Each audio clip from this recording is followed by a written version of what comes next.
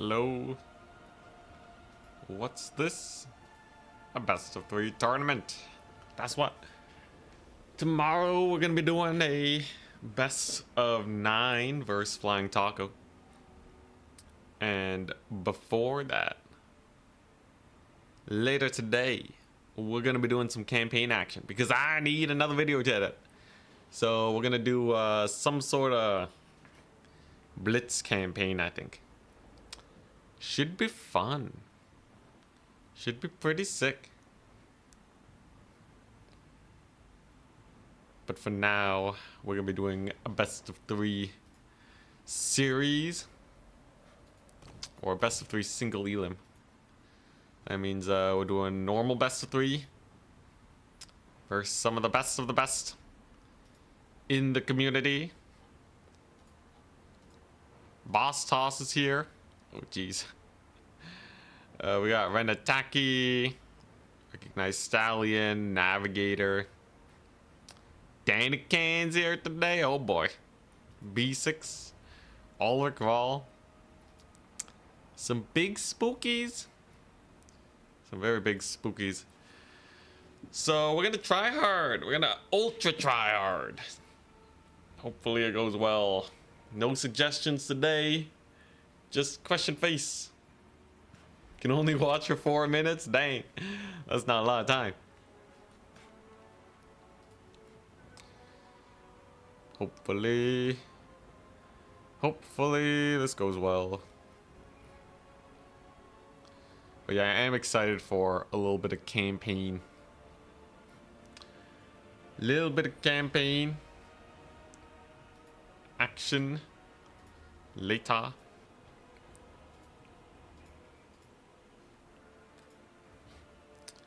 So actually, here, let me edit the title real quick. Plus campaign later. All right. There we go. Then we generate the bracket. Goblins. Tourney has begun.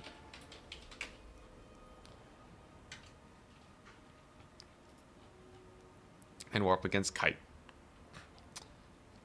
Looks like it's going to be a 4-round tournament. Technically a 5-round. We're up against Kite. Kite. 0-0. Can I find them though, is the real question. Go. Yo, yo. We are up.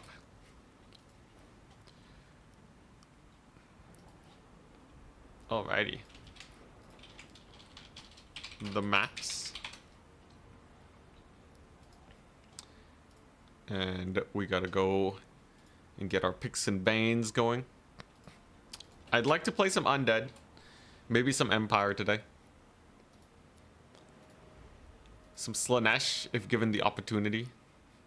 A lot of good options. Karab there, what's up? Should have played Grand Cathay. I don't think I can learn Grand Cathay in like a week and a half. That's how much time we have. As fun as it might be. I don't really know what factions this guy plays. This is the first time I've messaged them ever. So either they're a smurf and they'll be a god amongst men, or they're just a new player. Regardless, we shall not hold back. Now, my first faction should be, in my head, generally pretty safe. You know what's safe? Wood Elves. He picks Nurgle. That's kind of insane. Alright. Now, Wood Elves are good versus Nurgle. Who else is good versus Nurgle, though? Ah, Norska. Norska is also very safe. His second pick is Tomb Kings. If it's a Nurgle and Tomb Kings, it's either Empire or Vampire counts that I want to go for here. Vampire counts is like the ultra hard counter to Tomb Kings though. And I think I want to take good matchups where I can. I'll have to ban Vampire counts versus Nurgle, but I think his third pick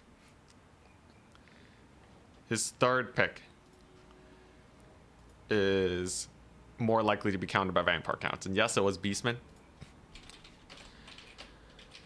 All right, nice. That should be a pretty good lineup for me.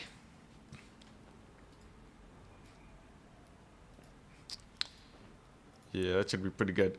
So I'll ban Vampire counts versus Nurgle.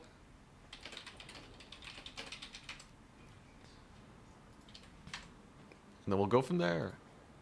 Tzeentch. Tzeentch should be pretty crazy. Yo, starting off with Nurgle though is truly insane.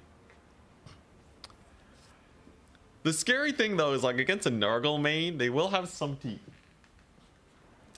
Yeah, they can potentially get some work done. I also forgot to check the maps. Oh, it's a bad habit. But we should be fine. I was saying this is the first game in over a year. Exciting, exciting. A year ago, I wasn't even playing that much, so maybe they're an old legend. Danican, yo, Danican, he's definitely been grinding a lot of Cathay. I would expect him to try him out in this tournament. I'm gonna have to try out some soft counters against his Grand Cathay to see if we can beat them. Bans Wood Elves versus Nurgle and Wood Elves versus Beastmen. Vampire counts versus Tomb Kings and Beastmen is good. Norska should beat Nurgle. Norska should beat Tomb Kings. Norska should be Beastmen. Wood Elves versus Tomb Kings though? Pretty sus. And honestly, Norska versus...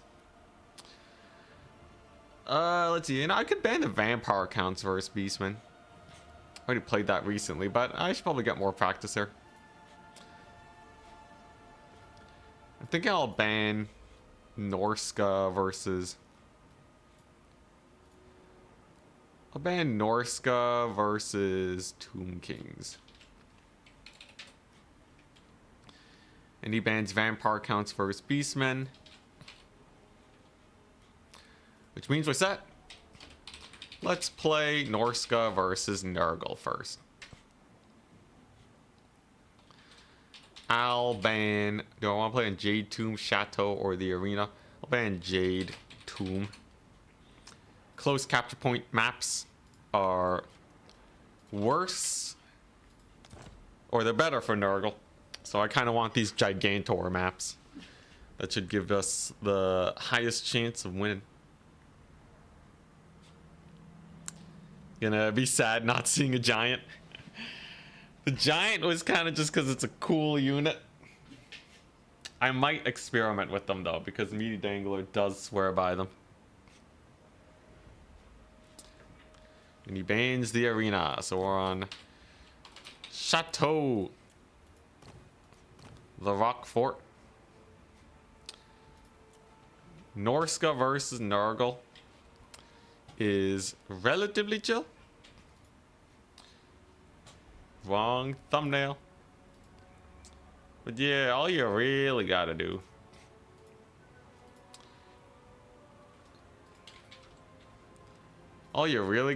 is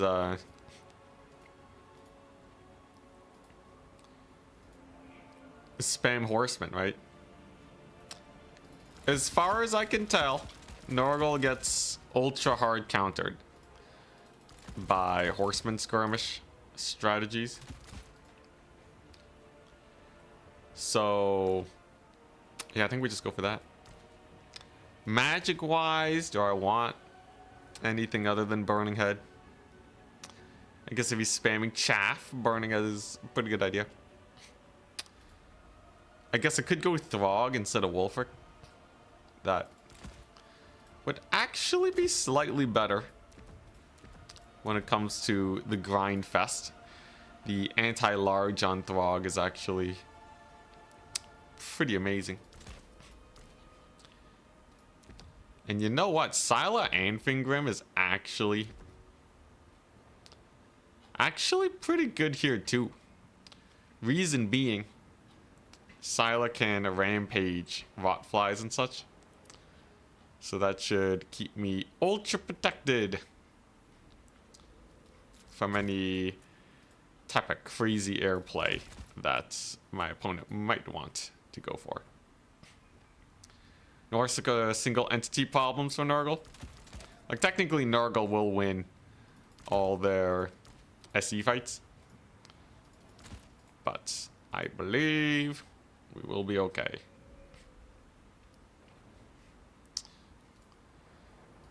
Let's see here. Actually getting my spendings just right though, always. Always the hardest thing about Warhammer. I have 600 gold left over.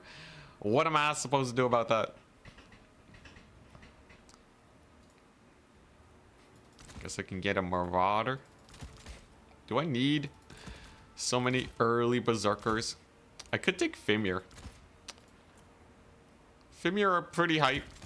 I do think Berserkers are a core and very important part of the Norskin roster. So we'll have a decent amount of those, but I think your usual Moby Max against Nurgle is honestly good enough. Be very surprised if he manages to pull out a victory here. As far as I can tell, Nurgle just dies to 6 skirmishers, even if they do see it coming. Yeah, Ogre Giant is definitely the coolest.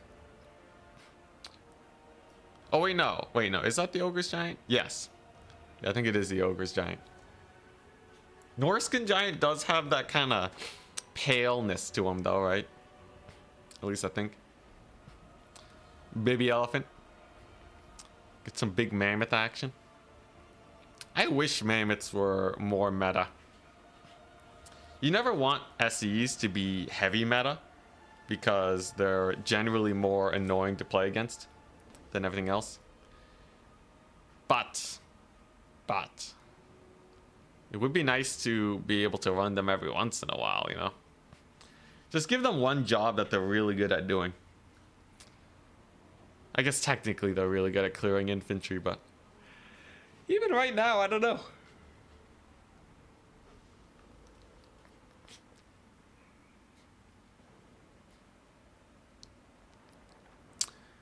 Yeah, imagine I just go a giant build and just smack Kugath up. Do 2 giants beat Kugath? I feel like they might, actually.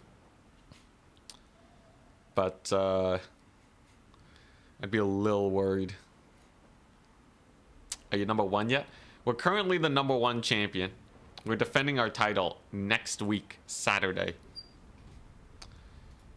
That's why we've been training multiplayer so hard. I really want to win this tournament. And preferably we win this tournament quite handily. To build up confidence, I want to go 2-0 in every best of 3. It'll reduce the chances of me getting knocked out earlier in the event. And that means that once we get later on and we start playing best of 5s, we can start whipping out the big guns. And that should, in theory, keep me pretty safe.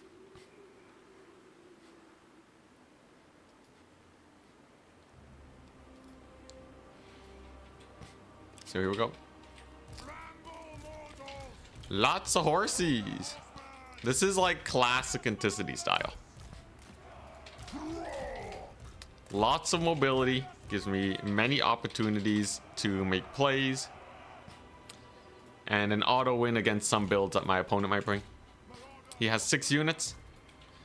That means we are very, very likely to see a Noxbringer. But the counter to artillery is skill. So if I just dodge a Noxbringer all game, it's not going to get nearly as much value as my opponent might be used to. And then we can use that advantage to, hopefully, hopefully win the game. Also, in random news, I got a humidifier set up, so my sinuses will be distracting me less. They were so dry the other day. Tried getting some electrolytes, tried drinking some water. So much water.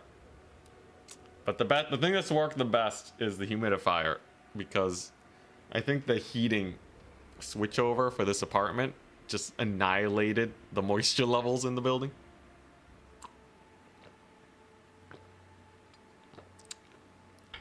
You're almost expecting Tamarcon if he hasn't played in a year.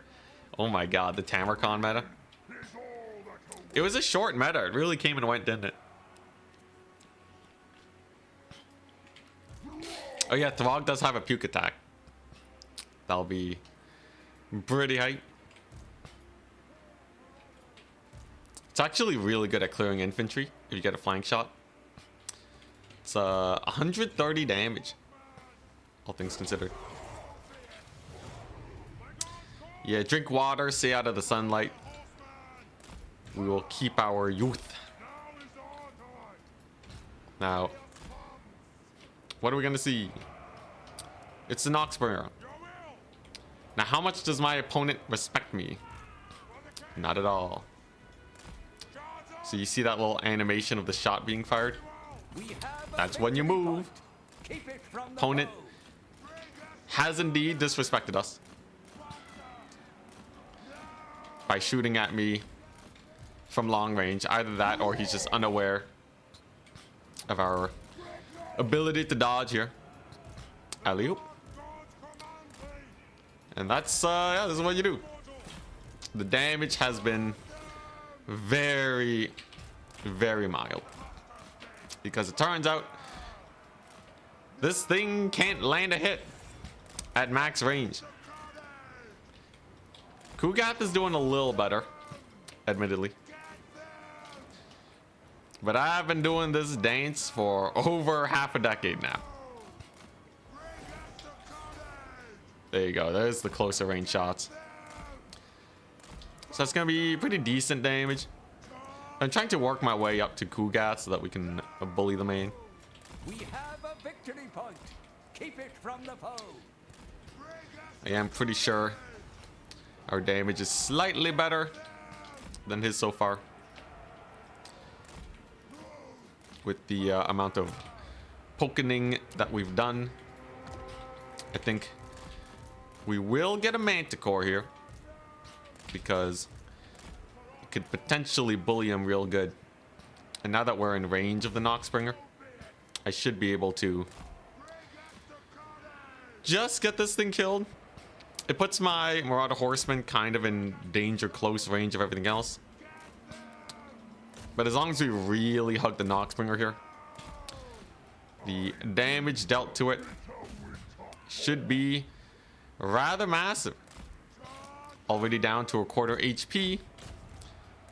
If these guys don't kill it, I presume the Manticore will. And now I can start getting ready for the breath attack of Throg. Good old point blank breath attack over there. Should kill a few of those guys. Can't really stick on to the Festering Stooges, but we can certainly ward them away. And there you go. That's a Noxbringer for you guys. Imagine bringing the Noxbringer to counter skirmishers and then it gets countered by skirmishers. Devastating. Now, because we're ultra tryharding here, I gotta make sure we do not throw the match, and that we maintain a pretty solid advantage. So I have a bit of a bad habit. Did not check the spells on the Kugath. It can be really important to make sure that you don't get caught out and surprised. But a whole Noxbringer down, my opponent is not in a particularly favorable situation. Forsaken on the move. Gonna have a weaker charge defense against all this stuff too. We'll pretty easily be able to secure this point again. And this is just your classic Nurgle bullying, right? Turning off fire at will, Just a little micro optimization to make sure we don't waste shots Victory point. on the Forsaken. And instead, I think we'll just keep bullying the Festering Stooges. It's either that, or we bully the main Kugath. I believe these guys only heal in melee, which is a pretty big detriment to them, actually.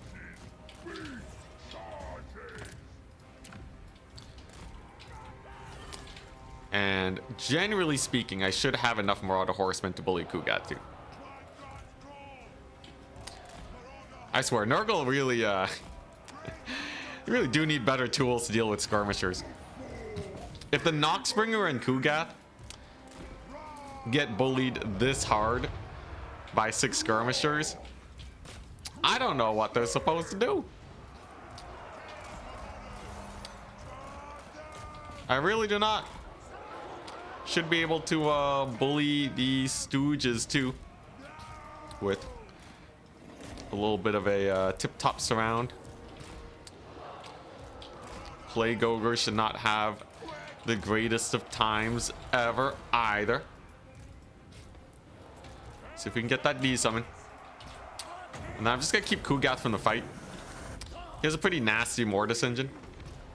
So the moment the guy gets into melee, he's gonna be mildly problematic. But given that I have so many skirmishers here, I think we can just bully him.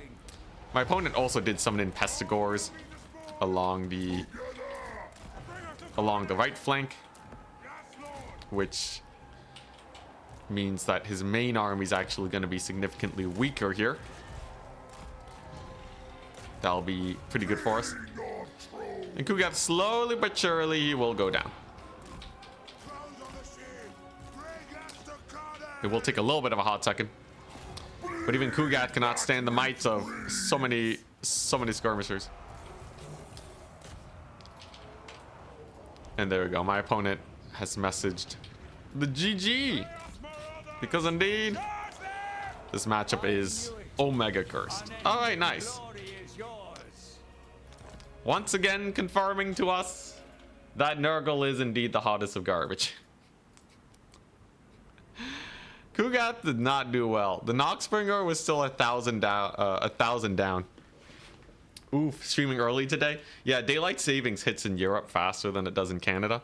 We'll be lined up with the usual streaming hours November 2nd, so after this week. But for now, it's early.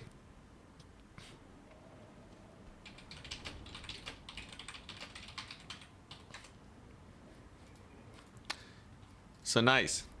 Yeah, he basically tried to hard counter the skirmishers, but the hard counter got countered by the thing they were trying to prevent. All my horsemen paid for themselves, and they were on their way to getting desummoned. We took essentially no losses. Brutality. That explains it? Yeah. Yee. Alright, he gets to pick the next matchup.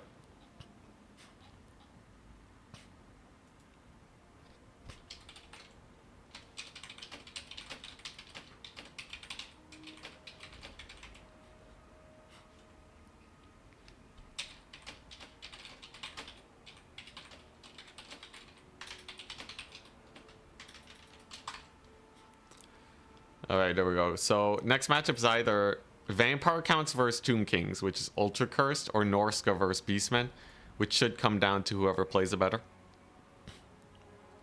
That felt like Anti-Kite Nurgle too. Joke's on you. Anti-Kite Nurgle doesn't exist. You can bring the maximum amount of kite, but against a good enough player, you're screwed, man. You're screwed, because just a little bit of dodging and then it's over. That's all you gotta do. It's pretty funny though when people complain about the AI on legendary difficulty dodging in an unrealistic manner. Technically unrealistic by historical terms, but by multiplayer standards, it's actually only slightly better. His name's A Sad Situation. That's why he's a Nurgle main. It makes sense. Could Nurgle just summon Plague Bearer, sit on a capture point, and heal with heroes? Nope. because you'll lose too much value. The DPS on these skirmishers is high enough to army wipe you before you win on tickets. Healing will not save you. Though there are some playstyles that'll barely get there. Like if he spams Marauders, technically he'll survive the skirmishers, but then he's not going to survive the Berserkers, right? The build puts you in a really awkward position. But yeah, his next matchup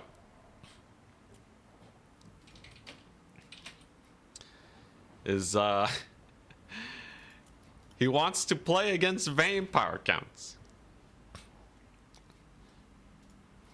Now this should be pretty bad for Tomb Kings.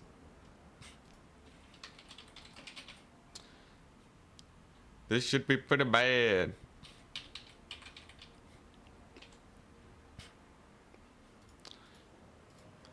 As long as we play this out right, there's not a whole lot he can do. It's over.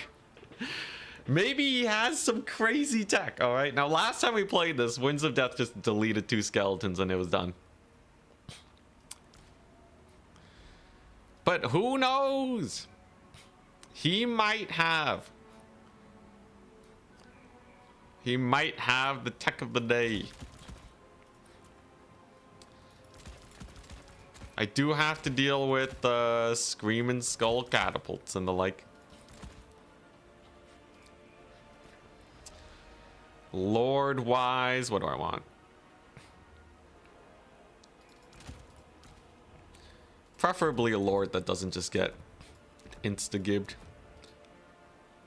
This should be fine. This is why Nurglings should have stealth. Dude, Nurglings just have to be better in combat. They're so weak in combat.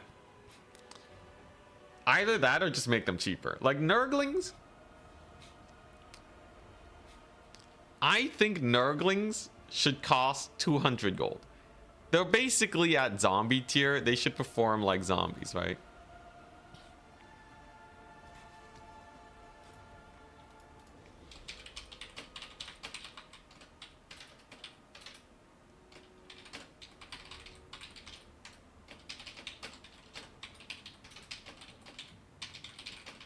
I'm gonna suggest it. Nurglings.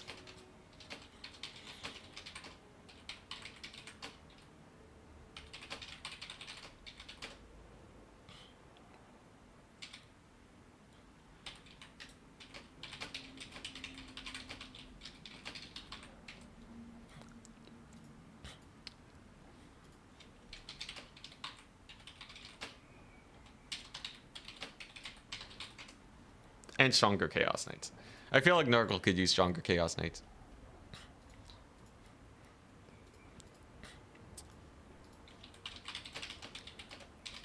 Alright, let's see what my opponent is banning. Are we gonna play in Jade Tomb again?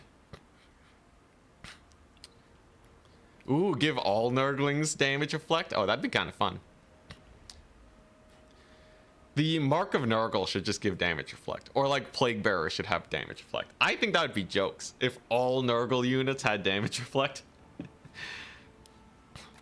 It basically forces you to have to shoot them up. Which I feel like would be pretty cool, you know? Just make them one of the scariest melee factions ever. That would kind of skew their matchups even more than they already are, though. Which I could see. I could see people not appreciating that. Alright, so we are playing on the Jade Tomb.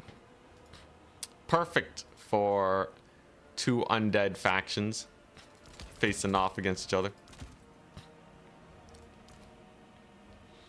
I have 100 gold left over. The worst. I guess I could do... Yeah, let's do this. We're just gonna do the very standard anti-Tomb Kings shenanigans. We're not gonna reinvent the wheel here. Tomb Kings, they're not going to win the infantry fight. Unless he has some mega tech. I would really love to see people use Vein Braces of the Sun more on Necrotechs. But I haven't seen anyone do it. I beat Vampire counts with it, by the way. Didn't feel like it was a favored matchup in the slightest, but I think it's possible.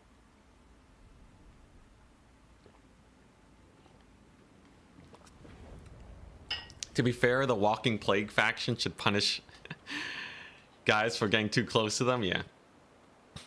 Like, I feel like Nurgle should have some missile resist and some damage reflect. Not enough missile resist to make it, you know, not worth shooting them. But, like, don't make them super weak to shooting. And they should also be able to win any... They should be able to win any melee fight that they want to win. Which generally they can. But they do have a hard time catching units. Okay, maybe they just need more slows. Yeah, Nurgle can already win all their melee fights. But they're so slow that they can't even catch medium speed units. So yeah, I'd say, I don't know. I feel like the lore of Nurgle really needed like a 70% slow or something. Because you can't even punish people for getting too close, right? At least give them some ways to punish some plays. I don't know. Very strange faction. It's kind of like Vampire counts. But Vampire counts can use the stuff them up strategy with a bunch of cheap chaff. Maybe you do that for Nurgle. Because too often Nurgle is just going for these kind of Noxbringer plays, which doesn't really feel in line with the faction. Give them 100% accurate artillery that shoots bloating corpses. Dang. On the way to becoming a bloated corpse.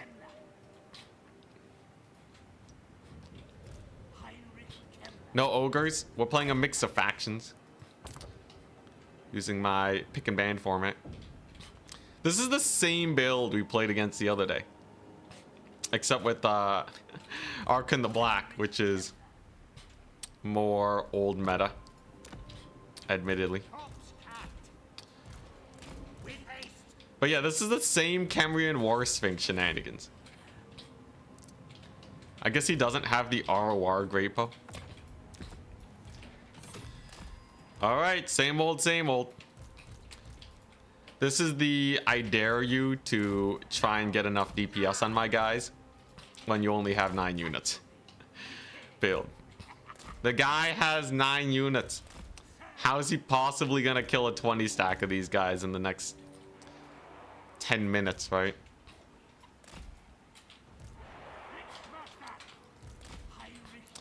Waiting for the 3 spear unit kill with 1 spell. As you can see, he's actually he actually knows. He's positioned his units to be harder to Wind of Death. But yeah, as usual, when you're up against a build that will generally uptrade against you, the answer is to just attack them, capture points, and put them on time pressure. The time pressure will force them to take suboptimal engagements. And then you win from there. So you just move these Skeleton Spearmen, which means he's less likely to move them again. That Scab Scrat. It actually could have been positioned slightly better. Actually mildly misplayed with the Scab Scrat. But in this build, I can use the White Kings to bully the Ushabti Great Bows. He actually casts a Spirit Leech on the White Kings. He also upgraded it, which actually is a misplay. Upgraded Spirit Leech only increases the range. This is my PSA. I've seen Turin do it even, where you just have the instinct to overcast. But no, it is just a range upgrade. And this formation might actually hurt him. Oh, That's pretty brutal. Oh, jeez. Oh, my God.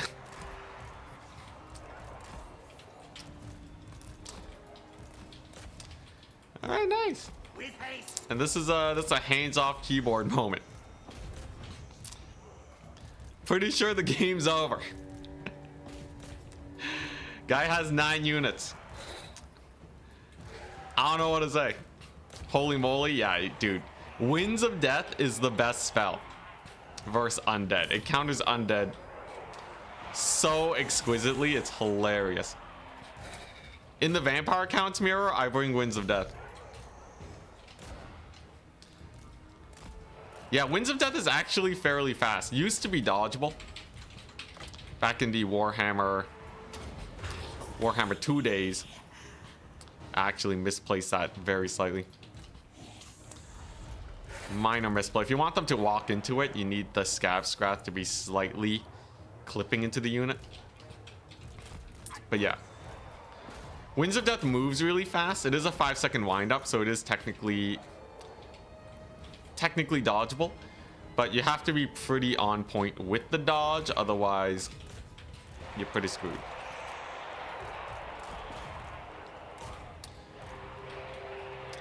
But yeah, there's not a whole lot.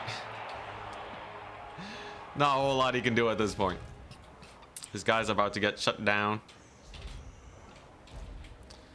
The Kemrian War Sphinxes. 134 value, 700. This one has 500. The value is actually fairly decent, but they have to kill so much here in so little time. It's just never gonna actually work out. Ark in the Black's actually getting bullied by Graveguard right now. Similar applies to the Eyes of the Desert. When you're constantly getting pushed in by these guys, it just ain't too pretty. But can we kill Ark in the Black? I also have dogs for capture rate. I must say, this guy did play some of the most cursed of all the matchups here. Looks like he's going for that infantry blob. Unholy Lodestones, by the way, very annoying to kill. It does have regeneration and the Unholy Lodestone. So, very often the thing's just gonna chill.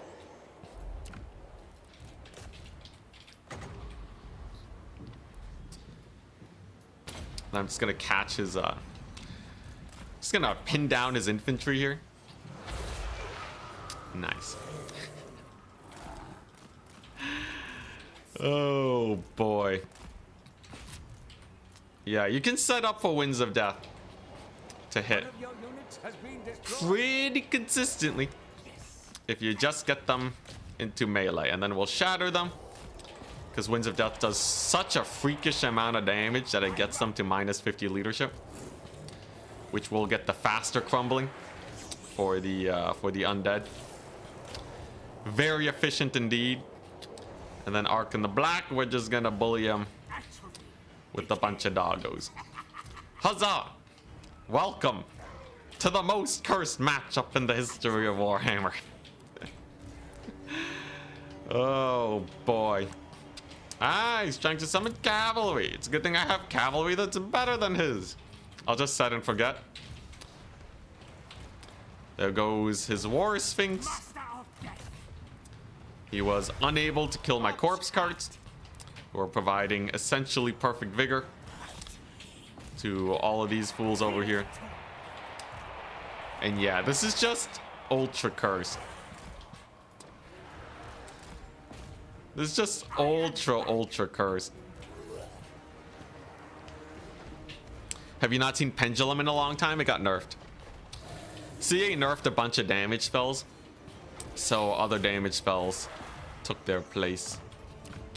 That's why we kind of see the advent of Melkoths and Flock of Doom. You really got to start buffing spells, I'm telling you.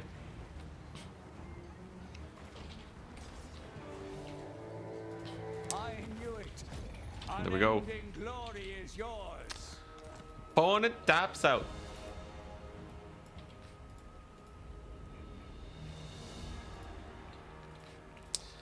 Well, that's pretty good. Nice little confidence boost.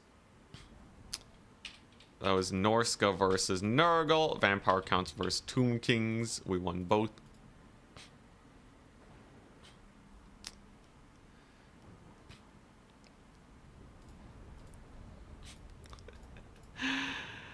All right. Man, my poor opponent. He said he just wanted a relaxing day today. Oh boy. And then we just ultra hard countered him twice in a row. Kemmler was doing pretty good. He still had a couple more Winds of Death in the pocket. I think he had one or two more. Crypt Horrors are amazing versus monsters. And they generally don't die even to Ushapti, because they have regeneration and a corpse card nearby. And yeah, he did have one Ushapti that paid for itself. I think to play this matchup, you probably need a lot of Ushapti and good infantry. You have to dodge the Winds of Death, and then you gotta take the Van Braces of the Sun, I think. That's the only way I found that you can uptrade against the regenerating undead. And hopefully you take a wide fight. If the vampire counts blobs around their corpse cards, it gets worse for you. And that's kind of how you play vampire counts in general. Just blob up against around these guys. If your opponent tries to kill them and fails, that's just a lot of wasted damage. Pretty nice. Pretty nice overall, I'd say. Let me guess the next opponent's going to be Skaven. We'll see. We're up against the winner of Renataki and Lazuka. You go to Ace to another match. Let me know and I'll cast.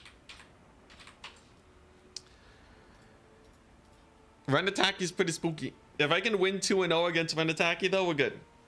My specialty is finding good counter picks, because we just know so many factions.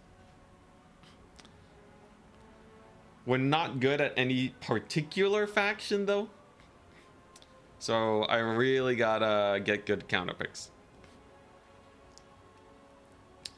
But when someone goes for Nurgle and Tomb Kings against Norska vampire counts, we can just win. We just win on the pick and ban phase. It's crazy. If you only buff things, you get power creep. That's true. Like that is true. I can't disagree with that. Obviously that doesn't mean you don't buff things though. And also I would prefer CA buff spells, because right now, if they nerfed damage spells again, it would still be damage spells that are meta. Buff spells are just that bad. Like, it will take a lot of nerfs to the point where spells basically don't do anything before buff spells become viable. As it stands, although there are some buff spells that will get their value off, you do see greenskins make pretty good work of them. But the funny thing is that they get countered by leadership reduction. So like, I've had greenskins completely waste an 11 Winds of Magic, here we go. Because the moment they cast it, I just tear out whichever unit they cast it on. And then they're sad. And then they're just sad. And some greenskins are using Gaze of Mork even with their really strong buff spells.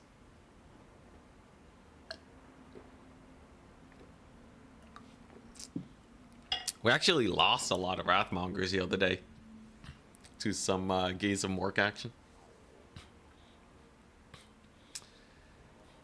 They could remove the damage spells and people might still prefer to run no magic instead of buff spells. I've had the thought. It's a more extreme take though. And as a public speaking figure, I would only say that kind of stuff in behind closed doors where people aren't going to nitpick my statements. But I think you might actually see some games. I will say as Empire, sometimes I don't run magic at all against Khorne because Master Engineers are just so good. And in theory, buff spells are unaffected in the Khorne matchup. So there is a little bit of that. Depends on the faction though. I think if Skaven lost their damage spells, they would use summons. Summons are actually pretty hype. I think they're on the brink of being meta. Maybe the next nerf to damage spells will get summons in there. I don't know. Oh yeah, and healing. Healing is also pretty popular. Flaming Sword is good for giving magic attacks. So you will see some buff spells for magic attacks and stuff. But I mean, like, you know, the spells that see play are spells that you can just chuck out anytime. There's actually a really fun counter to buff spells. If someone just brings only one buff spell, you only get to cast this once every minute, right? So if you just don't attack your opponent, they just can't spend their magic. So then when you do go for the big rush, they get absolutely massacred. That's a pretty fun strat. Whereas, like, if you have Gaze of Nagash, you can just cast that, right? If you have Spirit Leech, you just cast that off cooldown. So there is a little bit of a tempo thing when it comes to magic. And these spells in particular, they really do need specific circumstances. If you're just spamming this off cooldown, you're not going to get the maximum value. But I will say, stuff like Doom and Darkness is actually quite good. I've been liking Doom and Darkness more and more when I play against low leadership factions. Like Greenskins and Ogres especially, they actually really suffer against this. Because they also rely on buff spells and sticking around in combat. So you can just throw this down, win the cav fight, and then life is easy.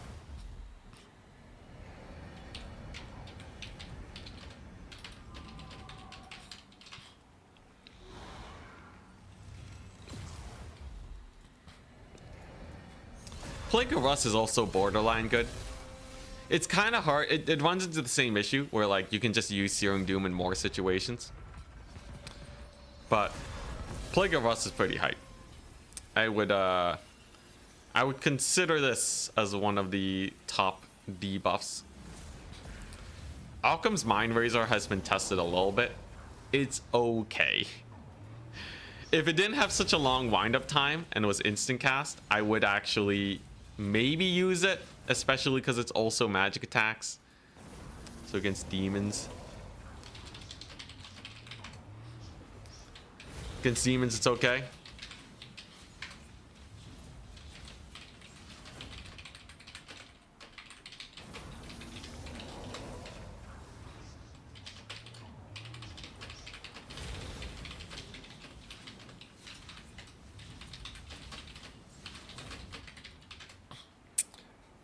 What else we got? The Withering's not that great. They did reduce the price of it, but the leadership reduction's too low. You actually get the same leadership reduction with, like, Malkoth's damage, basically. But alright. Apparently there's a replay we gotta take a look at. For some adminning. Nurgle versus Khorne, alright.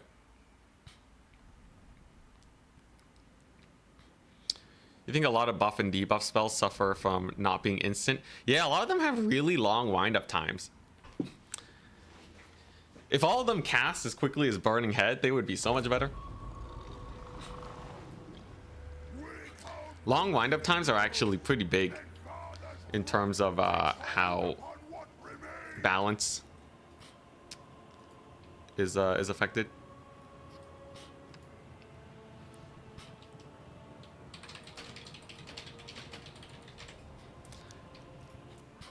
Alright, so this is Nurgle versus Khorne. The way we do adminning is the person who disconnects loses if the game is undecided when the disconnect happens. This just makes sure that you don't have a situation where you can disconnect to get an advantage, because a lot of the time the other player is fighting really hard to get an even match. So you don't want to, you know, screw them over, right? Well, let's take a look. So far, I'd say this is relatively even. Still anyone's game. Nurgle does get the captures. What is that? Brutes of the Hound. Dang, you almost never see them. Or maybe Nurgle's taking a slight advantage. The center line position is pretty good. Center line position is fairly... It's fairly good for Nurgle. Seems like they're actually holding pretty well.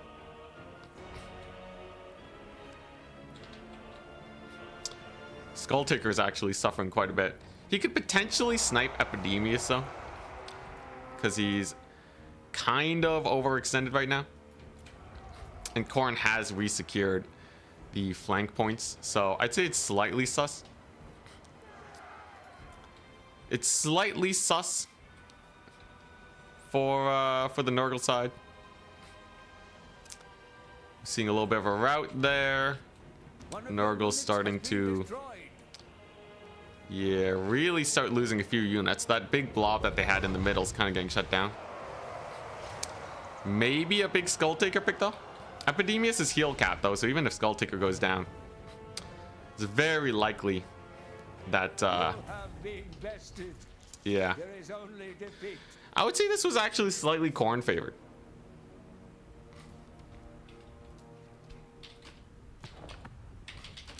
Quick watch makes me feel like it's slightly Khorne favored, with your Lord getting so low. So I'd typically give Khorne the win, especially since you DC'd. But if you and your opponent want to replay, that's fine with me if you both agree. Yeah, I think Epidemius was getting really low there, and Khorne was on the way to sniping him. So that's how I'd rule it. We're up against Lazuka next, all right. Which means Renataki actually lost. Dang. I don't actually know what Lazuka likes to play, but a Wood Elf pick is a very strong first pick. Their first pick is going to be Norska, which I think has a hard time against a faction like Vampire Coast, which is also just consistent. His second pick is Greenskins. So it's Norska and Greenskins. Not my time for Empire. But Slaanesh? Absolutely. Absolutely. Are you kidding me? Slaanesh would love to face off against these low leadership factions. For sure. So we're going to do that. We're going to get the lobby going. We're going to get the code to Lazuka. Let's Slaanesh, Vampire Coast, Wood Elves versus Norska, Greenskins, and Lizardmen. Lizardmen is technically a little... They're technically a little annoying, but we should be fine.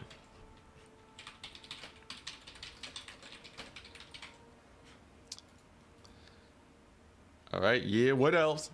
Sorry, no Norskin Giant. He's just there to look cool for the thumbnail. I'm sorry, guys.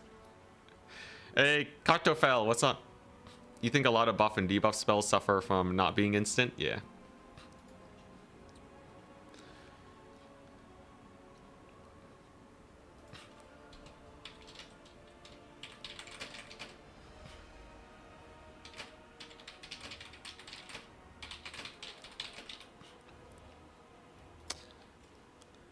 Let's see here.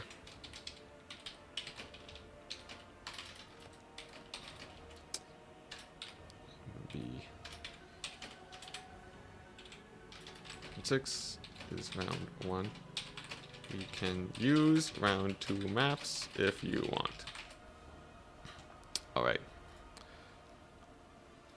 Here we go.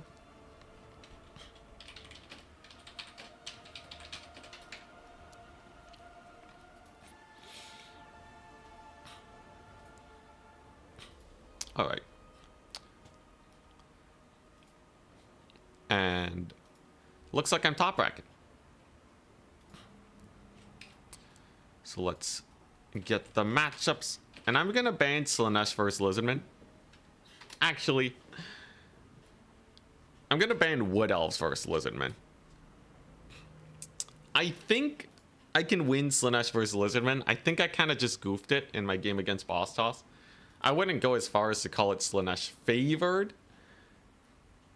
But I feel like we can win it if I play it smartly enough. I'm pretty sure if they start with skirmishers, you just rush them and they die. And confirm dirty clickbaiter. I'm a fool. I'm a fool.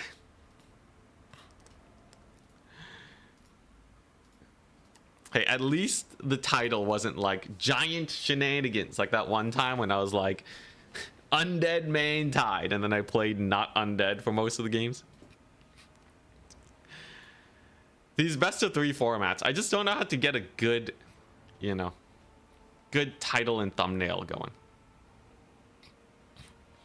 Don't be bound by your trauma. I must though. I must. The clickbait, it flows through my veins. You remember when people used Enfeebling Foe with Mystifying Miasma so they could beat down the enemy lord / magic caster? Used to use it. Yeah, Enfeebling Foe, you do see it every once in a while. But I've never been convinced that it's actually good. My benchmark for like a truly... My benchmark for a truly strong ability, I think it looks more like something that really stands the test of time. Like Melkoth sticks around, right? Everybody knows Melkoth is good. Enfeebling Foe, you have people that are like, I think it's good. I used it once and I killed a lord, and it's like, yeah, that's not nearly good enough, man. We need these real, you know, real crazy back-breaking spells. Because like anyone can make something look half decent, right? But yeah, we'll see. Maybe they're on the cusp. Maybe something like Enfeebling Foe, if you make it 4 winds of magic, it'll actually be OP. It's really hard to tell without actually testing it out. But yeah. I'm gonna get some milk. Your boy Ticity doesn't want to starve today.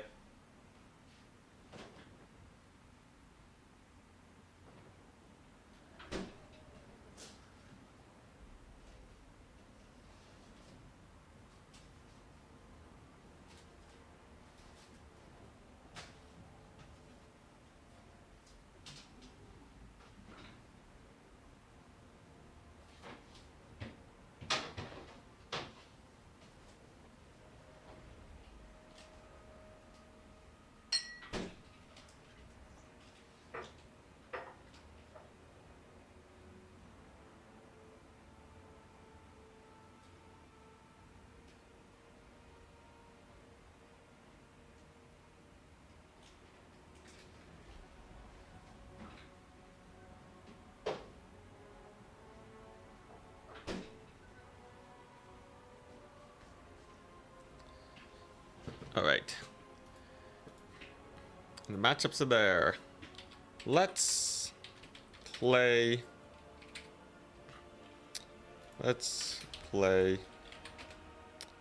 Wood Elves versus Norska first.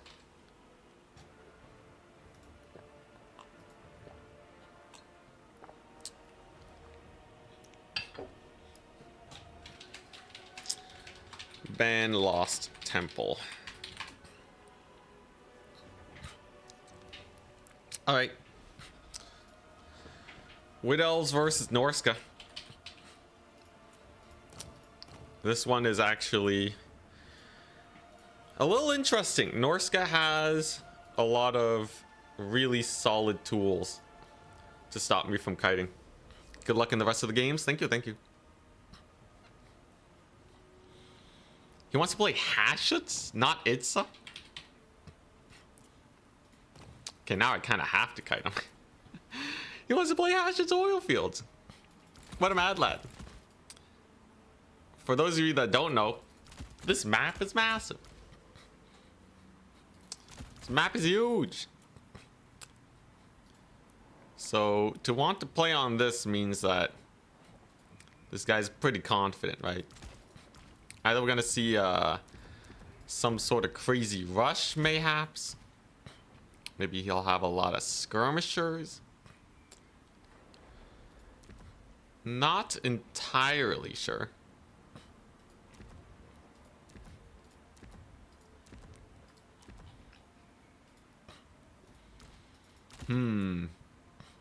What does he have in store for me?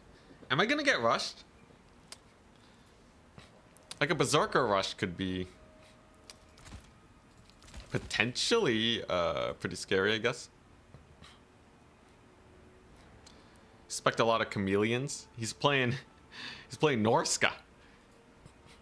It's gonna be Wood Elves versus Norska, Coast versus Greenskins, and then Slanesh versus Lizardmen. I kind of want to play Slanesh versus Lizardmen, but I'd rather not lose. First and foremost.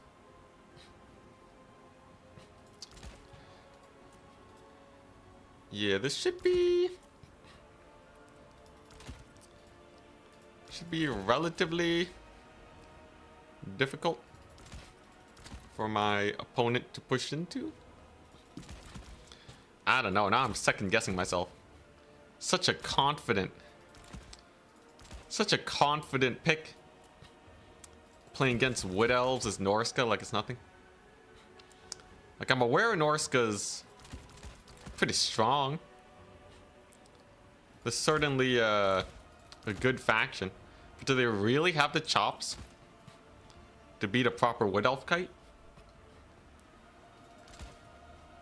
I am at least mildly skeptical. Spending my money is as hard as ever too. You know what? Maybe I actually run this.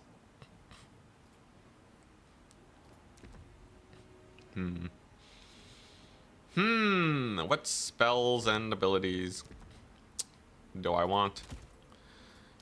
I guess this feels good enough. Oh, I forgot this. That's why the money didn't line up. I forgot something very important. Alright, yeah, this should be good. There's no way I lose to Norska, right? Even if he Fimir spams, which is kind of new meta. I feel like Fimir spam's not that great here.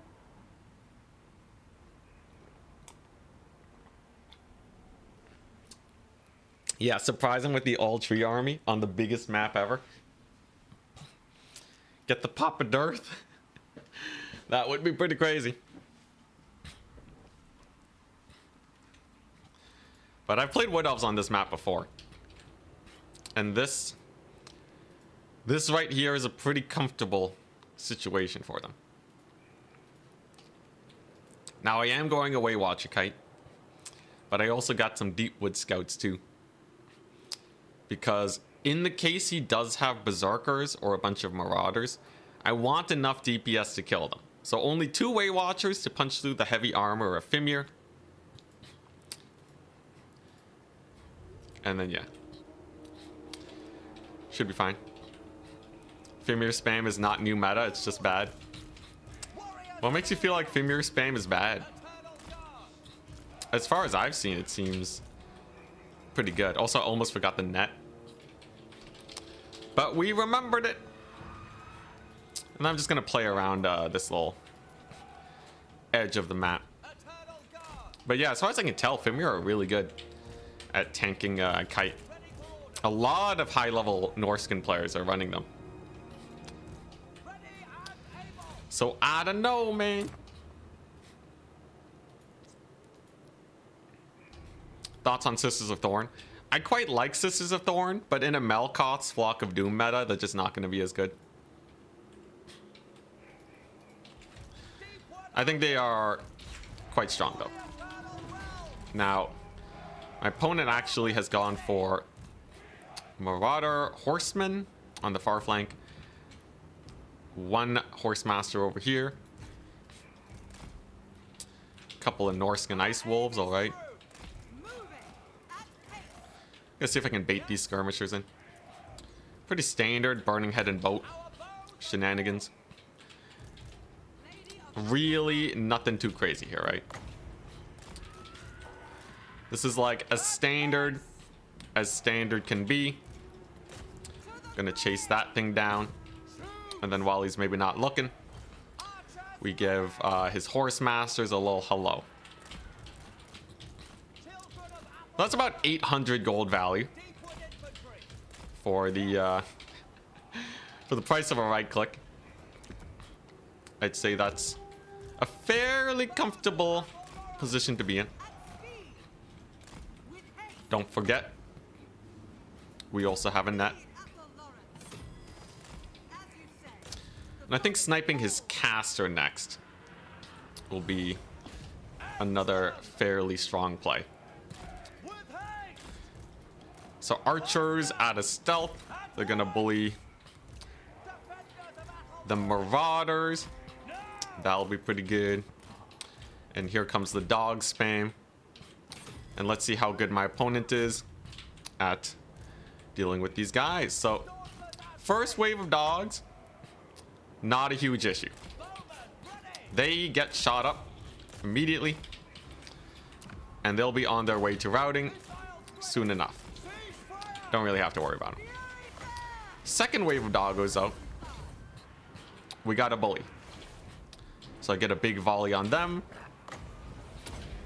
Net the other doggo.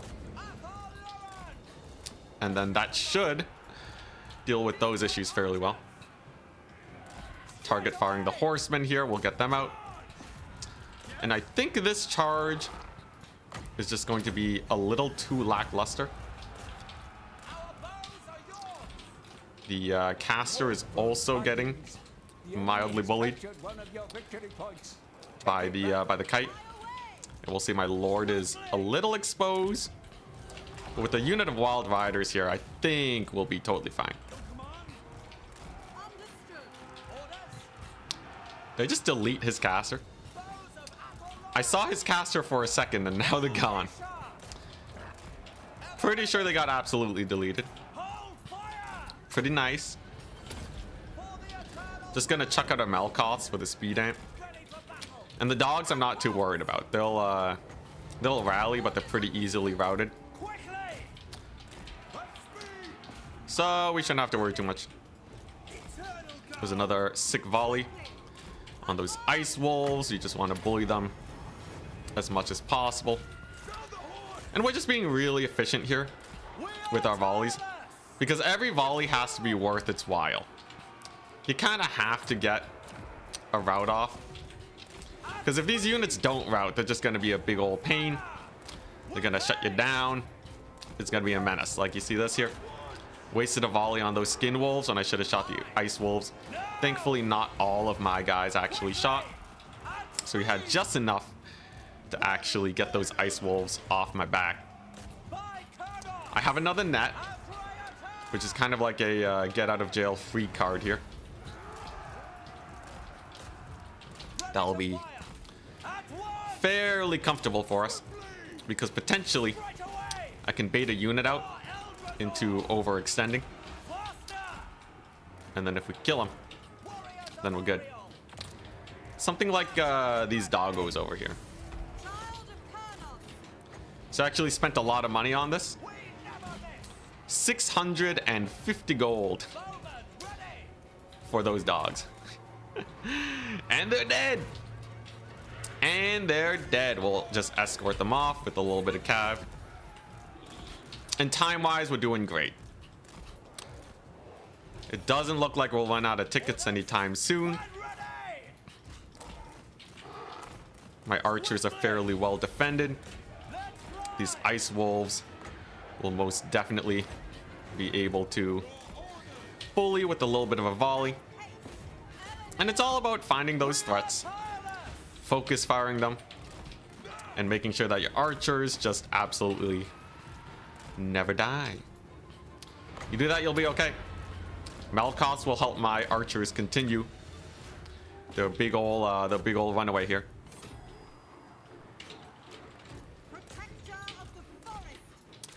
A little bit of a volley on Wolfric. We'll get him pretty low too. He's potentially in sniping range. And if he doesn't dodge this shot, he may very well die. Let's see. Looks like most of my guys are reloading. Stops his movement actually.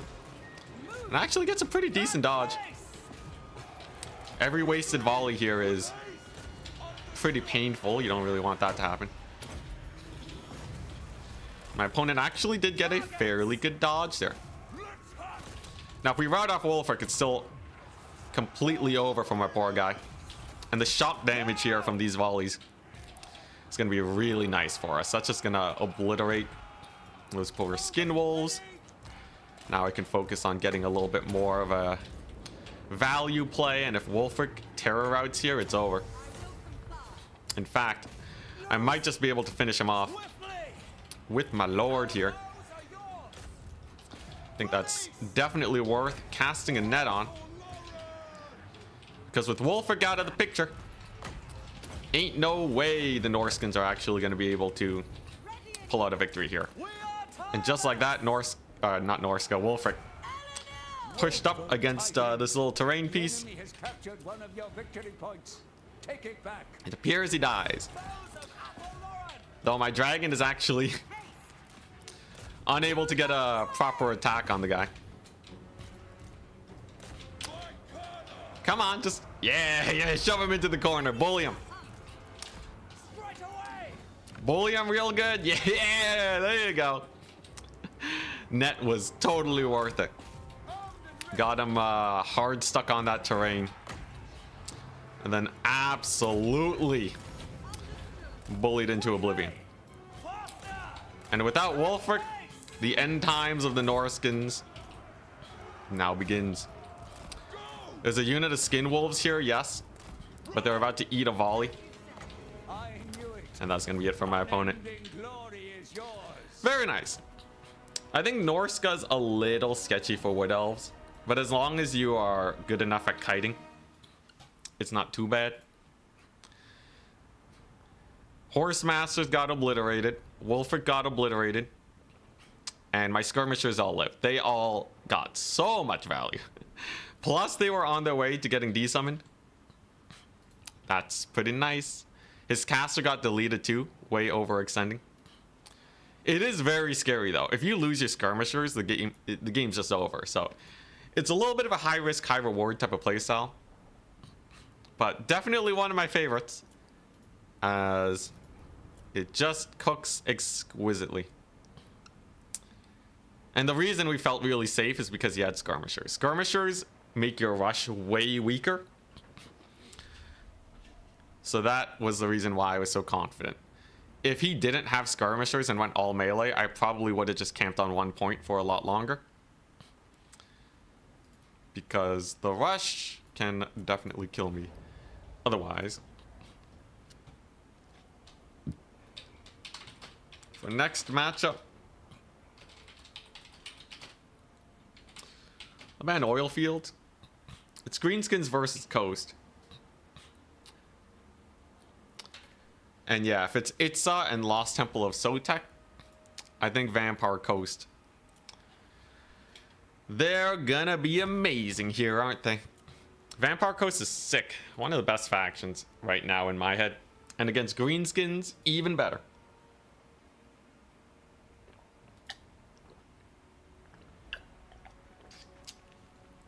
Aren't Treekin good at camping on points? So technically yes, but they don't have a lot of capture weight. I think they're at what, 4 capture weight? They cost 900 gold. So if you park 2 Marauders on the same point with the Treekin, you actually lose the point. Nor can they actually shove the Marauders off because they're too slow, and they don't deal damage. Which means gold per gold spent Treekin are bad at holding on to points. You might say, okay, but they don't die. To that I say, yes, they don't die, but what are they doing? What are they doing if they're not capturing the point? You're just leaving 800 gold on the side. It's not getting investment. You're not investing in anything. This is like getting $900 and being like, technically, if I put $900 cash underneath my mattress, it won't reduce in value. It won't reduce in value. It ain't going anywhere. It's safe under that mattress.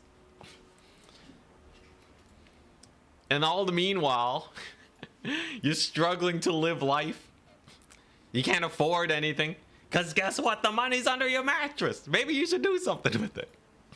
I hate Treekin, if you couldn't tell. I just hate Treekin. I hate Treekin because I'm a tempo player. I'm very much a tempo player. Same reason why I don't like sending Nurglings out on the flank.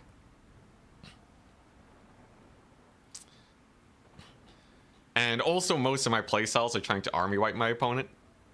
And when it comes to army wiping, you usually just want a bunch of what's it? You just want a lot of high DPS to properly army wipe.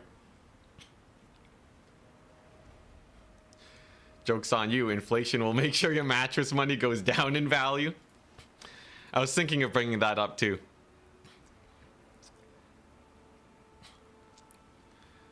But I don't know if that translates super well into Warhammer. I think technically with how inflation quote unquote works, with the whole resources being gained every second, I guess technically the Treekin do go up in value ever so slightly. But yeah. Now, how do I want to play this matchup? It's Greenskins versus Coast.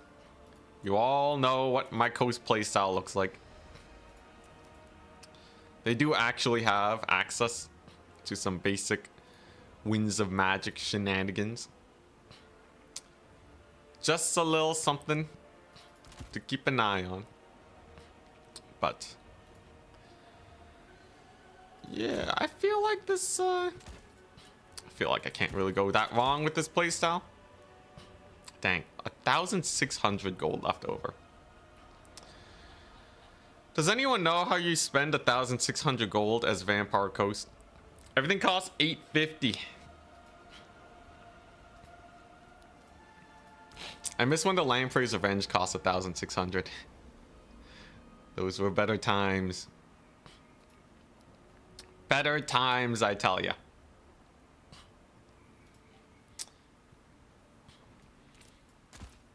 All right, 400 gold. Can I make use of 400 gold left over?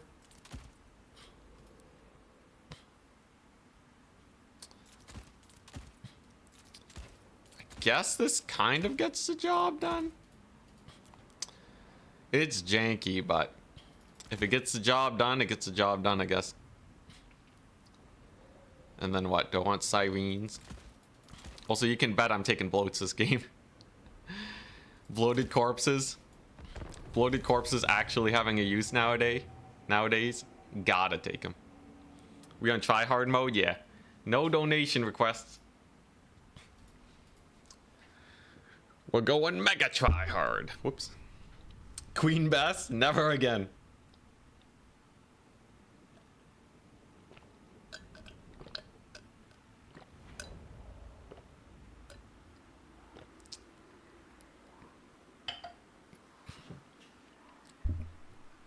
Do max chevron bloats have higher explosion damage? I wish.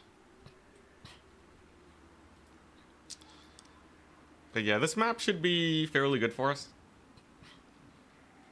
I put a cannon here. Put a cannon here. The only way greenskins can realistically shut down cannons without just having their units dying to wolves is to attempt to push into them with some heavier cav. And then if I just summon bloats, I should just win the game. Warren goes on the flank. That will potentially get my opponent to misallocate his units on these separate points. And that, I say, is a good thing for us.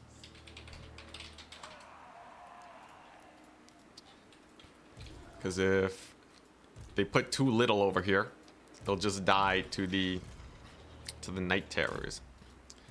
So I'm feeling pretty good there. We'll actually go for a big flank on them. Meanwhile, my main force, they're just going to push down the middle. And then I'm mostly going to be summoning in zombie pirate deckhands. Because infantry is the way. Then we go for maybe a couple handgunners, and then we just resummon everything. So I want to resummon the dogs. I want to resummon the 250 deckhands, all of that business. Then I think we're in the clear. I'm interested to see what his build is, though. 17 units is a lot. Which means they probably have some gobos.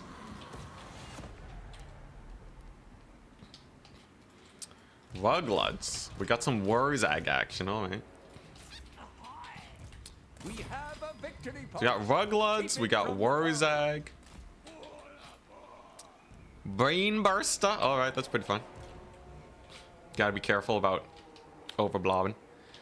Got some ROR squigs in there, alright. I'm just here to threaten the point, though. Not actually capture it. Though, if given the opportunity, I will.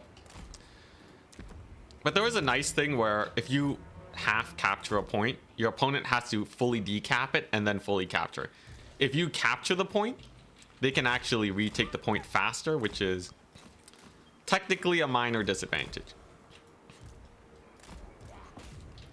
And nice, we got some savage orcs on the flank. And I think we're mostly just gonna give them this point and then play for this one. That should force his infantry to disengage.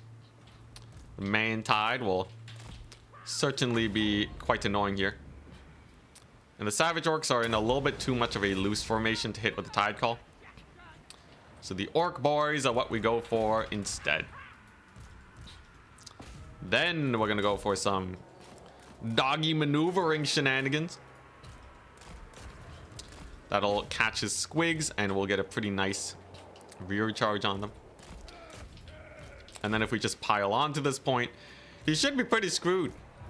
Now savage orcs are actually pretty good. Seems like they're actually up trading my night terrors. Not exactly the best situation. Oh, what's that? What's that? He casts a Fist of Gork. He casts a little buff spell. You see that, guys? This guy thought he could buff spell it. Silly goose. Alright, now we just go for big surrounds and then we should be fine. I believe this flank could use some more halberds, so we're just gonna get them in. Then we rear charge these guys. And yeah, he doesn't want to take another bad fight against my dogs in the trees. Makes a lot of sense for my opponent. But now things are getting a little sus. His lines are in disarray on this far side. And at most he's just going to pick off a couple of units here. But I would say this is actually a little bit of a sketchy situation. We're just going to nibble on the backs of these big guns a bit. I don't actually want to take a fight here. I just want them distracted for a little while. Because a fight could definitely put us in a bad situation with the summons. And we really just want them to... You know, we just want them to not countercharge my guys. as a counter charge. Would be rather painful. That's a good catch, though. He's kind of in my backfield with a bunch of squigs, too. Is that a problem, though? I guess it's not really a huge problem. When I resummon my infantry, they're going to retake this point anyways. Plus, we got some halberds over there. I think we'll be fine. So let's just instead regroup the doggos. Unfortunately, my cav summon's done. But we've done a pretty decent job at securing this point. And now we head into the late game. Now, many a coast player would be tempted to start spamming Mourngulls here. But they trade so atrociously, it actually is not recommended. One of your units has been What you want to do as coast is just spam more infantry and doggos. Although I did actually lose quite a few doggos here. This fight's actually not going great either. He's actually up trading surprisingly well, and he's yet to suicide a unit onto my carronades. I'd say this is an okay position, but could certainly be better. Though with the resummons, I can finally spend my money. It's really weird as coast not spending your money. But I do genuinely think that you're just not supposed to summon units. Because your infantry are actually that good. But yeah, no bloaty action yet. I guess I can get a handgunner here. Just to make sure those guys don't rally, maybe. He should, in theory, have a pretty hard time securing this with just cavalry, too. But we'll see. I do finally have the doggos here.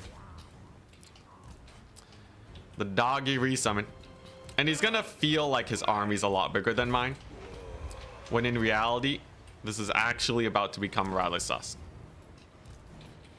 Because all the dogs can come in at once and kind of catch his archers off guard. As you can see, he kind of committed his cavalry here. So what looked like a winning position is certainly about to get really bad. Those Night Goblin archers absolutely are not going to be able to hold now.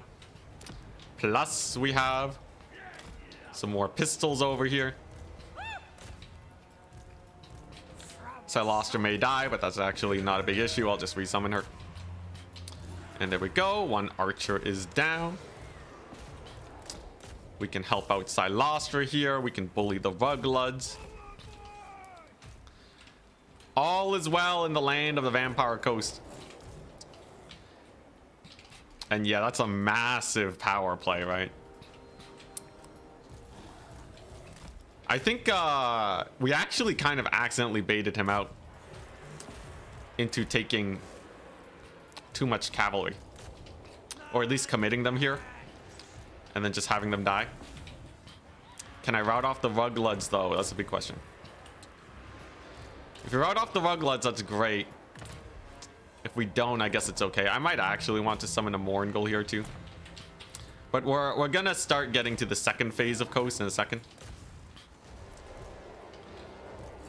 Where we just start spamming chaff. And this should very much so secure our position in the late game. As long as everything goes well. I guess he did catch out some of my doggos. But I think we'll be okay here. He's actually been pretty smart about everything. By not going for the cannons, he avoided overextending. Have we made a misplay here as the Vampire Coast? Well, we'll have to see. Vampire Coast late games are some of the best in the business. So we'll really have to see how this goes. At least chasing off the archers should be relatively simple. Now all my deckhands are here. Will my opponent have enough? Trading Valley's actually pretty close, and he has a triple cap. So surprisingly enough, he's actually kind of tussling. The orc boys everywhere are kind of being annoying. And I did actually misplay a little bit. I shouldn't have lost all those dogs, right? Definitely shouldn't have lost all the doggies. And now I'd say I'm actually mildly worried. Only mildly, though. As we are about to rout off some cav over there. That's good. Ah, my night terrors. No wonder we're behind. I had a unit of night terrors here. Chilling for like half the battle. Well, that explains a lot, doesn't it? Yeah, there we go. There we go. Alright, yeah, we're fine. Should be able to catch his cav here. We're gonna have the Silostra. I'm gonna have a ton of halberds being spammed here in a second. Artillery pieces. They should be able to hold fairly well. Yeah, some savage orcs there, though. Hopefully these guys can get there soon enough. But if this route can just get us in a decent position, I think we'll be okay. Though he's been on a triple cap for kind of a really long time. That makes me mildly uncomfortable. I think we get this point though, and we are getting the home point. And I'm spamming deck hands up the wazoo.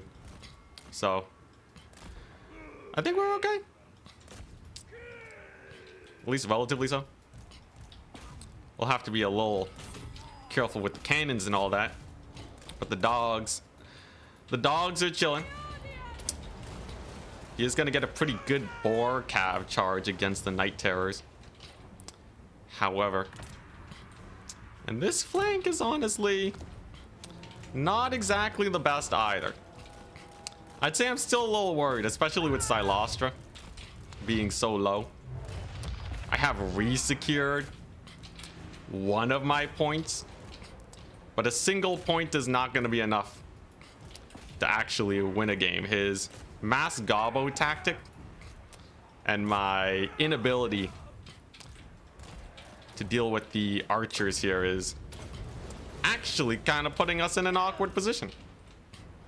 He might actually win this. I do have another dog though. Savage orcs should not be a big deal. And this infantry push is certainly going decently for us. Plus my cannons are still alive. Very important to note.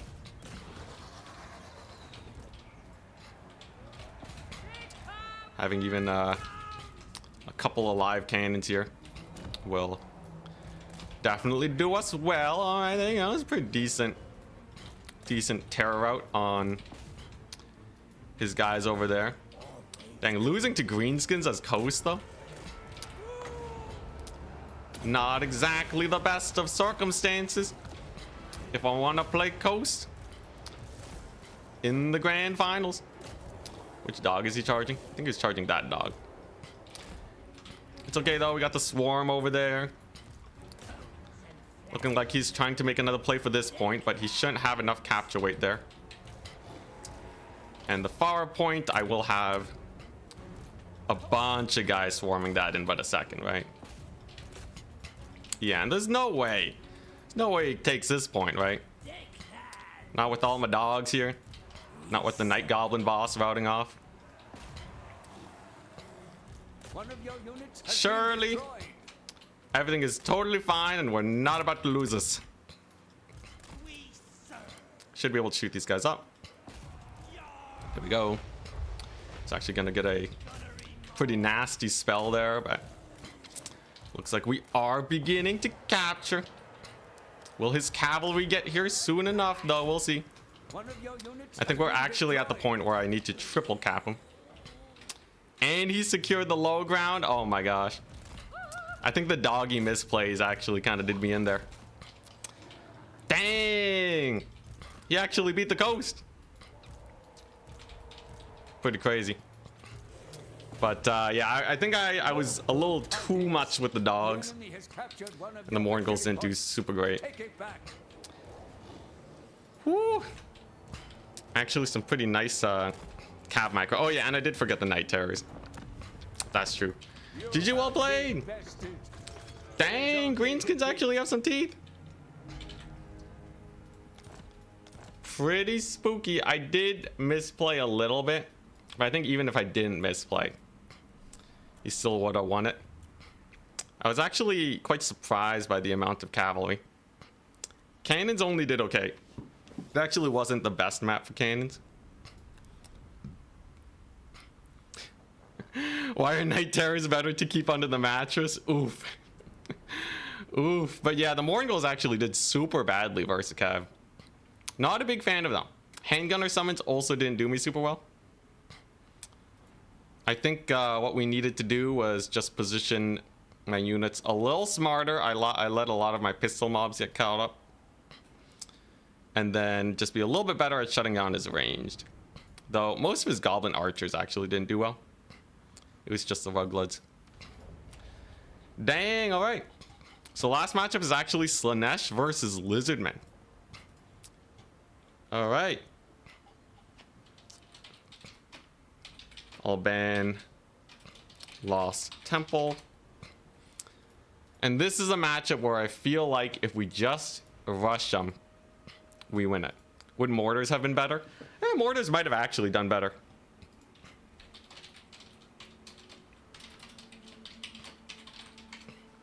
It ended up being relatively close. It was pretty sloppy on my end though. I gotta do that a little bit better. Ooh, are we playing on Itza? Okay, so we're playing on Itza. Slaanesh versus Lizardman. Can it be done? If I lose this one, what am I even doing with my life? Slaanesh, in theory, is quite strong versus the lizards. You just have to be a little careful that your lord don't get sniped. 2-0. My bad. My bad. It's 1-1. Force of habit. Force of habit. It's 1-1. Yeah, Lizardmen have the home court advantage. Spooky. But I should just be able to roll in and kill him.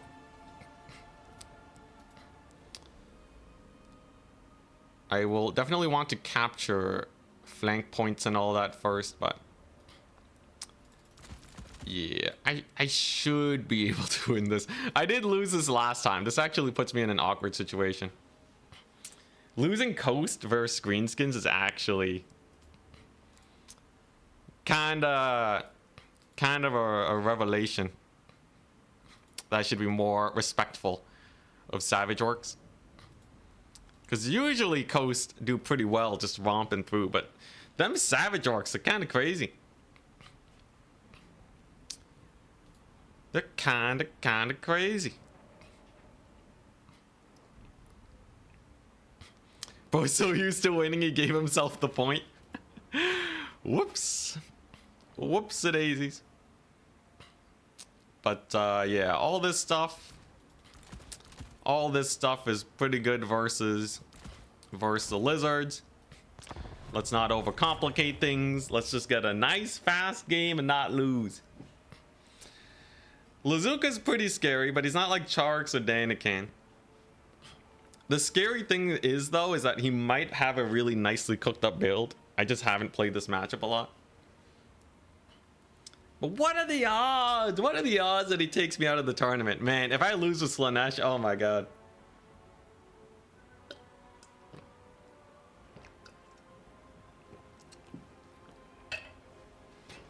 A lot of people say this is disadvantage for Slaanesh. I generally disagree. But we'll see, we'll see. Man, dude, forgetting the Night Terrors though, they probably could have killed all the archers now that I think about it. They probably could have killed all the archers and won me the far point. That was like 600 gold idle. For like the whole game, bro. Definitely cannot have that happen in the grand finals. That would be disaster. What an absolute disaster. But alright. Life is simple. This build is as standard as it gets. When you're playing as Slaanesh, you don't take Marauder Horsemen. They are simply not worth. Why? Why are Marauder Horsemen bad? Because they make your rush way weaker. And they'll also lose to any amount of ranged from your opponent. So this is what we're going to do instead. Classic Forsaken Hellstrider Rush. There's nothing too complicated about this. We just walk forwards, capture this point, and take a really decisive fight on his formation. If he's bought any number of skirmishers, I should be able to win by just spamming out more Hellstriders and getting some big routes. It'll also prevent him from kiting me out and getting value with his magic, what have you. So that's really it. All we're looking for is some sort of weakness in his main army. And okay, he has a lot of skinks. He has a lot of skinks, and he has a juicy salamander hunting pack that we can go on to. He does have a red crested skink chief, which lets him go a lot wider. But salamander hunting pack is generally pretty easy to snipe down. Goes for a Heaven's Caster, alright. And we're gonna take this pretty aggressively.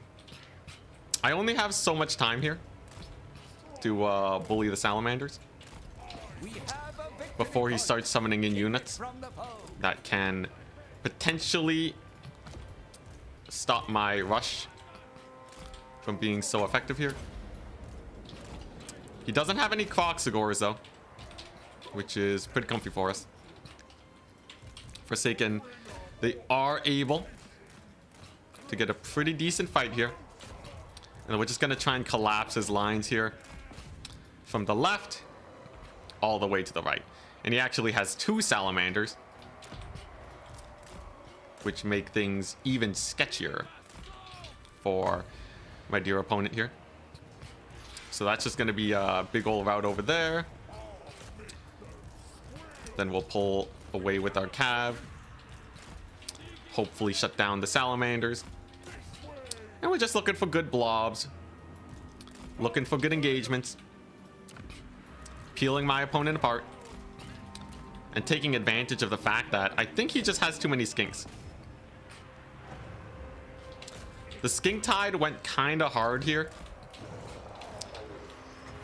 But all it really does is feed my passive. And my passive lets me do stuff like this. That's just a free charge on his little cavalry over there. We're gonna get a nasty pendulum on all of these here Saurus warriors. That should lead to yet more routes. Gotta be a little careful with the fiends and all that. But as soon as we start breaking into these lines, that's when we are in a comfortable situation. Because it'll just give us more space here. It'll just give us more space to get potential flanks and all of that glorious business. Let's just not lose the Forsaken. Stay away from the Saurus. Get another cav unit. And now we're at the point where we're just kind of spawn camping him. So very good. The build still works. We still got it. I may have been a little bit more worried about this game than I needed to be. As it turns out, if you accidentally take too much range, you just get Slaaneshed, right? You just get mega Slaaneshed. That might have been a waste of the rampage though. Though it stops his skink chief from casting, which I kind of want.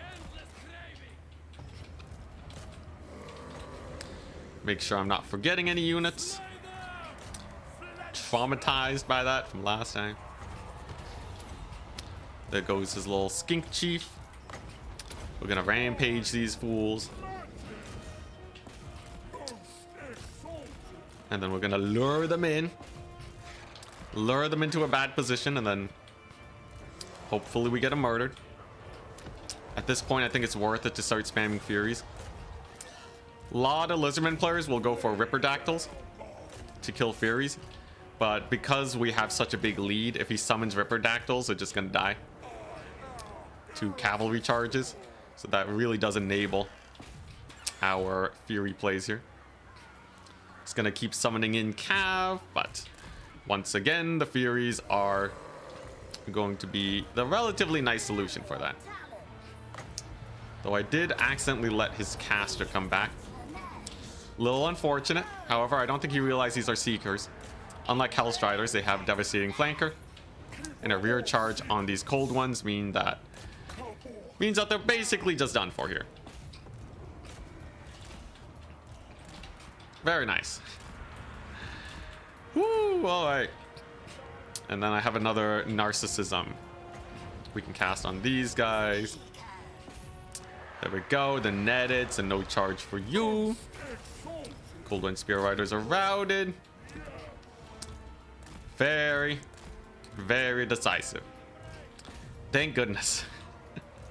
I swear, if I lost at Slanesh, I don't know what I'd do with myself.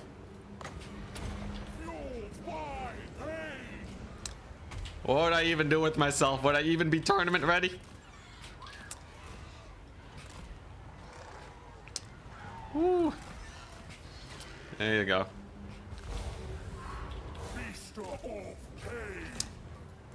I'm surprised he's still in it. There we go. All right. Woo, all right. Yeah, the big play there was killing the salamanders. Thankfully, salamanders are really easy to kill with Melkoths. Yeah, this one got 74 value. GG, well played. Ooh, all right. Let's go ahead and report the score. So last one was Slanesh versus Lizardman. Vampire Coast versus Greenskins. People showing me that Greenskins are actually a little scarier than I should have given them credit for. And then Wood Elves versus Norska. All right, nice.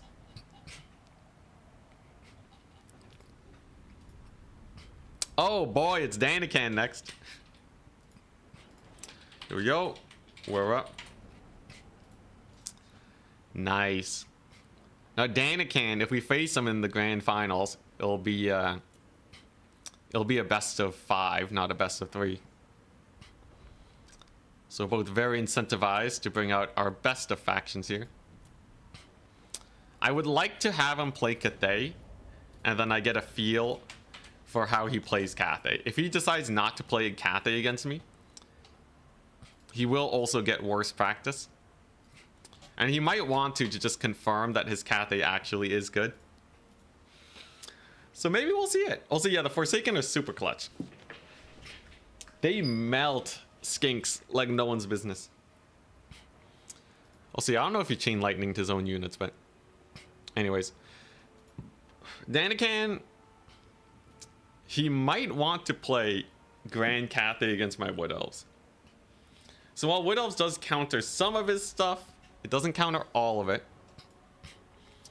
So I can actually save it for later.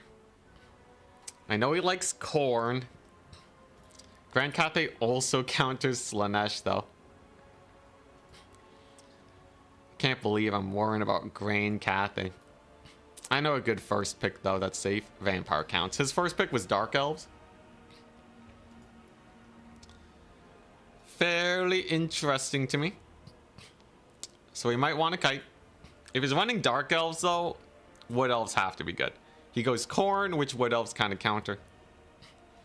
His last faction has to be Grand Cathay, right? But I can pick Slanesh versus Dark Elves and Corn. And yeah, there it is. Alright. Grand Cathay. Karavthir, are you there?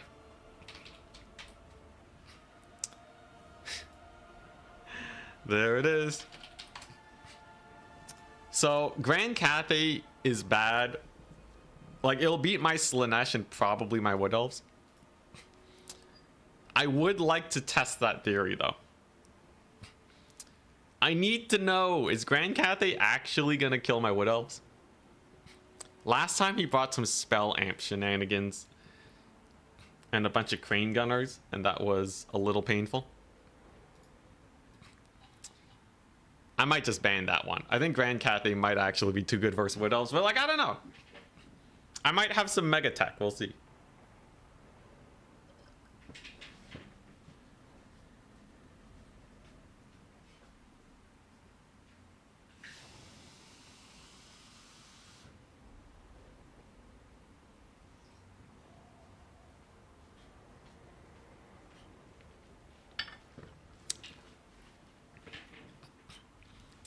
He's gonna set you up by playing a jank Grand Cathay build to lose intentionally and then bring a real build in the grand finals. Terrifying. He could actually do that. I don't think he would, though. Like, I think we're both trying to get good practice here. And it's not like we're gonna face each other. Most of the games will be against other people. So we both benefit by playing our hearts out in this best of 3.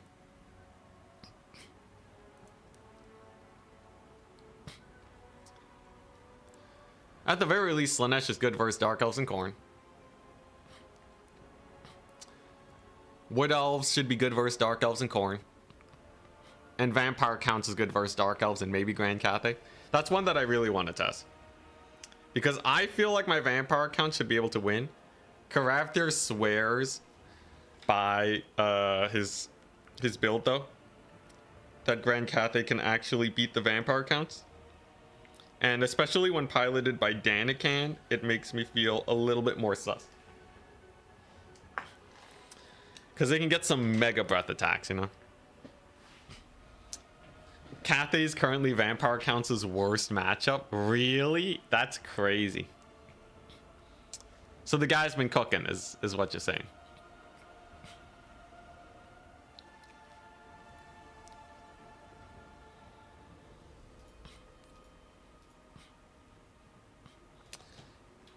He bans Slanesh. Oh yeah, I should also give him the maps.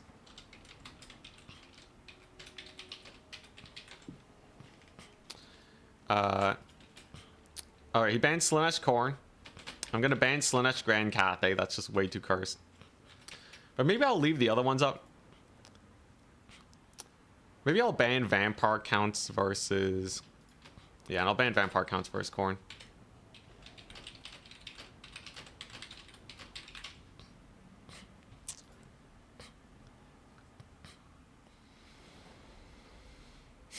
Alright. Small sample size, okay. Alright, he thought we were using the round 3 maps, so we'll just use those. We're in the semifinals, by the way. Big spooky.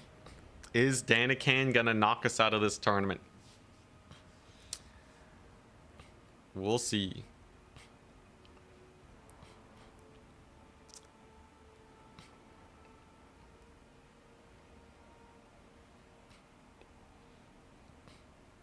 I kind of want to face his Grand Cathay with Wood Elves and Counts. I feel like I can beat his Grand Cathay with Wood Elves. Maybe that's a fool's errand. But surely Wood Elves is good enough to beat Grand Cathay, right? Surely. I know his tech too. He uses the Jade Shield all the time.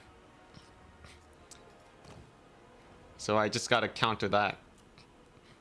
Wood Elves have so much magic too, man.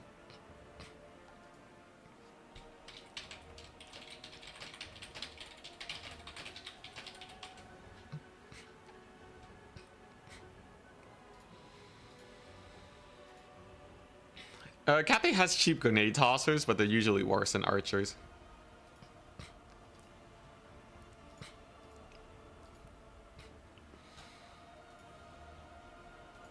Their DPS is actually super weak. I think CA got traumatized by miners being strong for so long and people complaining about that.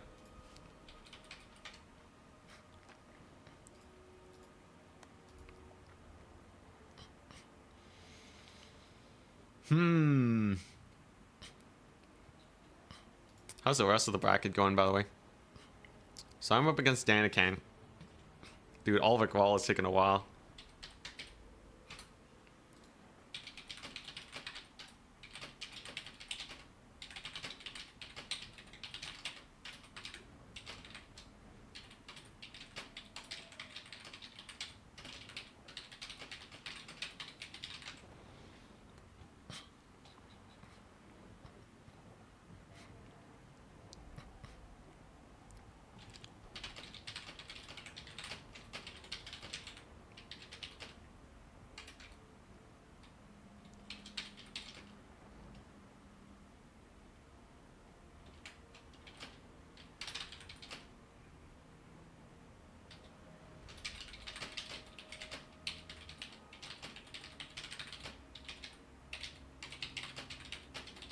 Alright.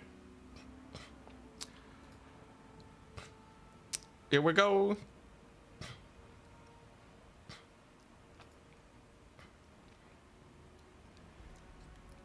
The ability they have. Oh yeah, it's actually quite good. But yeah, let's see. Let's see what Danican bans. If he bans Grand Cathay versus with also Vampire counts, that's a pretty good sign. He might just want to play Dark Elves versus everything. Dark Elves versus Slanesh, Wood Elves, and Counts. In theory, those are all terrible matchups, though. And he actually bans 2 Wood Elf matchups. Wood Elves versus Dark Elves, Wood Elves versus Khorne. Makes sense, Wood Elves are quite strong. Slanesh versus Dark Elves I like. Vampire Counts versus Dark Elves I like. I guess... Okay, I have an idea of what Wood Elves versus Grand Cathay looks like. I really want to see how Danican wins the Grand Cathay versus Counts matchup.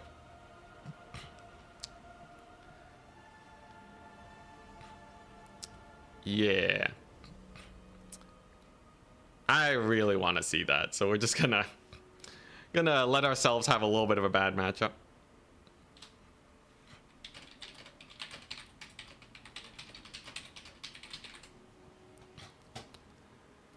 So, unfortunately, no Wood Elves versus Grand Cathay.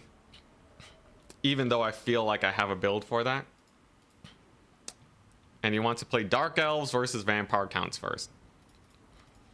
So this is the big Vampire Counts test versus Danican. Is my Vampire Counts actually strong enough to bully one of the top players? We're gonna play on Itza. It's a nice close quarters map. Should be good.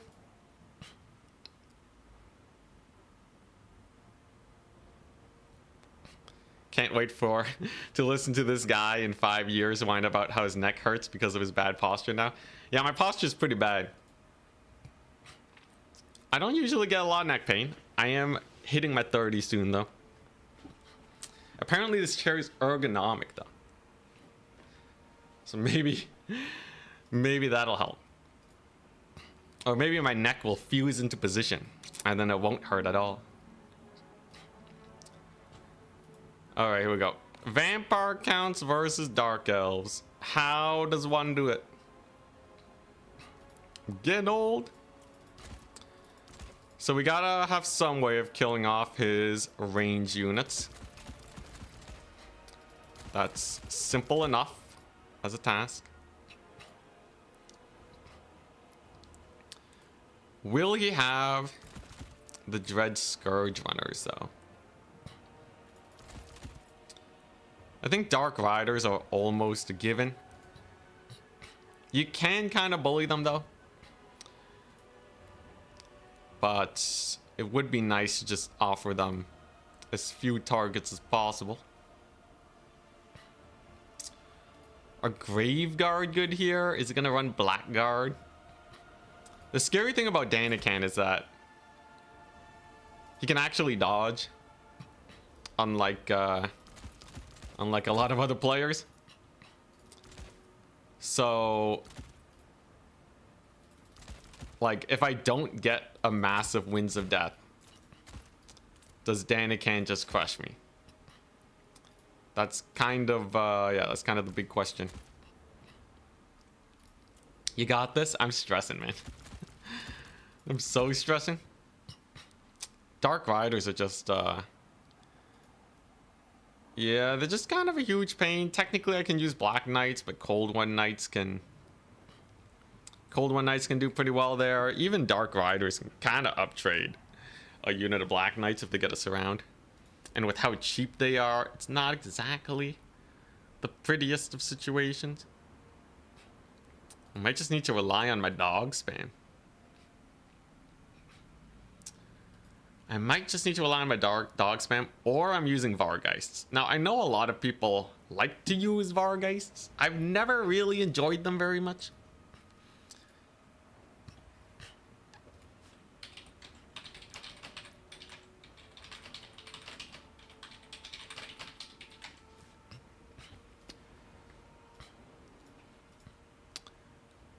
Let's see here. Really wondering, are Karen rates actually okay here? Dark Elves don't have that much access to magic damage, right? But if he summons a Doomfire Warlock to counter them, I'm kind of just screwed. It's not like I have a whole lot to actually counter punch there. Crypt Ghouls are also kind of weird. But I guess this build's probably good enough. I think it's probably good enough.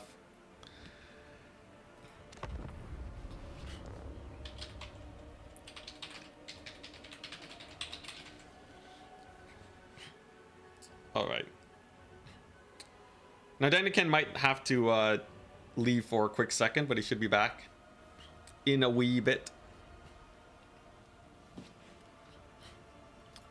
The other side of the bracket's going pretty slow though, so he can take his time. Blood Dragons. Get some Blood Dragon lores going. I don't know, man. Dude, I'm quite terrified of what Danican might have here.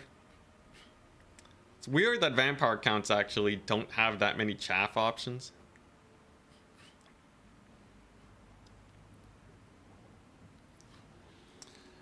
Just need 5 bats. Yeah, just spam bats.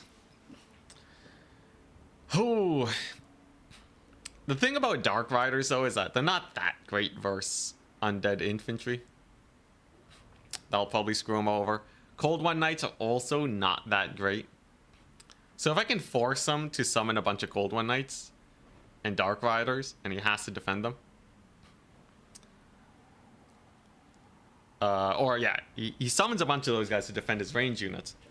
Then I just spam the main tide, and then he dies. But my big issue is that I'm stuck summoning in Crypt Ghouls, and they actually died to Cav pretty hard. So I don't know, man. I don't know. Yeah, we're up versus Danican. Yeah, another easy buy around. Then I'm gonna have to face his Grand Cathay with vampire counts. Now, thankfully, he didn't ban Slanesh versus Dark Elves, which in my head is insane. In my head, Slanesh should dumpster Dark Elves. Slanesh is weird though. You're always one misplay away from getting wrecked. But it's widely known right now that the matchup is super Slanesh favored. Your cavalry's just better than the Dark Elf cav.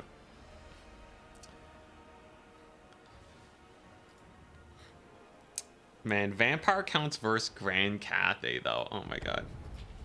I guess I might as well work on the build while Danican is away.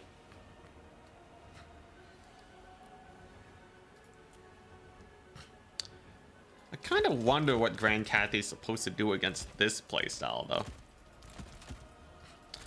Like, I feel like this should be pretty annoying to kill. Maybe I'm crazy, but Surely this is good.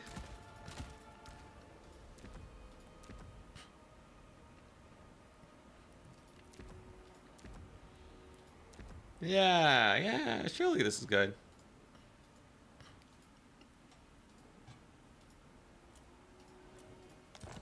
All right, nice, he's back.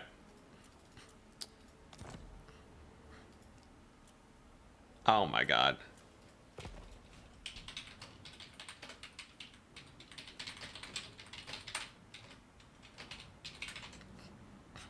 I accidentally loaded the wrong build. Oh, what was I doing? Vampire counts versus Dark Elves, yes. Alright, I gotta quickly remake the entirety of my army. Oh my gosh, thankfully I can rebuild at a fairly decent speed. Just gotta make sure I don't make no mistakes. Yeah, it was like that, and then I had 2 of these. I had 5 of those. Mortis engine. Okay, there we go. And we're good! You watched Turn's Nurgle the other day? He made it to the finals? I saw! And then Danican won with Cathay, which is even crazier. But yeah, Turn's Nurgle is actually crazy. Turn might be the best Nurgle player in the world right now. Just because he's actually spent the time to learn the faction and the builds. But alright. What does... Ah, crap. I brought the wrong corpse cart. Alright, whatever. It'll just give me an opportunity to see the other matchups. You know what? Maybe he brings a Lore of Fire. Maybe he brings a Lore of Fire, then we're good. Oh my god. I rebuilt my army too fast. Alright, thankfully he's gone for a bunch of hand bows. Now, I have Wind of Death. Balefire is good against fire. Dang it, he didn't bring fire. Well, there goes my regeneration. He has an army of 8 units though, which is pretty slim. He has 1 stealth unit. He has a Malekith. It's a pretty straightforward game. We're just gonna DPS check him. I guess he has a Shade or something over here. Nothing too out of the ordinary. As he summons yet more hand bows.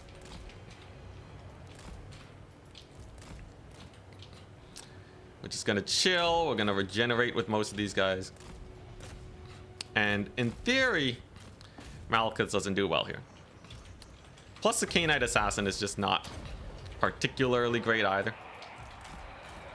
Should be able to more or less just tank the damage here and we'll be okay. Maybe we get a pretty solid charge here on the Malekith. And now what do I want? He has a lot of cav. This is a pure stuff 'em up strat though. If I win this with the wrong corpse card, it means Vampire counts as busted, by the way. And okay. Just more hand bows. So overall, fairly comfy.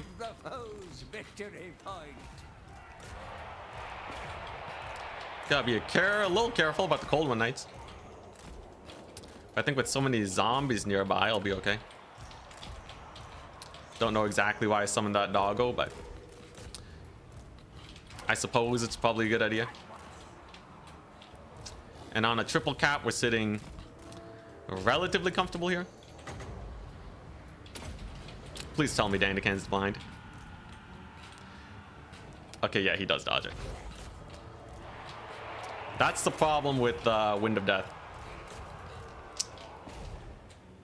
I guess I'm gonna need Black Knights. I actually don't really know what I'm supposed to summon right now. We're gonna catch his Cold One Knights though. You gotta remember the Mad Lad is triple capped.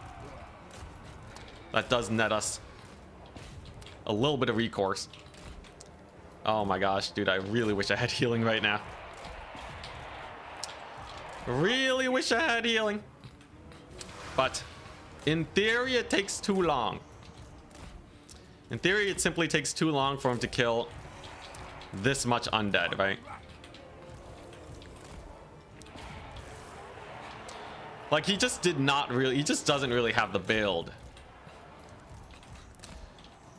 to clear all this stuff up, right?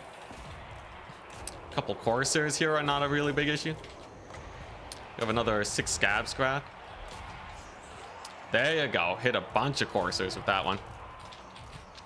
So that's actually going to work out fairly well for us. And I got Black Knights. Seems like the Undead Tide is mildly overwhelming him. But we still have a ways to go. Kemmler at least will be able to provide his leadership to potentially slow down the crumbling. His Corsairs will be caught by a couple dudes here. That's pretty nice. We got Doggos on top of him. How wonderful. He actually has focus fired one White King to death, which does actually make things more awkward for him. Doomfire Warlocks is a pretty crazy play though, because he sees Kemmler does not have any source of healing, and he feels potentially a play can be made there. But Doomfire Warlocks in general, they just don't really trade super well. So I'd be a little worried about that as Danican. We're also getting to the point where it's getting a little sketchy. The guy would want to hopefully get his first capture point soon, but he hasn't really been anywhere close to that just yet, right? The Corsairs are just taking a really long time to kill anything, and that's pretty comfortable for us. If he sees that Winds of Death, he's a god. Unfortunately, he does not. Even the top players in the world cannot spot every Winds of Death that comes their way. One last Scab Scrath for the road. And okay, now Daniken's starting to make plays for the flank points. So as long as I can prevent him from actually capturing anything here, I should be relatively in the clear. He's gonna want to try and capture this high ground point with Dark Riders, but that'll take a long time. Capturing or killing off these knights here will also take an absolute millennia. And we are actually trading up, despite bringing the wrong corpse cart. Pretty hilarious. And the constant threat of doggos here. They'll definitely be rather nice, as they can kind of, yeah, clump up on the Dark Riders. Maybe get a little bit of a punish game going on there. My Black Knights, they did actually rout off a few fools over there. And this is where the zombie tide resummons will be ultra painful for Daniken. You can see though, I am starting to run out of a few units, but the late game is going to be exquisitely painful for him, because not only do I have another Winds of Death at the ready, which should be coming in soon, we're also winning some fights here. He's gonna need a triple cap us too, so as long as I don't run out of units, I should be okay. And the White King on this point will definitely be a pretty solid source of capture. Wait, get a little bit of a spell cast over there. I'd love to get a Winds of Death on these Corsairs too, but I want him to kind of pile onto this point with as much infantry as he can. The more infantry here, the better, because it kind of just sets me up for Winds of Death like these. He goes for the dodge though, but it's still gonna hit him rather hard. And yes, indeed, we get a little bit of a rout. Some of his cavalry are kind of suffering there. And overall, I'd say this is going pretty well, especially if we can barely contest this point with the new units that are coming in. Yeah, there we go. Point is contested. And the man mostly has cavalry. Having primarily cavalry here will certainly be a little sketchy. He will secure the point, however. But if there's one thing we have, is a decent amount of time and a rather ludicrous amount of capture rate. So he captures the point, but as soon as he leaves us, he's just going to lose the point again. That puts Danican in a pretty sketchy position. One of your units has been He's going to get some Corsairs here, though. He kind of has to waste time just kind of fighting here for a while. Kemmler is going to be a pain. This White King's going to take forever to kill. And if I save up for dog summons, most likely, we can stop him from capturing any other points for the next minute or so, which should be enough to most likely win this situation, though. It will certainly be a little close. Perfect. So he summons in the Dark Riders to try and get this point. It's kind of an emergency play to potentially get the point quickly. But if I use the doggos here, they should just be able to hold that. In the middle, things are actually still going fairly well for us. And Malekith is simply not a very big deal. Just got to make sure he doesn't take this point.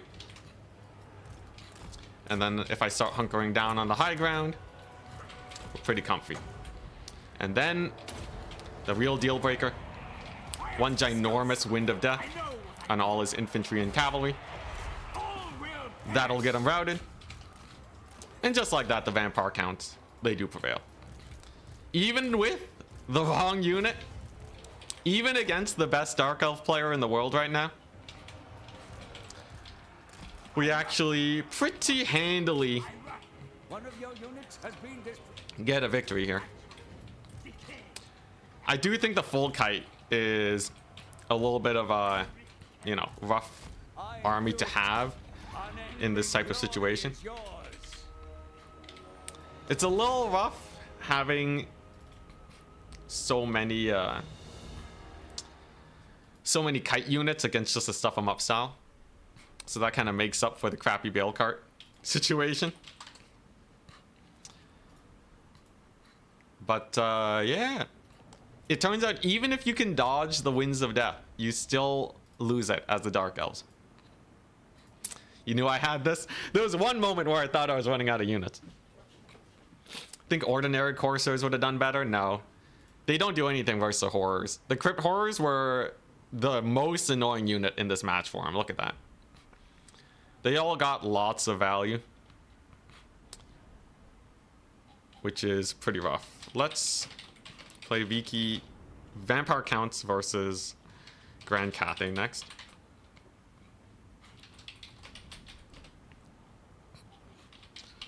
I'll ban Hashets. White Kings were pretty good. You can tell they were annoying because they really just distracted Malekith for a long time. Whew. And the dogs were not bad. Dogs to counter the Dark Riders worked really well. And the Black Knights. The Black Knights actually held a super long time. Very good against these kind of Corsair styles. And if he did bring in the Raven Heralds, I could have just used Fellbats. I think the matchup is just cursed.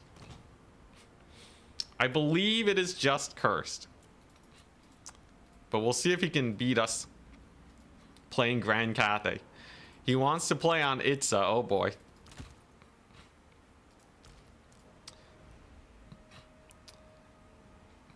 Congrats on the win, by the way. Thank you. Isn't this build weak against Lord Snipe? No, Kemmler costs 850.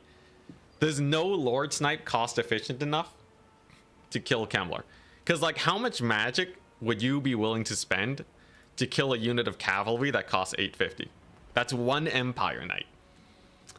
If you Spirit Leech an Empire Knight 10 times to get them killed, you're losing the game, right? It's just a complete waste of magic. And that's kind of what we were going for here.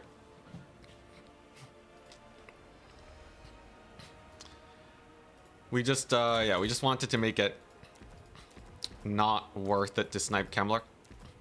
Because undead don't really suffer that much from their lord being dead. And then you just resummon them when you want to cast magic, and everything's pretty hunky-dory from there.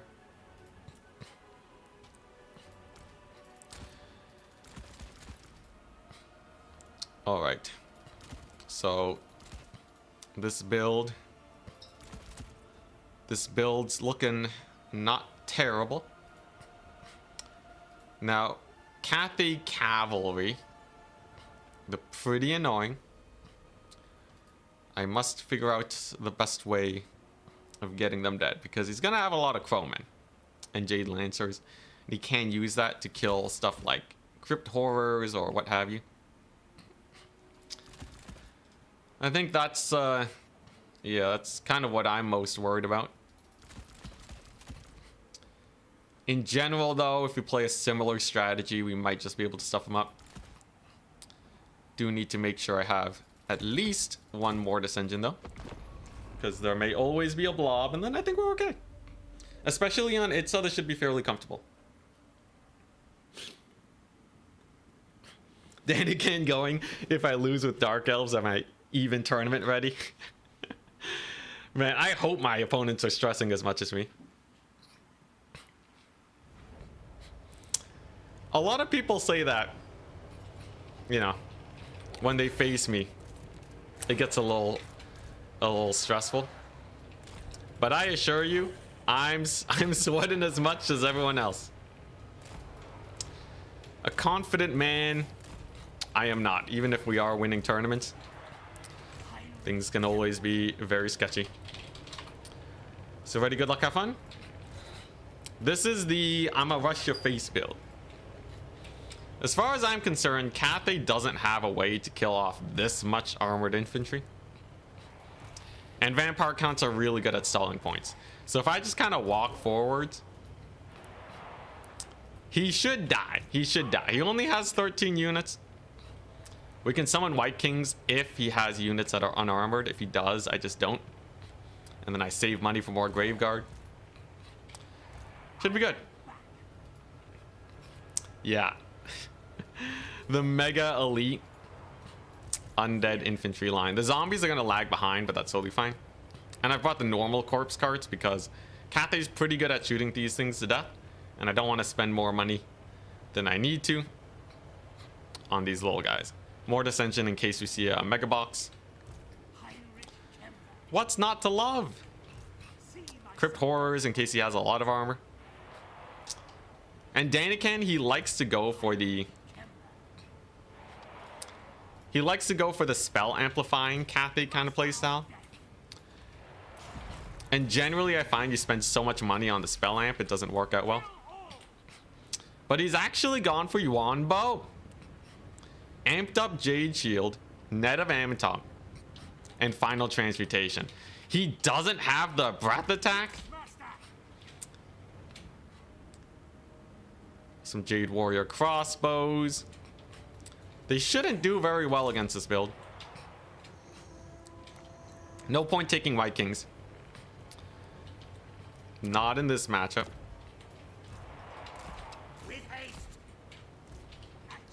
So interesting. It's just a normal looking Cathay build, but his magic is really ill suited. It's very ill suited for actually killing off my army here. Should be able to get some pretty solid attack commands. He's also on the move right now, which will put him in kind of an awkward position. And I'm just gonna give him more targets than he can deal with. So like, look at this. If I have this many Graveguard and Crypt Horrors, right? His crossbows are not gonna be able to outshoot me, right? Have a victory point. Keep it from the foe. Because this is too much. I'm gonna get another Crypt Horror soon. We're gonna have some zombies slowly waddling their way into his lines. He did bring out a singular bomber though. I wish I had a way to cancel the Winds of Death. I'm just gonna use it as a means to get his units to move a bit. And that should delay him long enough for me to kind of just punch into his lines. So now we get the corpse guards in. One more Crypt Horror to punch through all that ludicrous armor. And then we should be in an okay position as long as he doesn't just straight up army wipe me. This is a triple cap situation, mind you. I'm not gonna lie, the Winds of Death could have been slightly better. I'm honestly just not very used to people dodging them so effectively. So usually I kind of YOLO with it, but that's actually a pretty bad idea by the looks of it. And that may actually lose us the game. Jade Shield on these guys. Gonna barely keep them in.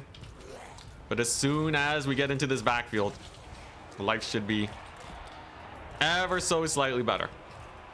And indeed, we are able to punch on in.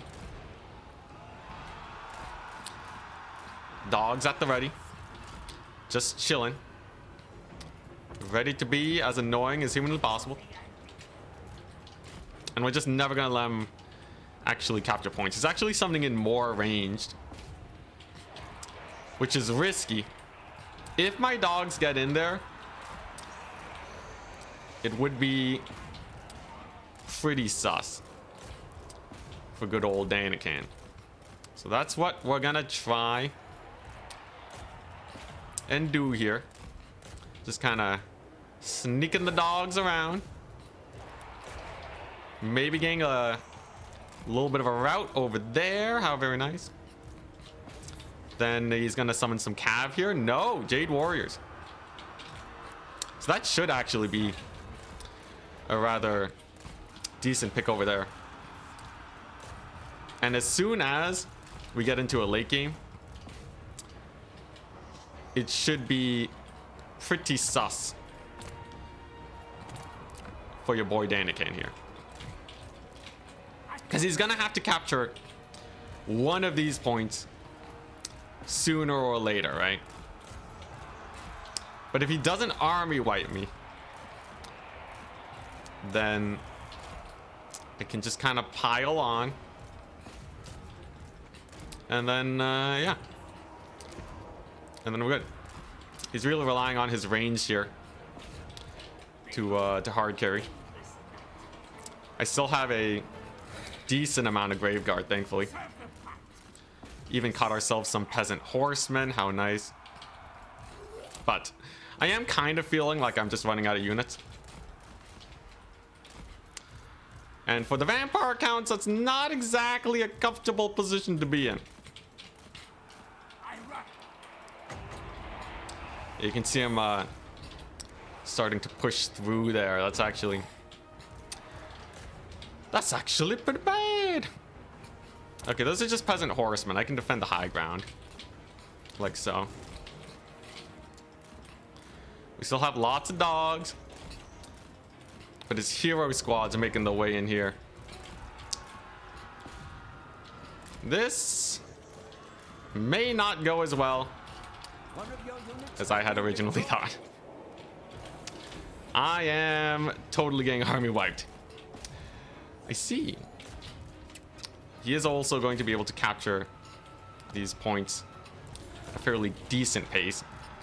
At 1,000 tickets, life is pretty comfortable. Gets a net on the dogs, but we actually still get the charge. So it's mostly fine as long as Kemmler doesn't die.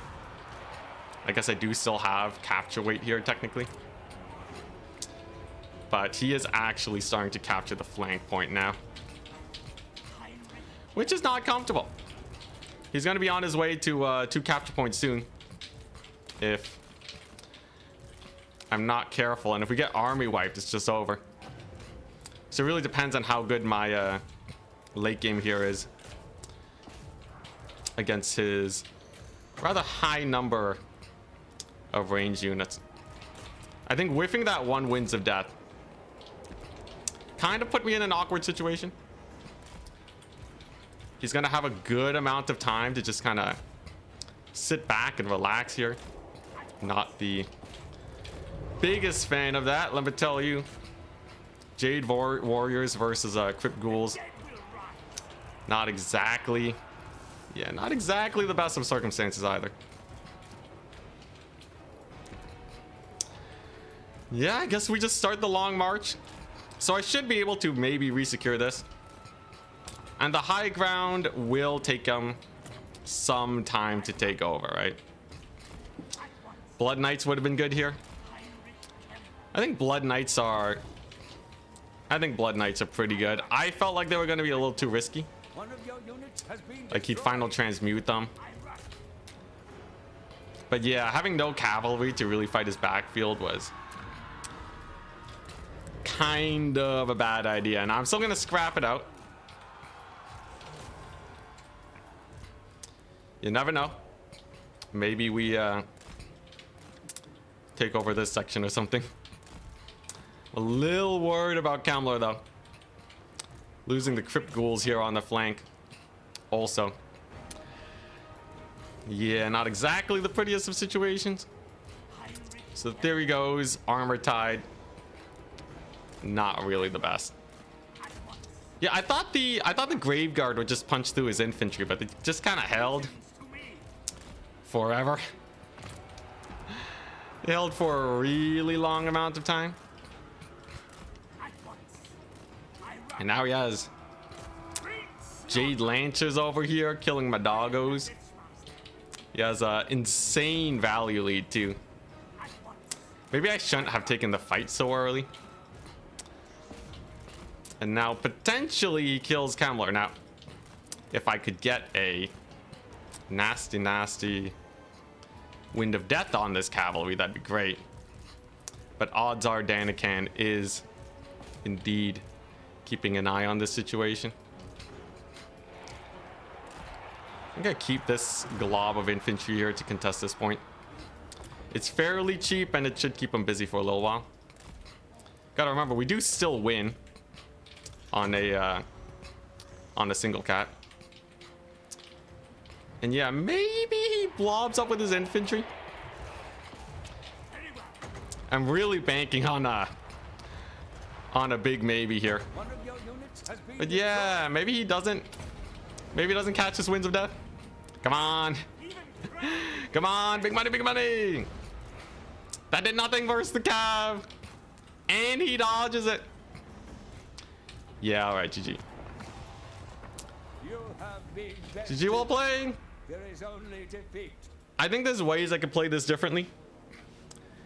But, yeah, Graveguard are not the solution. Graveguard severely undercooked here. They couldn't even get past the Jade Warriors. I thought they'd do well versus the Halberds, but unfortunately for me, it was not meant to be. We'll have to go back to the building phase, but I would say that is good learning. I'll ban, let's see here.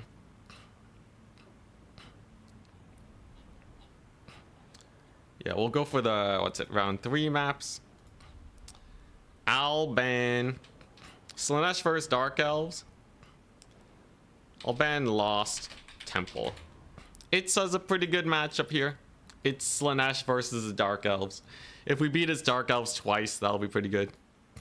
But yeah, don't go for Graveguard. Don't go for Graveguard. Cathay wins again.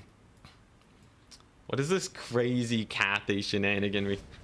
Of all the things to take out the vampire counts, the OG bottom tier faction.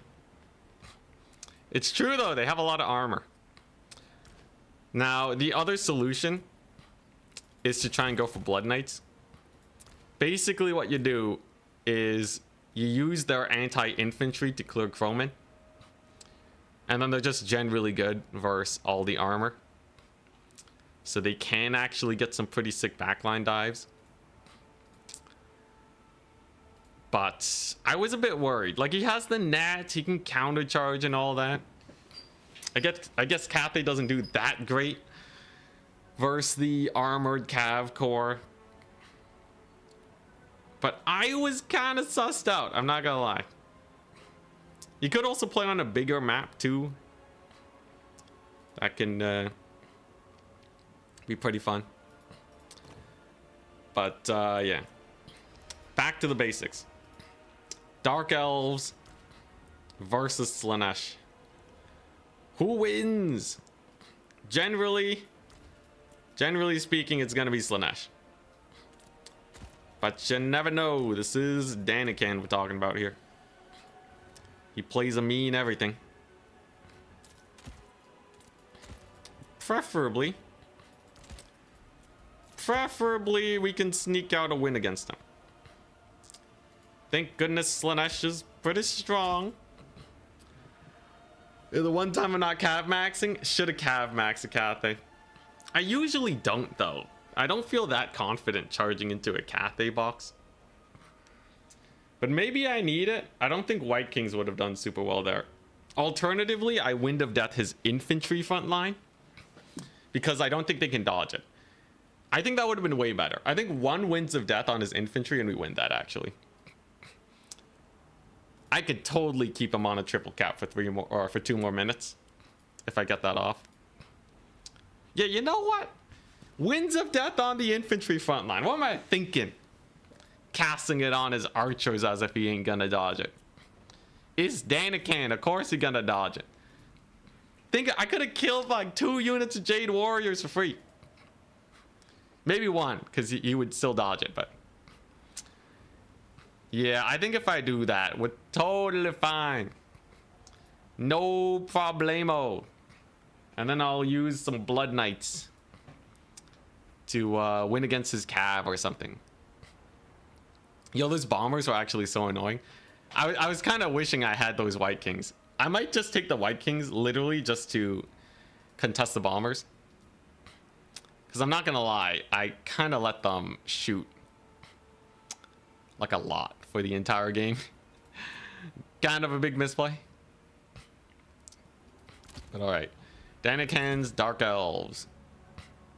Can we actually win this one? Dark Elves have a lot of shenanigans they can pull. He could go for some kite action. He could go for a lot of melee, just a normal box. Big old normie box. He's been liking these infantry playstyles a lot lately. So we'll see. Bombers OP. I can't believe the bombers though. The bombers were doing damage. Man, what am I doing? I should have taken White Kings. The biggest thing though is you kind of have to break that front line. I think the moment you kill the infantry front line, you're good. I just kind of thought the Graveguard would do it. When in reality, they just need a little bit of help. 2 Winds of Death and that front line collapses. You walk into his archers. He loses all the deeps. Will I play it in the grand finals? Only if I absolutely freaking have to. Because Vampire Counts counters so many other factions. To waste them on Cathay is absurd. I'm not going to waste Vampire Counts against Cathay. That's so useless. I can use them to beat his Dark Elves, man. I'd be way better off.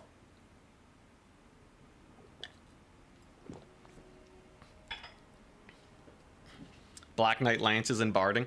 I think the crossbows are too scary. Like, those crossbows do a lot of damage to Cav. You can't just ignore them. And with the Yuan Bone Net, it's pretty uncomfortable. I would not... Yeah, I wouldn't feel too safe actually doing that. Yeah, you know, Cathay's actually pretty decent mid-tier. They do well enough versus a lot of factions. But alright. Here we go. Let's have a clean game. Ready, good luck, have fun. 7 versus 11. The plan is simple. Charge his army, rampage his fools, get picks. Same old, same old. I just have to play this one well. The oddly low number of units is surprising though. I can use Demonettes, however, if he does have Blackguard. And we do know Furies are amazing versus Blackguard. You rampage them with Seductive Glory, get the full surround, Furies will just melt them. So at least that shouldn't be a big issue. He's ready.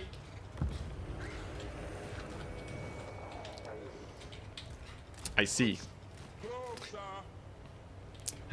Okay, so he wants to Lord Snipe me. Clear as day. I see. Thankfully Forsaken are pretty good here. Corsairs are pretty interesting. They're not super strong though. I should be okay. Thank goodness I have another Forsaken to add. And yeah, I'm thinking we kind of want to just take this fight really aggressively before things get too feisty. Like, I could see things getting a little feisty here, right? What's his magic? Spirit Leech? Okay. So he really doesn't like my lord. Overcast Spirit Leech is okay. But the longer this goes on, the worse it's gonna get for me. I hope you guys understand. We can't really afford to let this fight go on for a long time, because it's just gonna be totally over for us. So that is why we chuck a pendulum down on all of that cav. Get the fiend surround in there. And then we just have to take this fight. We just have to take this fight, and then hopefully everything is dead before he gets another 50 billion doom bolts on my lord. If I can do that, I'm totally happy. This rampage should work out fairly decently for me. Also reducing their melee defense. Fury's on the boys over there. And with most of his guys shut down, this should be a fairly comfortable situation. It really feels like he has nothing left. Cold One Knights are about to get rampage too. And I have another Fury in. Yeah, we're fine. Whoo, all right. Yeah, but you can't be timid. When you're playing against a build like that, you absolutely cannot be timid. You have to go for the throat. Otherwise, you're just a dead man. If I let him restock on his cooldowns, we would have been so dead. But Spirit Leech and Doom Bolts is not going to be enough to snipe my lord in one go. And as soon as all of that was on cooldown, we just ran over him. Thank goodness.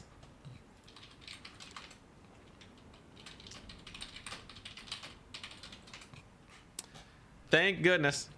Slaanesh wins the day. Vampire counts lost to Grand Cathay though, kind of spooky. But funnily enough, Danican actually lost both Dark Elf games, which is a little unfortunate for him as a Dark Elf main. Spooky, but at the end of the day, we got some 6 Slaanesh plays. Doomfire Warlocks just can't really cook in a cav fight. And that pendulum was mega value. Bro, that pendulum obliterated all the Corsairs and the Doomfire Warlocks. It's effectively undodgeable. The one Fury was cooking. And I had all my army abilities by the time we got into the late game. Very nice. I think this matchup's super cursed, but you do have to play it well. Whew, alright. Yeah, he's just gonna play only Cathay now, no more Dark Elves. Danican, the very well-known Cathay main.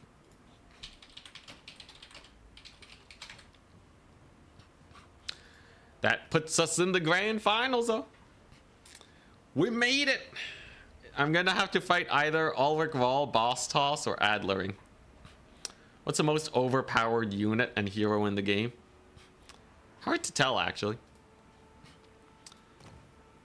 I think Alberic is definitely really strong.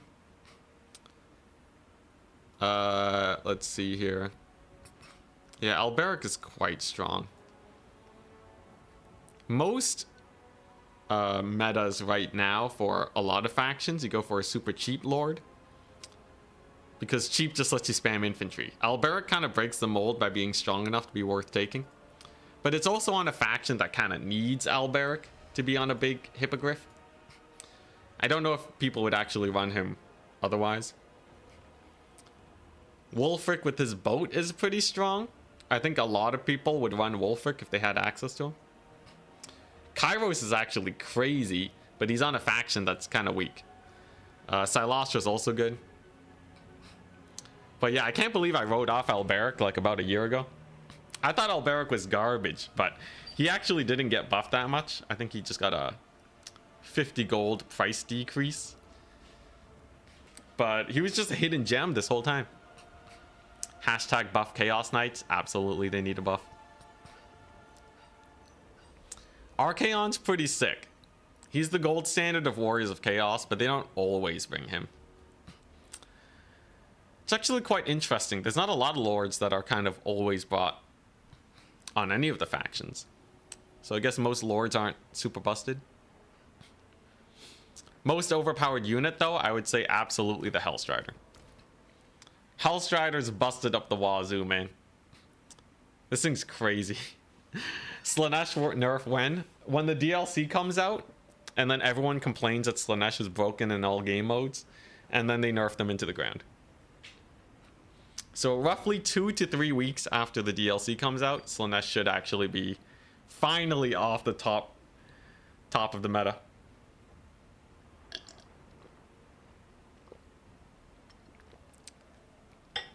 Braid of Bordelot AoE got buffed. Oh, it got an increased ranged buff. Is that what happened? From 35 to 55?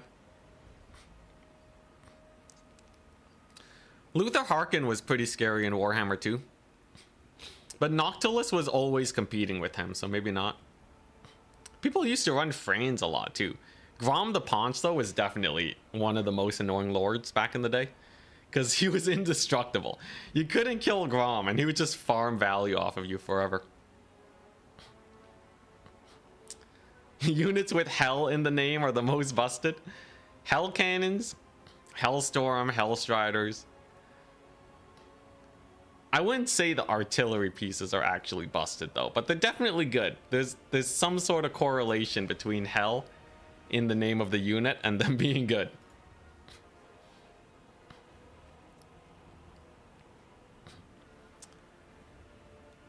If you need someone to be on top of the meta, it's quite nice. It's like Slaanesh. Is that a sussy pun, or are you trying to say something else? Slaanesh is always on top. Is that what we're getting at? Evening. We're tryharding. We're winning decently hard. We've had a couple 2-in-1s, but generally, whenever I whip out Slaanesh, it's pretty good. Slaanesh just crushes everyone that we face against, as long as we're not intentionally picking a bad matchup.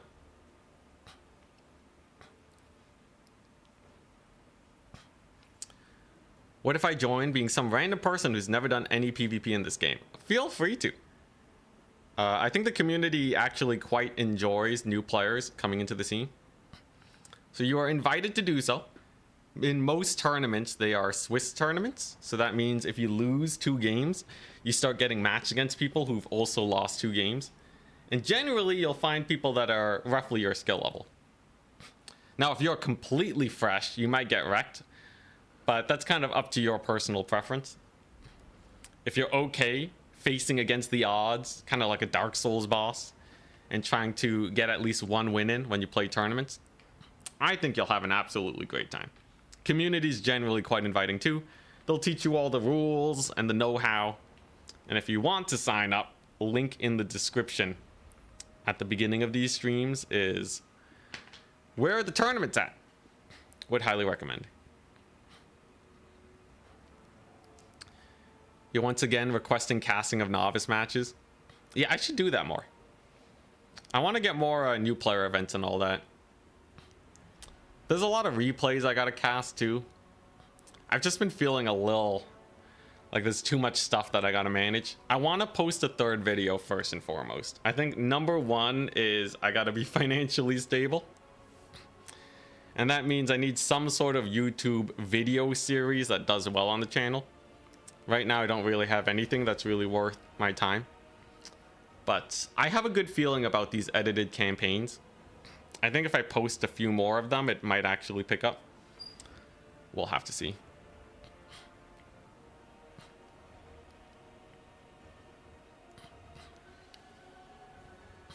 Mr. Marine says thanks for the answer.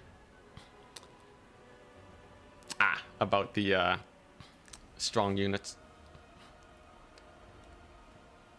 Consider doing stuff like tier lists. I think tier lists are fun for when you already have a community. Like, tier lists are really good for getting a bunch of people who want to know what your opinion is.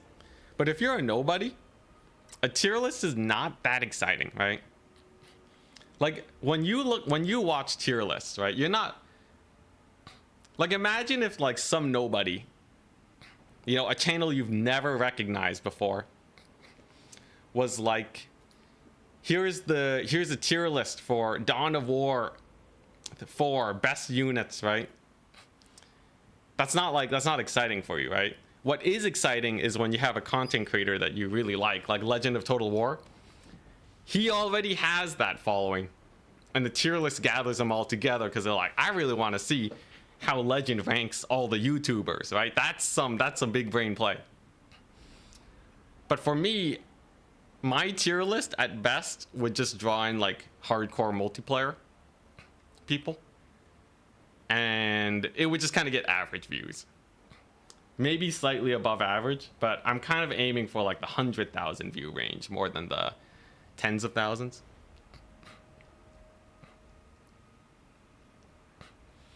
Smash or pass tier legendary lords.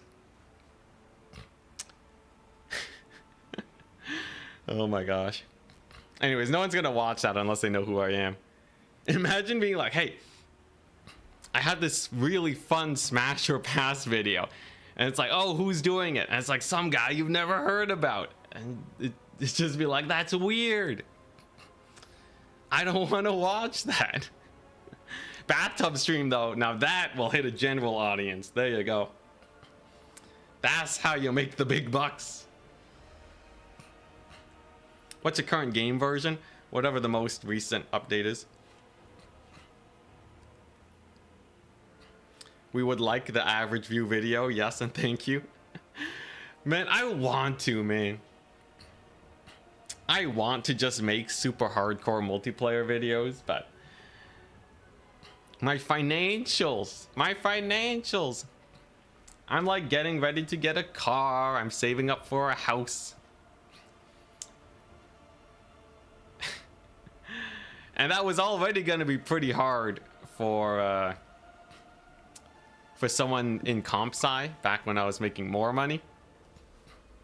So now that I'm making less, I'm sorry guys, I'm gonna have to sell out.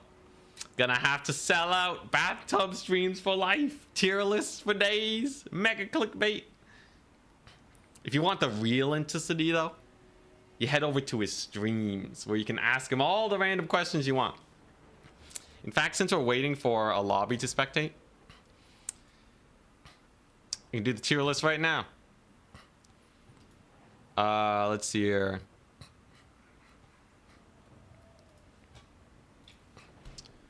Warhammer 3 factions tier list. You know, I'll just do it on stream. Why not? Tier maker. Warhammer 3 Immortal Empires, all factions. Is the one without sub factions? I remember I made one without sub factions before, but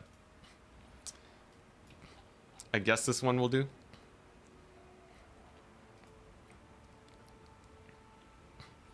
Here, let me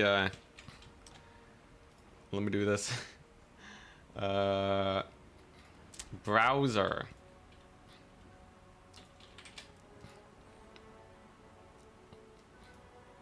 All right. Then we gotta make this one 16 by 12. Ah, hell yeah. And then I gotta interact. Oh, you want a tier list? Is this what you want? Is this what you want? Okay, Vampire Coast. Vampire counts. Slanesh. Definitely insane. Demons of Chaos are pretty low. Why is there an A- tier? What's this weird tier list? B, C, D, E. Mega Garbo.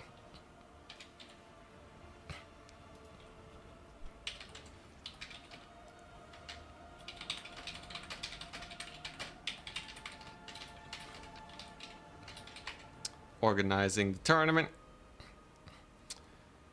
Yeah, I think these factions are pretty top tier.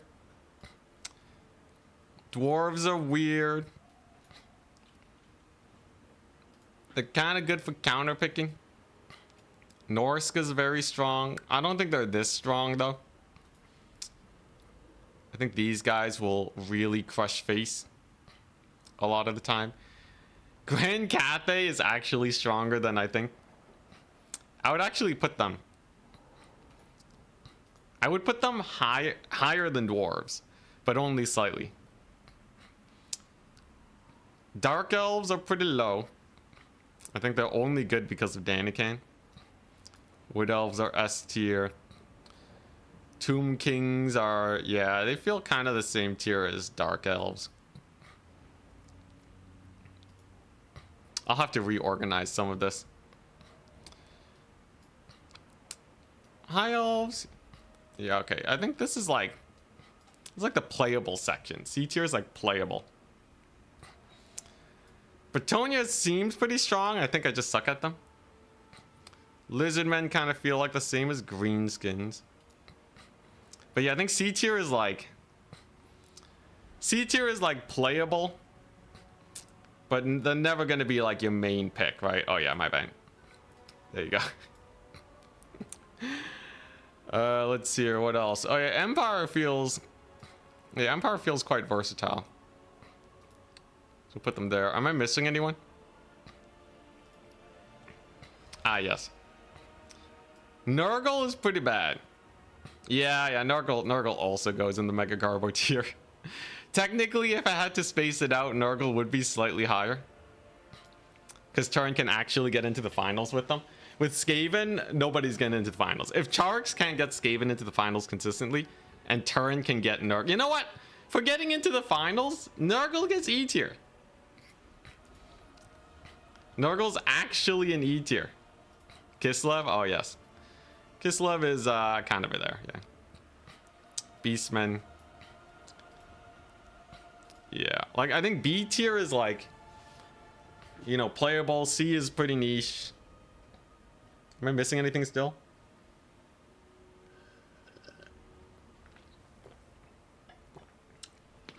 Which factions are easy to learn? My go-to factions for learning the game is Kislev and Khorne. Kislev and Khorne are pretty easy to manage. Dwarves are good, but they cap out in how much they can do fairly quickly. And they don't actually help you learn Cav Micro, which is really important. Ah, we forgot Zinch.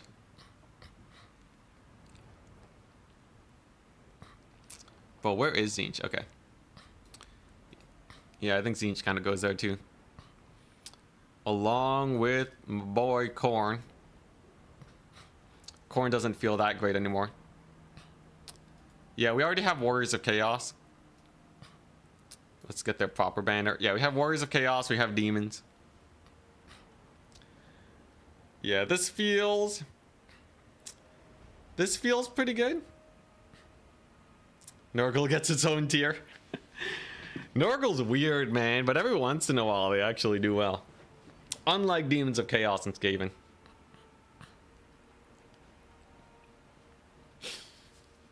But yeah, I think that's how I'd put the factions.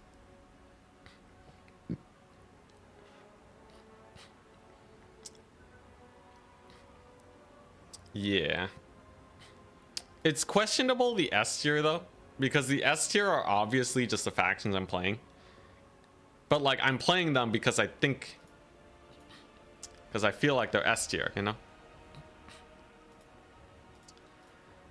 So like I could be wrong. Like Coast could be lower. I think Slanesh even could be lower. I might just be a Slanesh main. But like if they actually were S tier, you'd see them more. Then again, last tournament, a lot of people were playing Slanesh. So I think it's not entirely unreasonable that we see more Slanesh in the upcoming grand finals. Wood Elves are definitely the faction that I think the most people play at a regular rate. They're definitely S tier. But yeah, I think yeah, those are my pickings. Those are my pickings. And I do notice a lot of people are playing greenskins. I just personally don't really... Yeah, I personally just don't really like greenskins that much. I feel like they're too easily routed. Like, Norska's just a better greenskins, right? Ogres is just a better greenskins. I've heard that thrown around a bit. So, I can't really, in good faith, put them higher. Even though, yes, people play them well. They just get outclassed. And they're also bad versus Undead. Although they did beat Vampire Coast today, which was quite the surprise. Chaos Dwarves. Yeah, Chaos Dwarves don't even make the list. Chaos Dwarves, I put them in C tier with the rest. In the forgotten tier. Alright, nobody's here like going crazy about Chaos Dwarves. Zinch is definitely at least B. Yeah, there's no way. Okay, wait, where are Chaos Dwarves at? Does this tier list not even have Chaos Dwarves?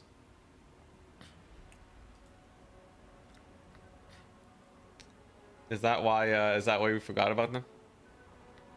Anyways, Chaos Dwarves go here. But Zinch is not good. Zinch is not a good faction. People don't bring them in grand finals. We're talking at the highest level, okay? Zinch is pretty bad. All they have is armor spam. Like, I don't think anyone's been particularly impressed by that. And they get countered by a small forest, right? They're not gonna Lord Snipe if there's just like a teeny tiny forest. I'm writing off Zinch, man. I think the factions we'll actually see in the grand finals are gonna mostly be S to B tier. In the grand finals, most people are not gonna play the factions C tier and lower. We might see a few Chaos Dwarf plays here, maybe a couple Chaos plays, but this is just because it's the third faction and the people have practiced these guys, not because they're actually good.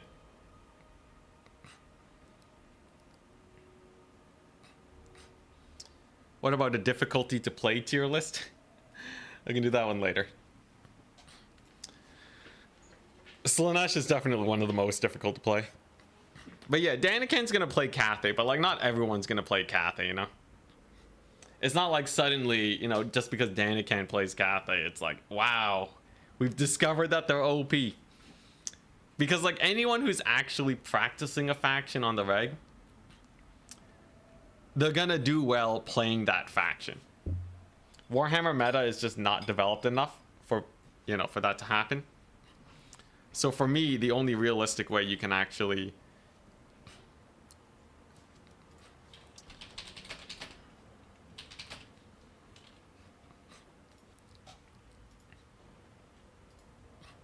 let's see, he's up against Boss Hoss. This is round 4. But yeah, the only way, you know, to know which factions are good or not is to see where people are congregating. Like the fact that almost everyone played Slaanesh for the last 2 grand finals, that's a sign that Slaanesh is OP.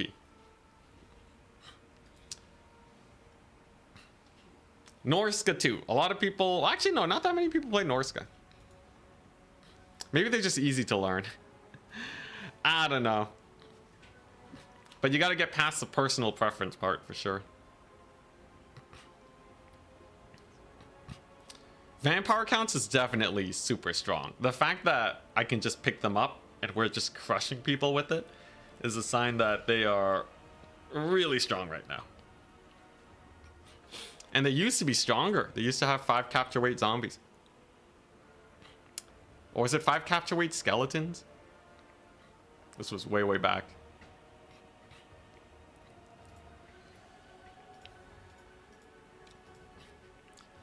Is Slaanesh really that OP or just rampage triggers? The strongest thing about Slaanesh is their rampage triggers. That and Hellstriders, but mostly the fact that you only have to route off 1 unit to get your army ability. And your army ability feeds into itself. So like Nurgle, when you use the army ability, it's gone. When you use your Slaanesh army ability, you get another free pick, get another unit, and then it's super game over. It's really, really bad to lose a couple early units. So they tend to snowball really hard.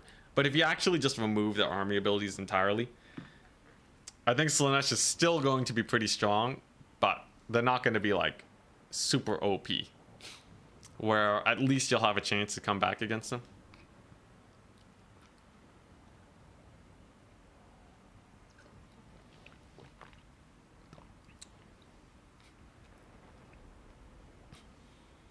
Ultra mega super duper tryhard skellies. Wait, did you get the skeleton thumbnail? It should be the giant thumbnail. Although spamming skellies is pretty tryhard. That's playing undead for you. Anyways, I'm just gonna get some more water.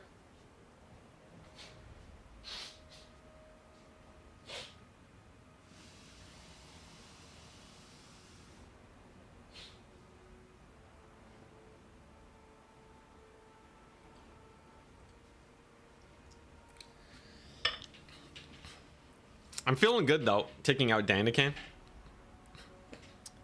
Taking out Danican is really nice for us. It means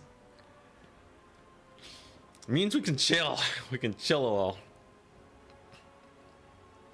His Dark Elves have actually been losing a lot against even my subpar factions.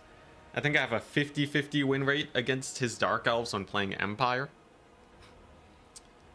So that means he's pretty screwed, right? With our Dark Elves, he has Grand Cathay and Khorne. Now, he did beat my Ogres with Khorne that one time. I also beat him the other time, so it's still kind of in flux.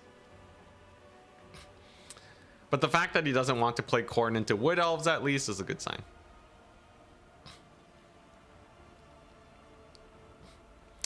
Ah, it's just because I was talking about zombies? I see, I see.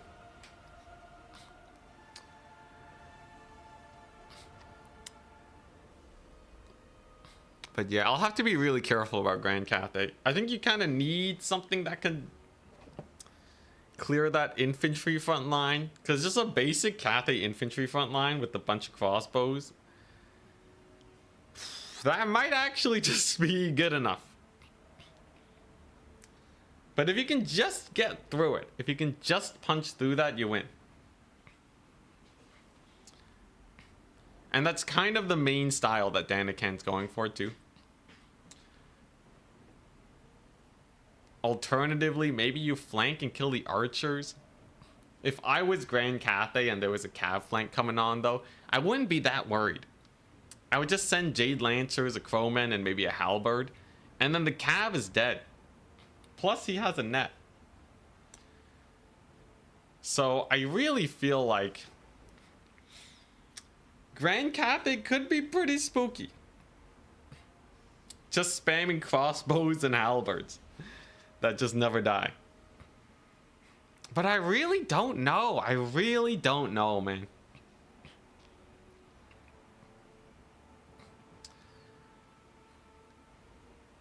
Really enjoyed the 2v2 last night. Yeah, I saw Trizik, our moderator, also known as Storm, moderator and tournament helper slash organizer slash admin. They won it with, and spoilers, but they won it using a Tzeentch war shrine powered by the souls of dead peasants. So at the very beginning of the game, they just melted some peasants, and then they just had infinite magic to spam final transmutation. Pretty sick. But yeah, makes Tzeentch pretty broken in 2v2s. Got 9k gold value in one match with just one caster. That's crazy, man. Yeah, Tzeentch Bretonia. Kind of wreck shop.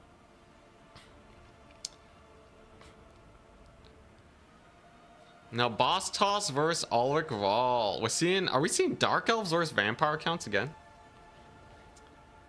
In theory, the Vampire accounts get absolutely... They get a super easy win here, right? No, okay. It's Norska versus Vampire accounts, alright.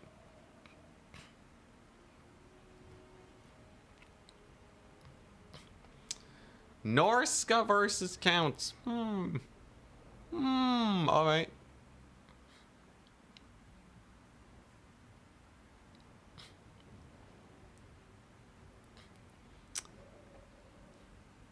Yeah, Blood Penguin's pretty spooky on Bretonia. Blood Penguin likes to go main tide with Bretonia, though. You can kind of take advantage of that.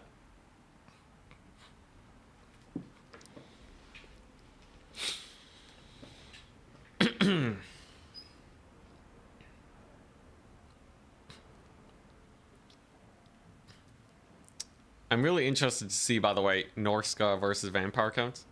I feel like it's actually playable on the Norskan side. Yeah, because I think Berserkers clear chaff really well, but I don't know how they kill horrors. Crypt horrors might be too scary. Vampire counts is such a weird faction. They either win super hard or they get crushed.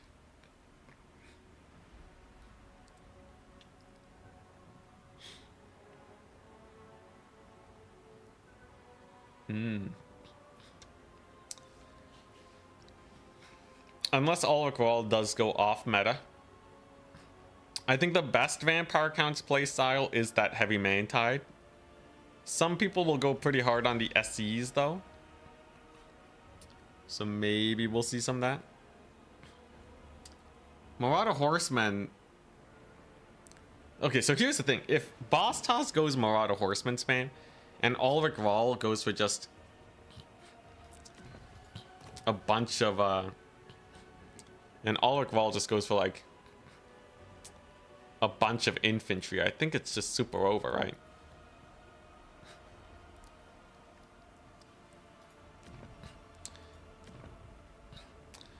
Yeah, I'm pretty sure it's just super over. We'll see though.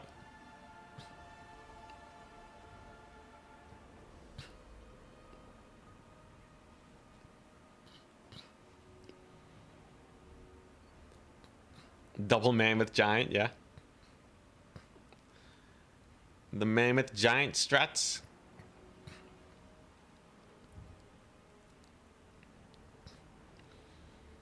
I'm looking at the builds now. Looking at the builds, trying to figure out which one I like more. I'm not going to comment on it, though. Don't want some stream sniping shenaniganry to screw us over. All right, there's some pretty interesting shenanigans going on here. How'd you kill Karnak, Arbol, and Syllabus?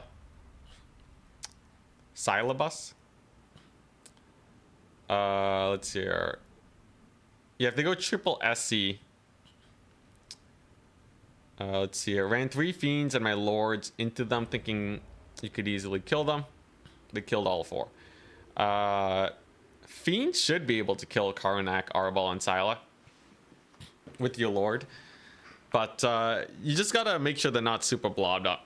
And make sure your lord doesn't go in first. So, like, your fiends go in. They kind of surround them. And their attack animations will kind of spread them apart. And once they're spread out, then you cycle charge the lone ones with your lord. That's the gist of it. But, yeah, your fiends should be able to kill them, though. In a full surround. Like, I feel like the fiends only die if they manage to get some sort of support or something, or like horsemen.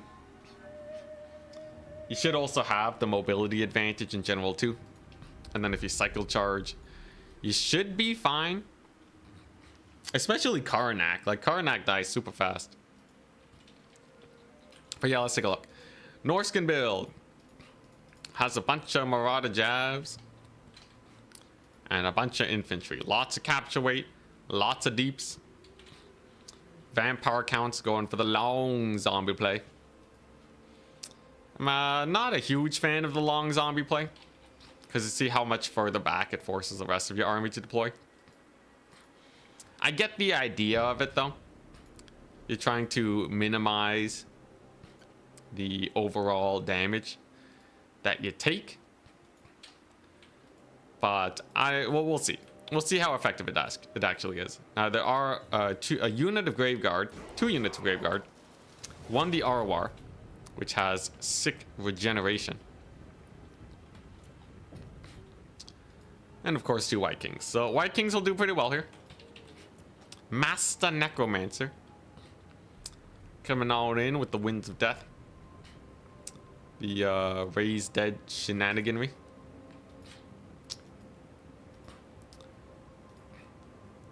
Overall, yeah, I'd say it's interesting.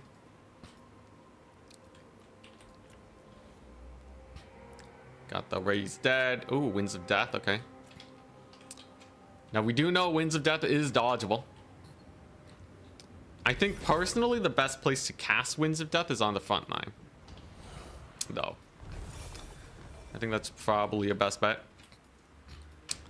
Pencil formation coming on in. They're gonna want to pencil their way through, by the way, onto these javelins. But all right, just a little bit of skirmishing. We do actually have the Brutes of the Hound, by the way. Mega Berserkers. They'll be pretty hard to kill off. And the first point does go to Norska because they are faster. What really matters, though, is who's going to uptrade. In general, I think Norska uptrades pretty hard here. Like, having Marauder Berserkers, it's just too good, right? Unless they eat a fat Wind of Death, they're probably going to kill the Graveguard. And the Marauders definitely uptrade versus the zombies. There's very little Crypt Horror support. And the Scabscraft was kind of mid. That was actually a really lackluster Scabscraft.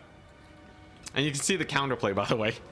The reason Boss Toss isn't going for line formations is because it makes it harder for Scabscraft. Like this box, you can't effectively Scabscraft it. So actually, some pretty sick plays there.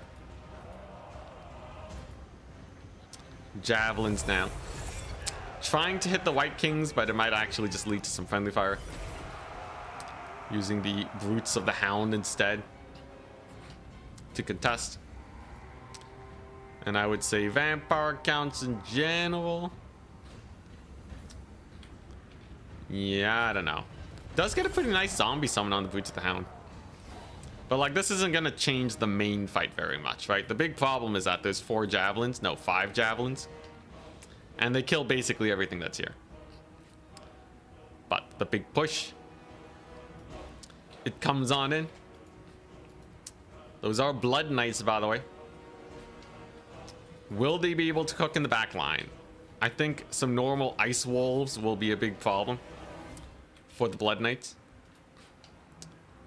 We're going to see some Dire Wolves coming over here to capture this point.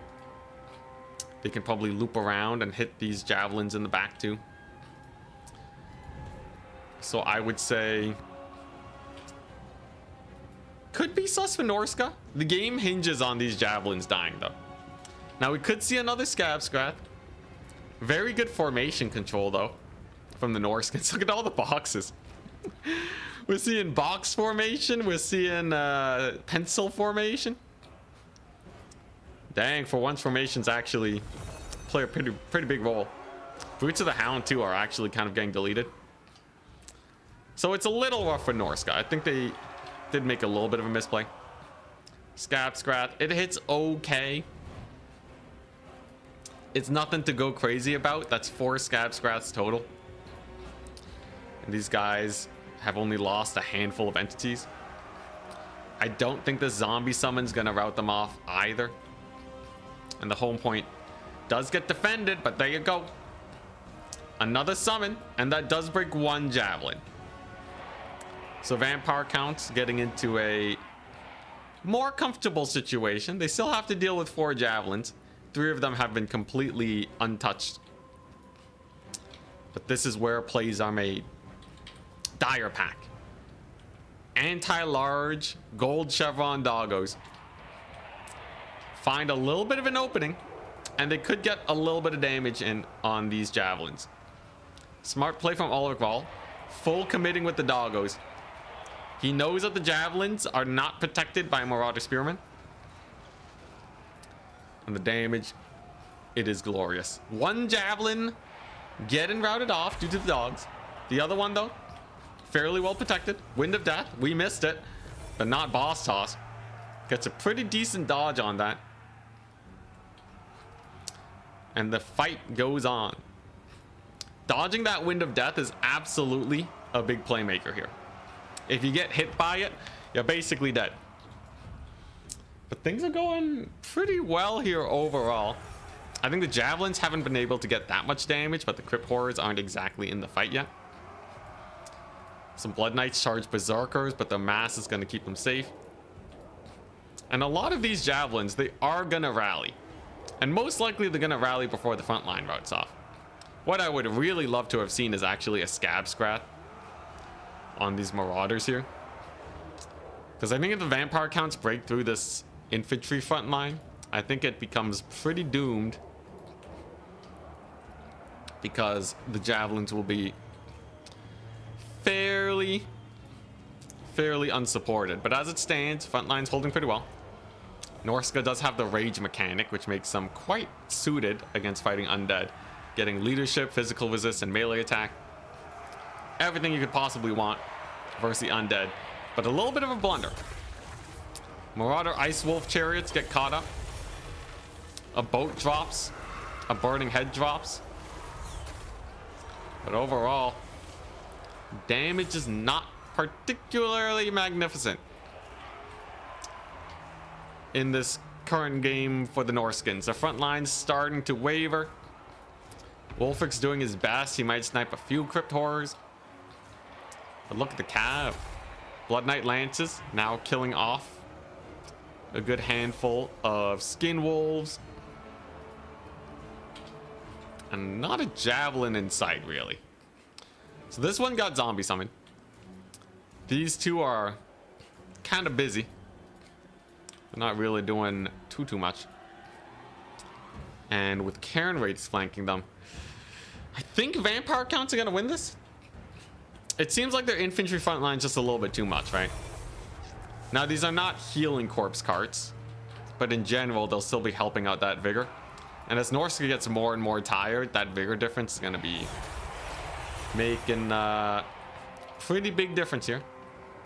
Blood Knights 2 absolutely having the greatest time of their lives. I thought they were going to die to a couple Norscan Ice Wolves, but they have been cooking super hard using a little bit of Invocation of Nahek.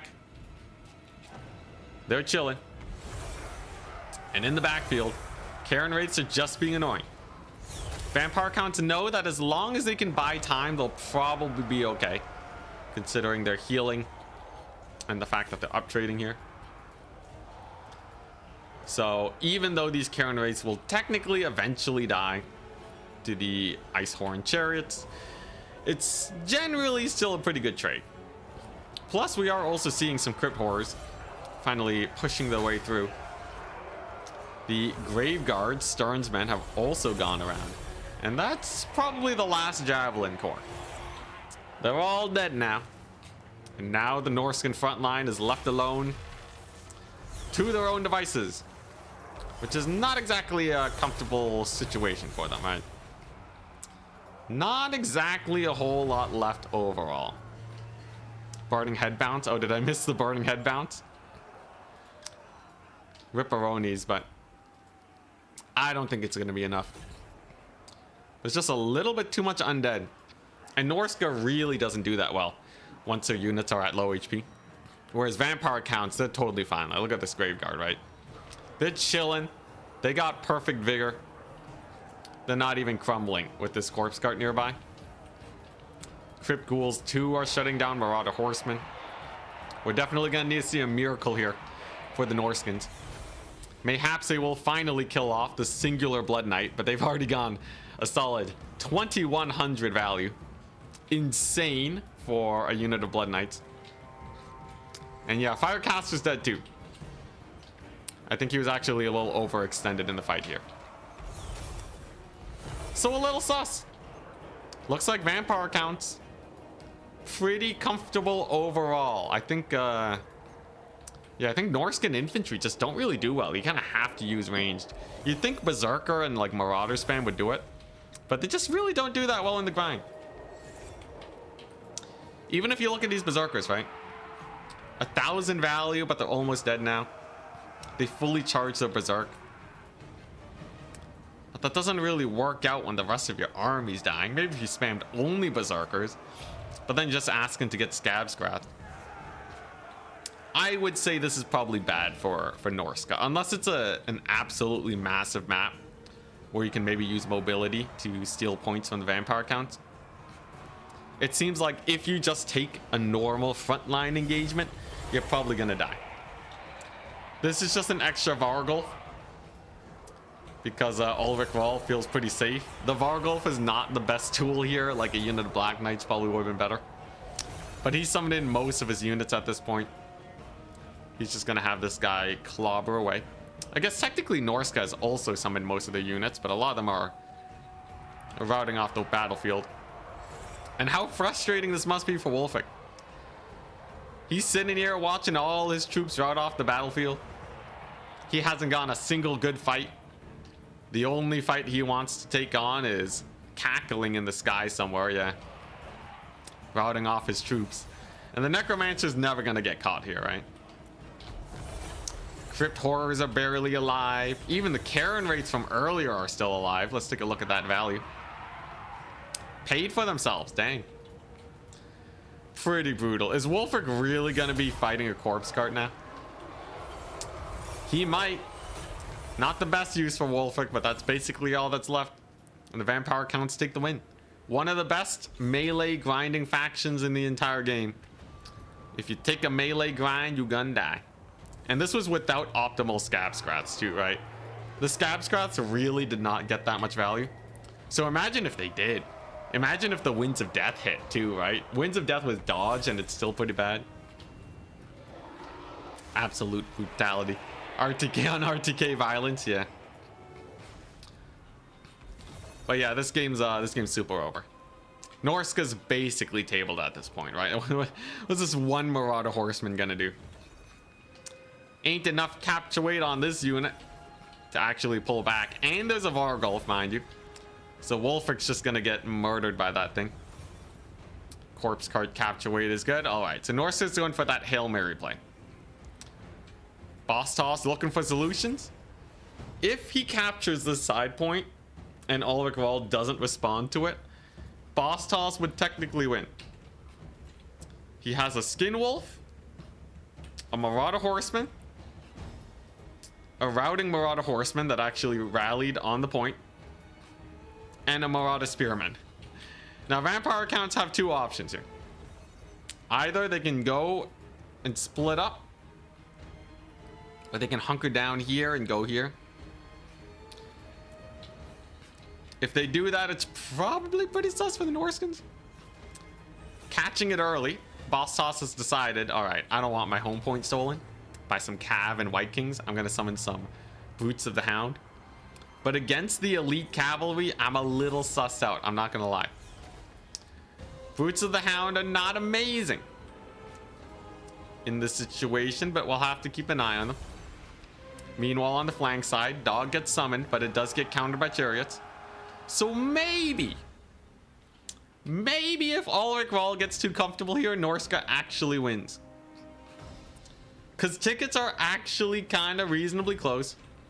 He has Wolfric and the caster on the middle point. So he's going to be a little wary about this situation. But like, come on. This is 2 White Kings, a Blood Knight. That's 10 capture weight. More than 10 because there's a second Blood Knight. There's a Crypt Ghoul here. Against 1 Boot of the Hound, there's no way that he loses this point. Against a Chariot, though, maybe, right? So maybe the Chariot knocks the White Kings away. Norska has a few resources. They do actually have the double cap right now. But I feel like he's being way too defensive on the middle point. Norska's not going to capture that, right? They already summoned everything to defend here. And now we're seeing 2 Skelly Spears and a Crypt Horror. They're trying to re-secure the back point. And this probably isn't going to capture it, but it makes sure these units can't get to the middle. So it's kind of rough for Norska either way. As expected, Cav charges on Boots of the Hound are good. And that's once again a double cap for the Vampire counts. And this is a very strong double cap situation. 1 Spear unit is not going to be enough. Norska needs to actually start, they need to actually up trade here if they want to come back. But they're being pressured on all 3 fronts right now. And they're really lacking on the actual units. Let's take a look at this. This is actually going to fall for Norska soon. In the middle, single caster's not doing enough. And on the far side, okay, technically there was capture weight for half a second. But once the White Kings are there, absolutely not. And if these Ice Wolf Chariots get chased off, it's over. Need a Mammoth Shrine. Mammoth Shrine would actually be interesting. But you got to remember what you're cutting for the Mammoth Shrine, right? You'd have to cut like 5 units of Marauders to actually get that to work. And that's not really going to be enough. Caster actually got subpar value. A lot of people like Burning Head in this matchup. But you got to remember, you're casting it on super cheap units. Usually you want 2,000 gold on your caster. Typically more against a faction that is going to sit there and regenerate all game. So we actually didn't do so great. Javelins did not pay for themselves. They were slowly worn down and caught by doggos. A little bit of a misplay there. The Blood Knight's indeed insane value. 2,600 and 2,300 on the Blood Knights. Absurd. Absolutely absurd. If Ulrich Wall wins the next match, we're facing him. So while they get set up, while they get that set up, I'll be back in a second.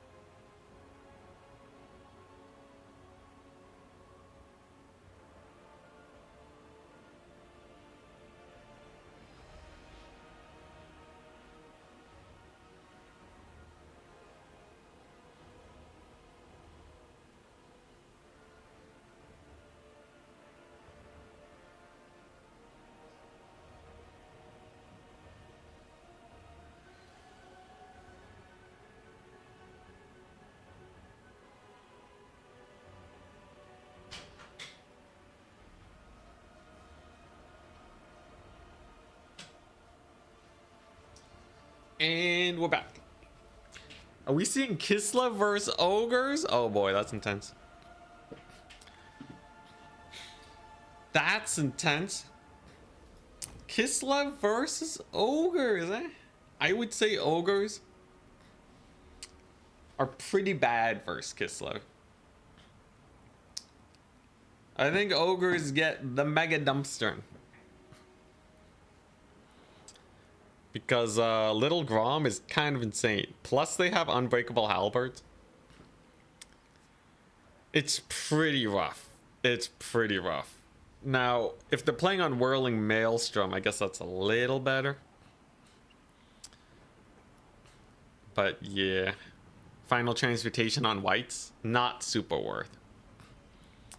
Whites are a 750 gold unit.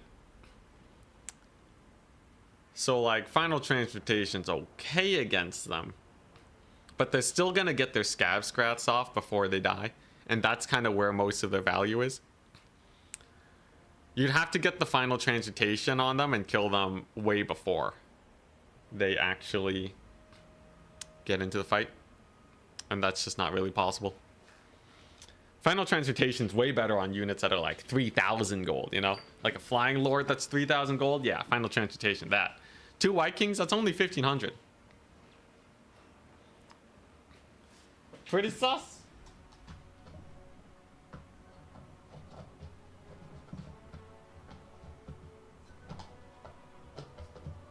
Pretty sus. My humidifier turned off. What are you doing? I need humidity. Alright. But yeah, usually White King's the best thing to do is just ignore them. Just ignore them and try to win the main fight, even though you get scab scrat. If you position your infantry well enough, they're not going to get scab scrat. The way Danican did it was he just had a bunch of armored infantry, so there were no good targets. What'd you miss? We're spectating the semifinals. Ulrich Wall versus Boss Toss. And the winner faces your boy Anticity in the grand finals. I'm very excited. Playing best of threes against these people is the best way to practice for tournaments. Make sure that our picks and bans are all ready to go. SFTs generally, they're really good for securing wins in you know, in bad matchups. You get to practice a lot of bad matchups. But yeah.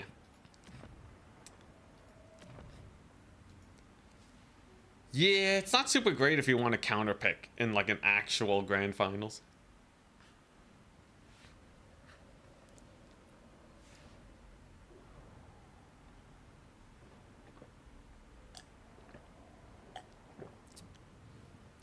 You ever think about picking a matchup you like and then playing 5 or 9 games in a row of the matchup with somebody? That's what I used to do. But I don't really have a clan to play with much anymore. ODM doesn't play domination. And usually, yeah, maybe back in the day when I was super grinding Warhammer, I was playing it like 24/7, day in, day out. Wasn't even streaming really. That would have been my time for it. But now that I kind of know all the factions and the matchups, I don't really need to play a huge amount of time. And there's so many matchups in the game too.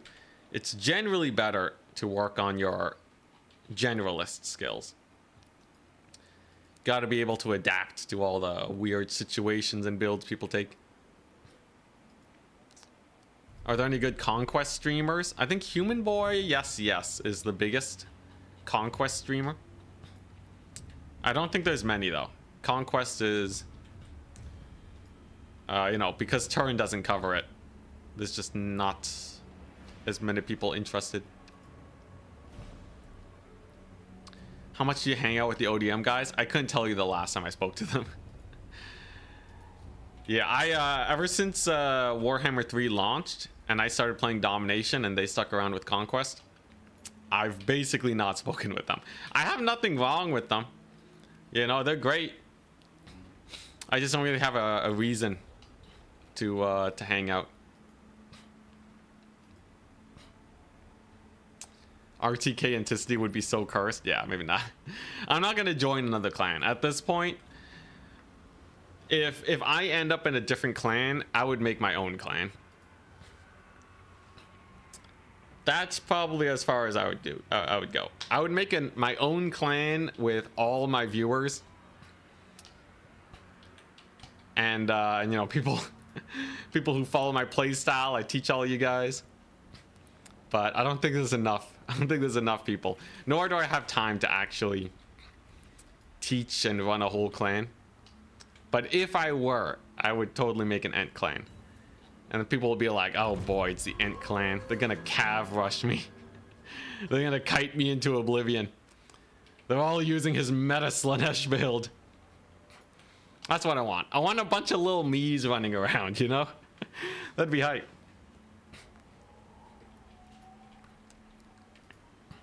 Yeah, Karaftir, you would be in the Ent clan for sure. For sure. If someone else wants to start the clan, go for it. If you want to start an Ent clan, sure, why not? I just don't have time to work on it. That would be so jokes though, just like training an army of people that just crush it at domination. I feel like you need to be able to experiment and make some crazy builds, but you should also be good at playing meta. Although I will say, like, Trizik and Karaftir are both pretty well-known experimenters here. So maybe if you just experiment, that's good enough to qualify. Just have like some crazy build that works. I do love seeing the cooking. Anyways, we have a match here. If Ulrich Ral wins this, it's over. But Kislev is generally quite favored here. Lil Grom gets a pot shot off. Misses. Bounces. That's a sad cannonball. So far, no damage has been dealt.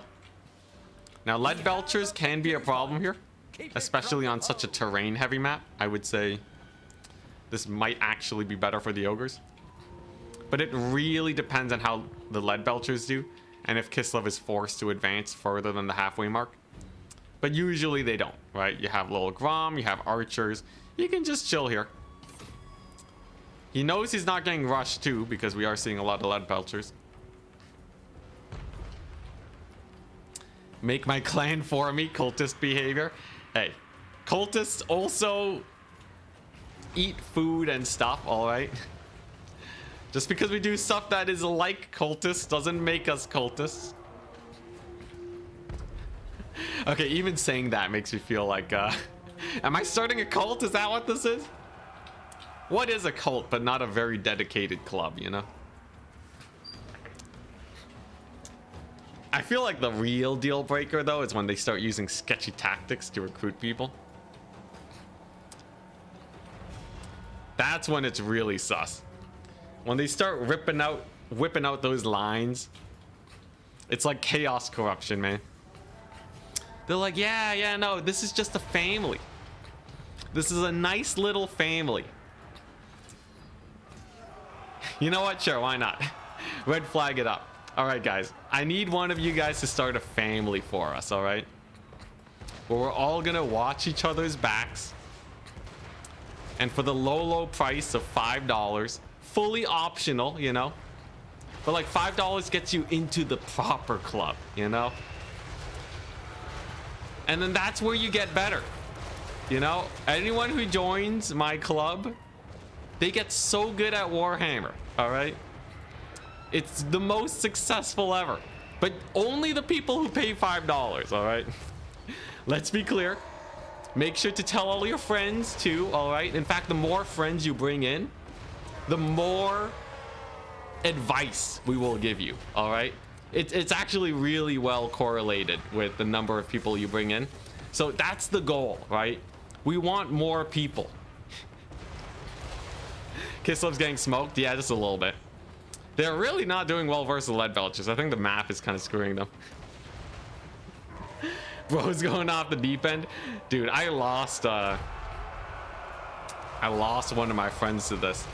They're not dead or anything, but I've seen it firsthand. It's super sketchy, man. Like, I'm memeing, but I've seen worse. But yeah, no, it's it's pretty bad. It's pretty bad. But all right, what are we seeing here? Ogres are actually capturing the second point. Dude, Kislev's 3k down. Dude, they're getting so cooked. These lead belchers are having the time of their lives. Look at them. Forest Park lead belchers.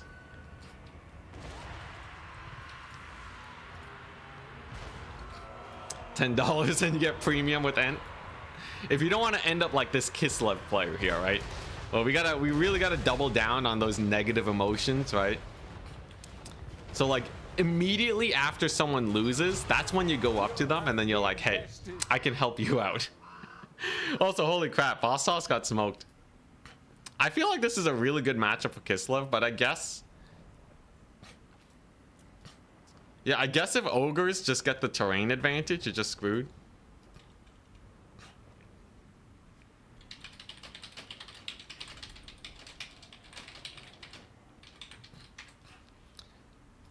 Dang. We're up.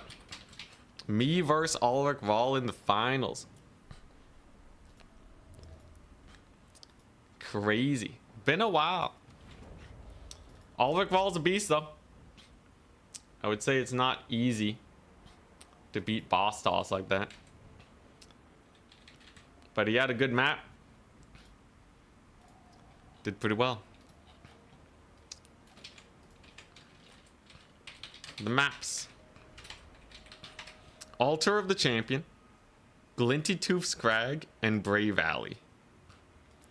Some of these are not the best for ranged factions. They're only okay, so I gotta be real careful about my counter picks here.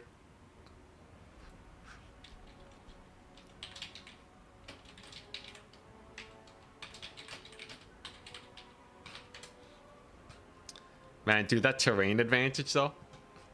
That terrain advantage was crazy. But Altar of the Champion, Glinty Tooths, and Bray Valley. Bray Valley's pretty good for ranged, but it has some quirks to it that kind of make it awkward. Like, I'm not dying to pick Empire here, is what I'm saying. Altar of the Champion is really bad for cannon factions. You could totally just get some lead belchers in there, and then you're good. And then Glinty Tooth's Crag has a lot of hills. So, optimally, we go for, like, the undead stuff, right? Yeah, I think we get, like, some vampire coasting. We get some vampire counts. A good Slanesh rush would be really nice, especially on Altar of the Champion. Slanesh is actually really nice on Altar of the Champion. The edges of the map are super close.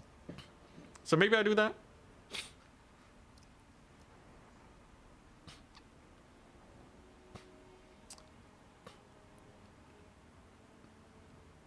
Noble Naldor, we will promise you pleasures unimaginable.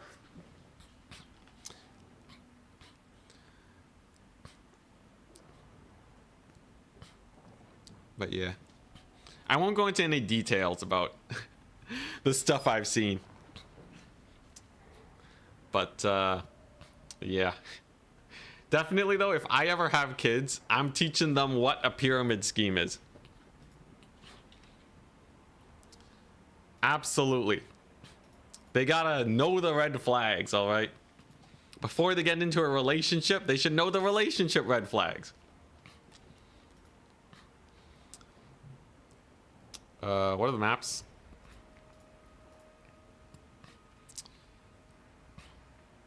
Okay, well, this one's just a good pick, right? Wood Elves, #1. Ogre Kingdoms first. So they didn't go for the undead pick. Wood Elves are pretty bad versus Ogre Kingdoms. So that already puts me in a slightly awkward position. But I don't think it's unplayable. We will have to play it though.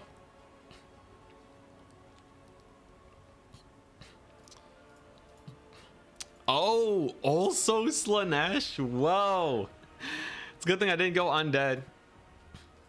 Wow. Also Slanesh.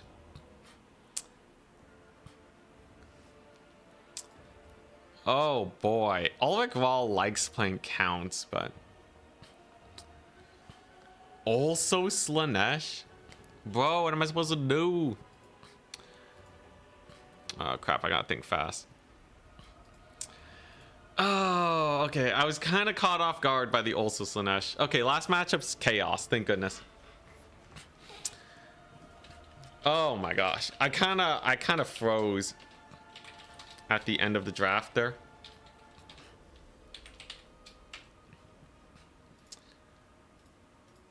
But thankfully he went for Chaos. So I went Wood Elf, Slanesh, Empire. He has Ogres, Slanesh, and Chaos. Empire versus Chaos should be fine. Wood Elves and Slanesh versus Chaos. I think picking Chaos was his big misplay. Ogres, that means I can ban Ogres versus Wood Elves. Like, pretty easily, right? Now, Brave Alley and Altar. Yeah, if I ban Altar of the Champion as Empire, I can play on Glinty Toofs or Brave Alley. So Empire should be okay versus Ogres in that situation. The map advantage is definitely gone though. Like, we have no map advantage. Slanesh Mirror would be quite interesting. It's just gonna come down to who plays it better. As a Slanesh main, I am obligated to play that mirror though. And it's actually quite likely to show up. So it could be good practice. Tombo 420, thank you very much for the prime sub.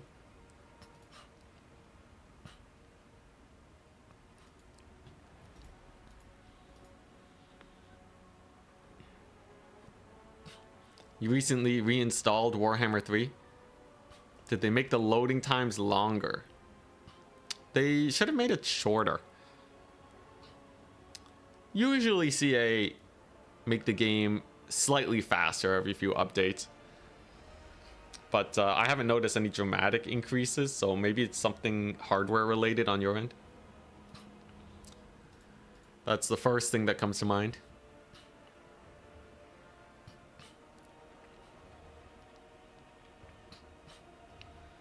And Clan will be a Slanesh cult. Slanesh Mirror is actually pretty fun. Hype.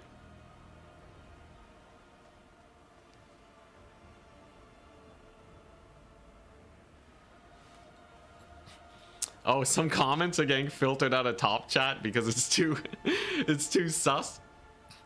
Wait, yo, let me look up live chat. Yeah, yo, Rogue AI's message got filtered out of top chat because it was too sus. Talking about buying nutrients. Oh my god. Yo, YouTube's got my back. Dang, alright.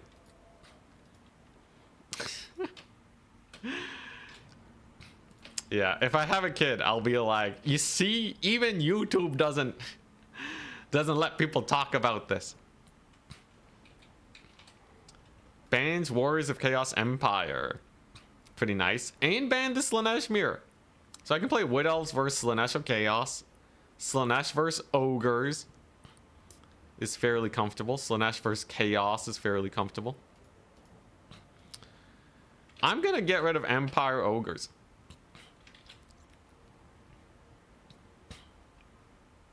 Oh, he didn't ban. He banned Slanesh Wood Elves. Maybe.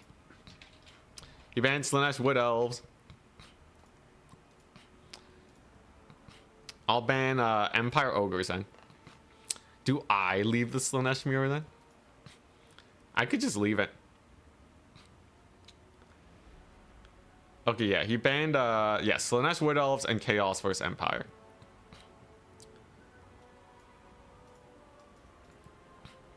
I've banned Wood Elves versus Ogres. I've banned Empire. Do I want to play Empire into Ogres? I think it's too sus. Like, he's just going to do a build-up strat, right? Then again, Outriders are kind of sick there. I will play Slanesh into Ogres. I will play the Slanesh Mirror. Yeah, I'll ban the Slanesh versus Empire. I could get rid of the Slanesh Mirror if I feel that confident, but I'm actually a little worried about Ogres versus Empire. Or should I be? I did win it last time. Map-wise should be okay. I think it's just too sus.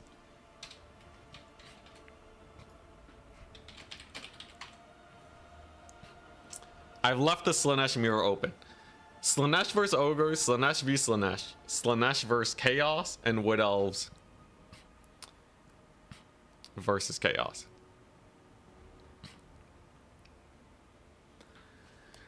I think my Wood Elves should be good versus Chaos. And when I played Attack Speed Enjoyer, it went fairly well. A Slanesh Mirror is pretty good for us. Most people don't like mirrors. If I like mirrors, that's a good sign.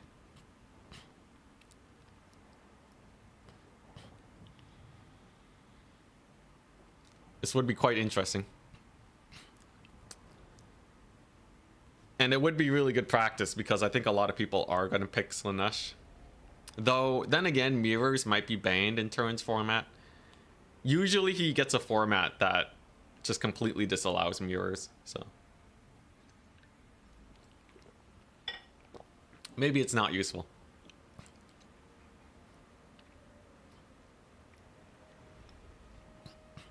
He bans Chaos and Wood Elves.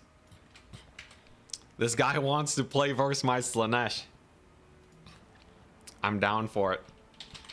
Let's play Slanesh versus Ogres first. Ban Glinty. Yeah, I think I'd rather play against Ogres on Brave Valley. Yeah, or Altar of the Champion. Alright. Slanesh v Ogres, people. And then we're gonna play the Slanesh Mirror.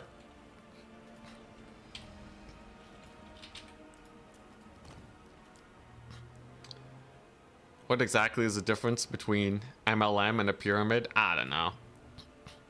It's all kind of sketchy though. The whole technically not a pyramid scheme is such a... it's such a cop-out. Nobody's like, this is technically not murder. And people are like, hell yeah. Hell yeah, get me in there. I would never murder. But technically not murder? Ooh, that sounds pretty good. No, if you're saying it's technically not something terrible, that means you're pretty close. Don't do it. Don't do it, man. I would stay well away, even if it's like slightly better. Just watch yourself, you know?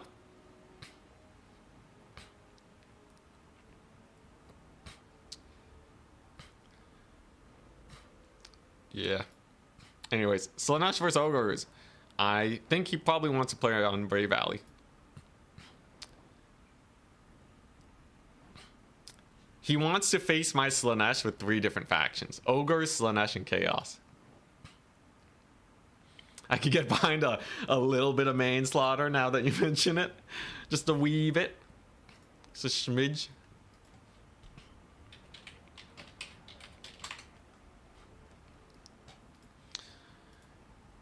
Let's see if we can get a good map ban. So, Ogres in general here. Ogres, they're not the bestest.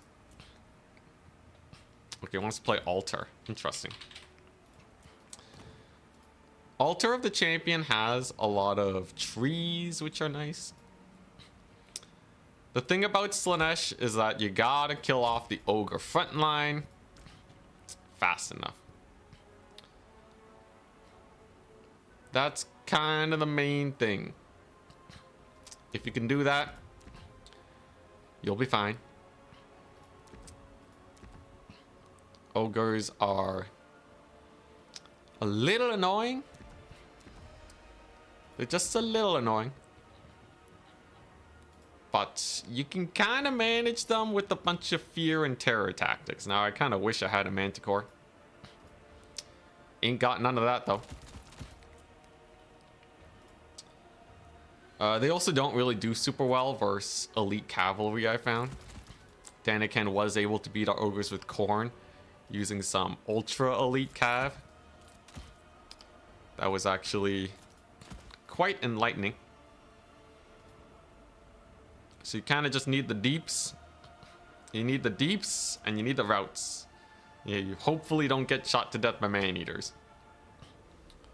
That is the Slaaneshi way.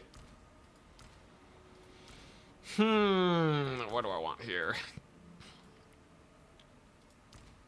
If only Slaanesh infantry was better. And again, they're already an insanely strong faction. Probably don't need them to be any stronger.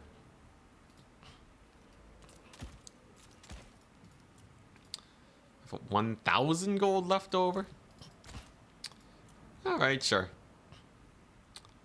This ain't too bad. Yeah, alright.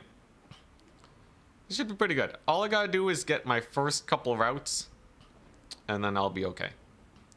The trees do not protect my opponent. Not in this match. So I should be able to use that to my advantage. And in theory, it's impossible for him to win. Long as we play this correctly.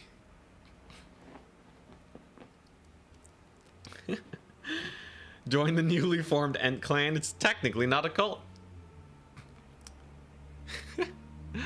We should call the clan TNC.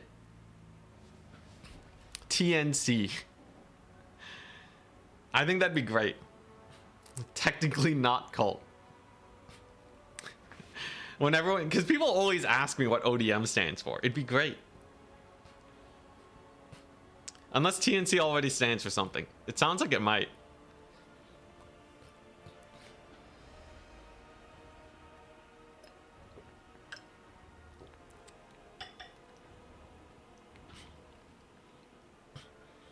Rogue AI, you feel like 2 lead belchers, if they can cover 2 points, it's pretty bad for Slaanesh. Yeah, I'm not entirely sure. I think Slaanesh can rush down ogres pretty well. And lead belchers can't really find a safe place to run to. But, I don't know. It's not a match if I've played a whack load. I know you like to go pretty heavy on the armor here too. But I feel like ogres can't defend a bunch of lead belchers. Like how easily 1 lead belcher can cover 2 points. Yeah, I think you can cover 2 points here with 1 lead belcher, but I don't think a box wins this. Like, he can just park like right here, right? Or like right there, and then just cover these 2 points. But I think he's dead. I think he's dead regardless, because Slaanesh, they should be strong.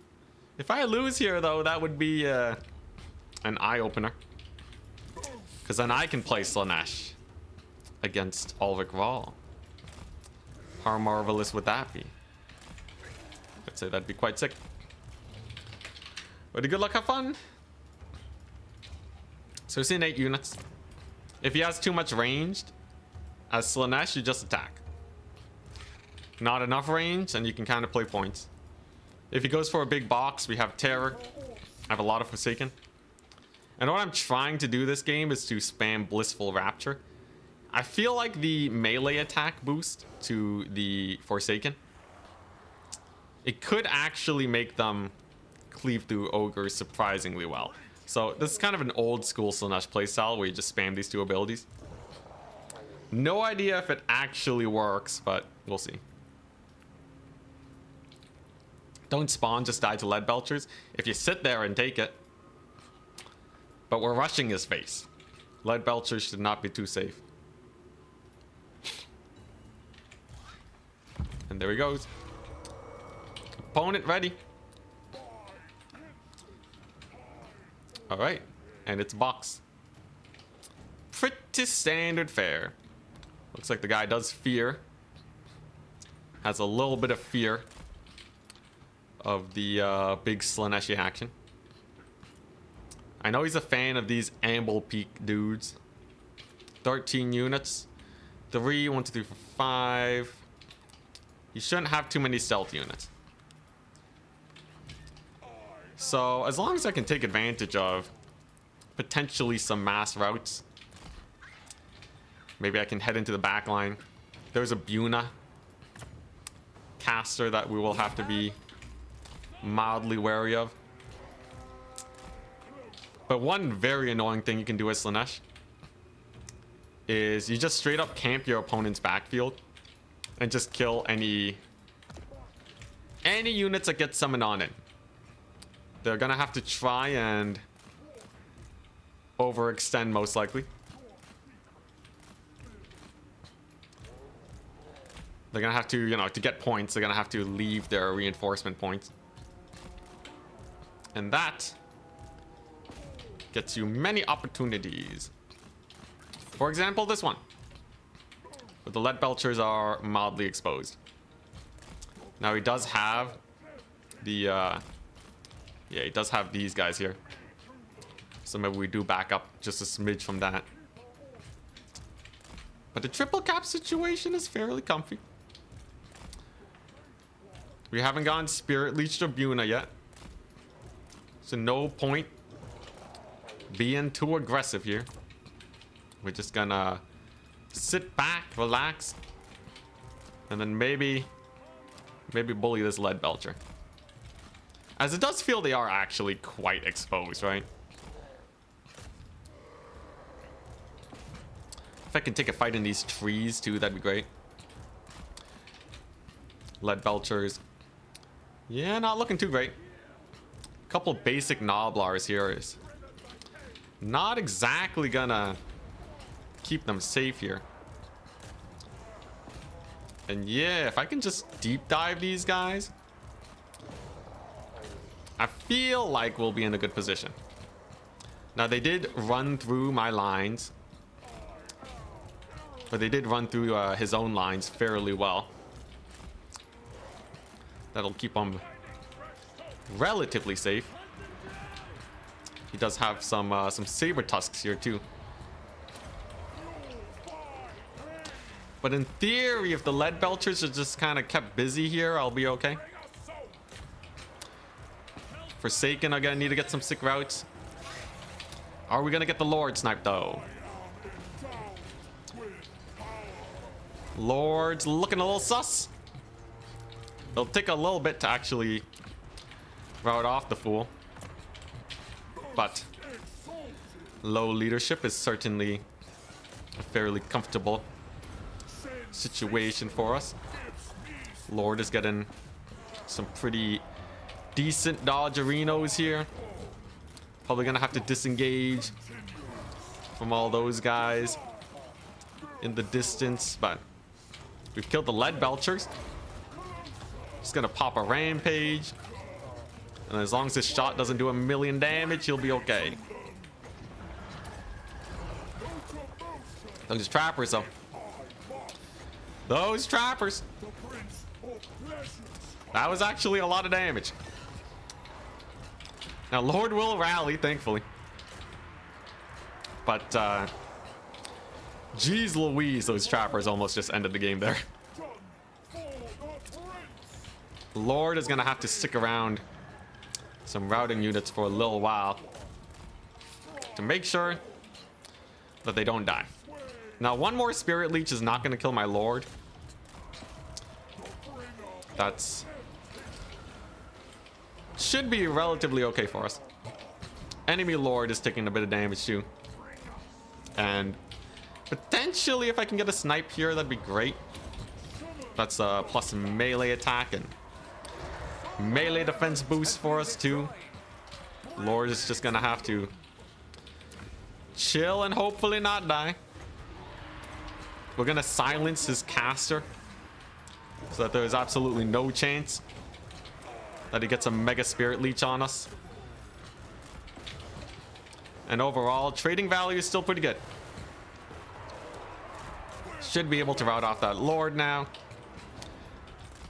And with them out of the question, I think we do finally win this. Little sketchy. Your boy Anticity knows how to make a game feel sus. But yeah, I think he got a sick net play basically. Like he used his guy to basically get my Lord to 0 speed. Because he had that little assassin dude, right? Assassin guy is super duper sketchy.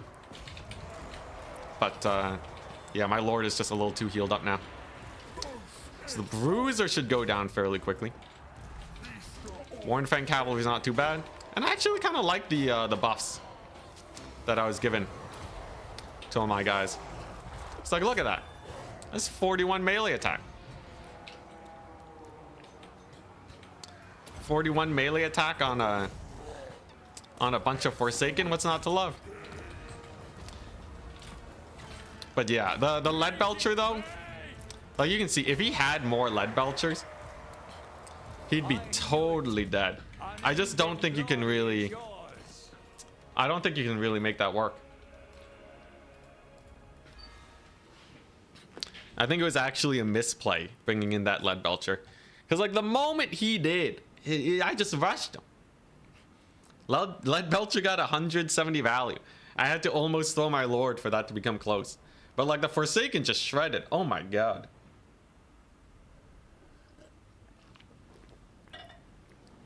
Spawn absolutely cooked too. Fiends absolutely cooked. And then it's just Hellstrider spam, right?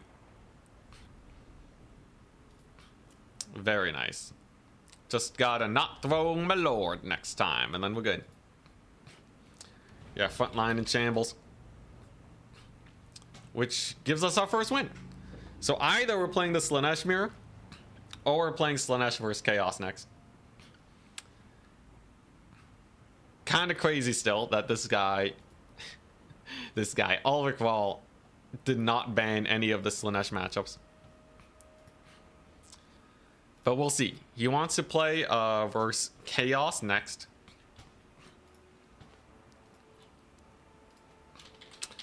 I'll ban, let's see, Glinty Toofs.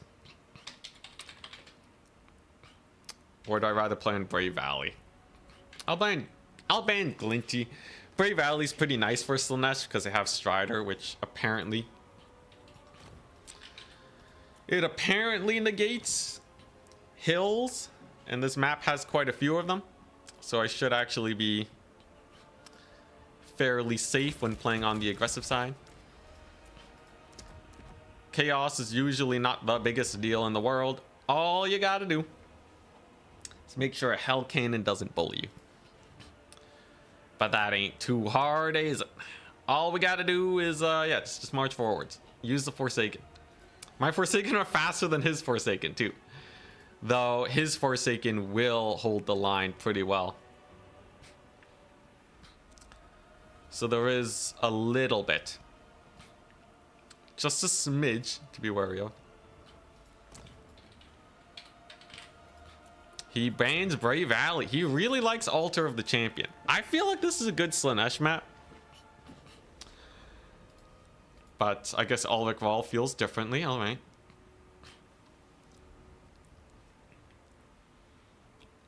If you just say Chaos, we don't know what level of jank we should expect. My bad. He's playing Warriors of Chaos. I call them Chaos because they're clearly the better Chaos faction. What are Forsaken good against? Everything.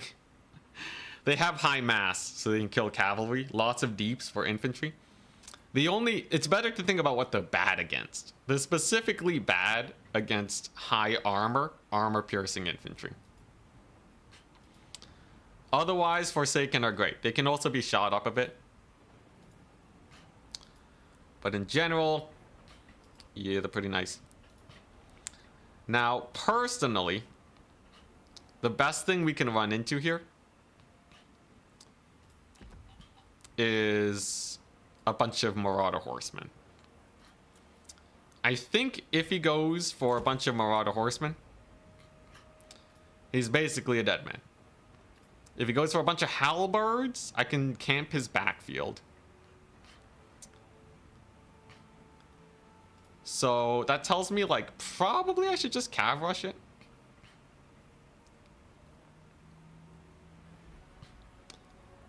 Gotta be a little careful about some Buna plays and all that. Chaos just doesn't really have anything to deal with Fiends, though, do they? I'm pretty sure the Fiends... I'm pretty sure... they cook pretty hard. Now, do I need any infantry? That's a real question. When you're playing Slaanesh, you gotta ask yourself, do you need any infantry? Hellstriders are definitely good here. Is he gonna bring Aeson the Fallen, maybe? Maybe we'll get some Aeson action. In theory, he just dies to my Lord, though. He does have a pretty nasty Buna, so I do have to be just a little careful with my guys, but... I don't know, man. I feel like Slaanesh is just a better Chaos. Chaos take Hellstriders to try and be like Slaanesh. But that ain't enough. Oh, that ain't enough. Maybe one Bringers of Beguilement. Just in case. He has some infantry, but yeah, I think it'll be okay. I'll be back in a second.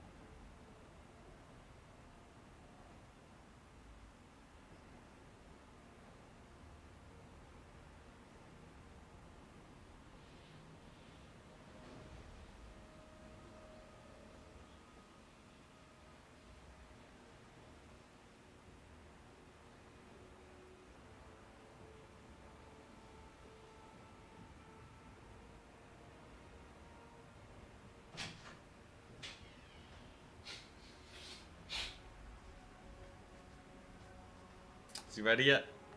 Not quite yet. Not quite yet.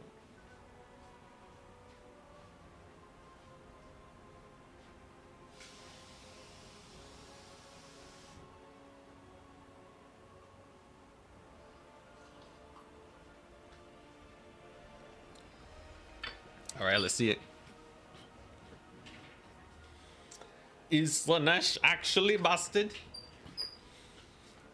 I think every game today that I played as Slaanesh, we just ran over. We just bulldozed over my opponent.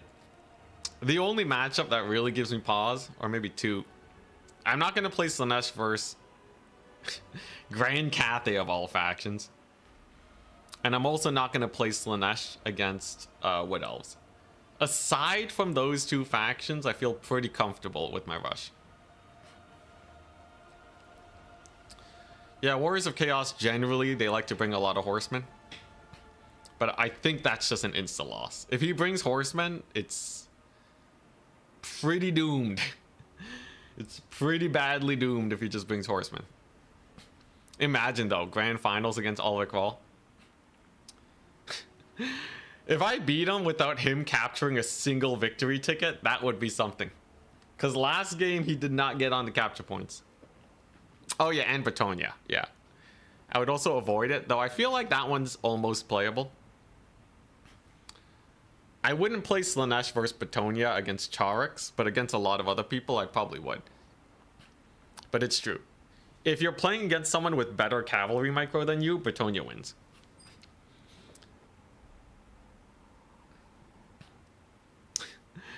No Slanesh versus Cathay, didn't I train you? You trained me on the Cathay side, man. Cathay's busted versus Slanesh. Just wait until they get crossbows. Then, then we're cooking.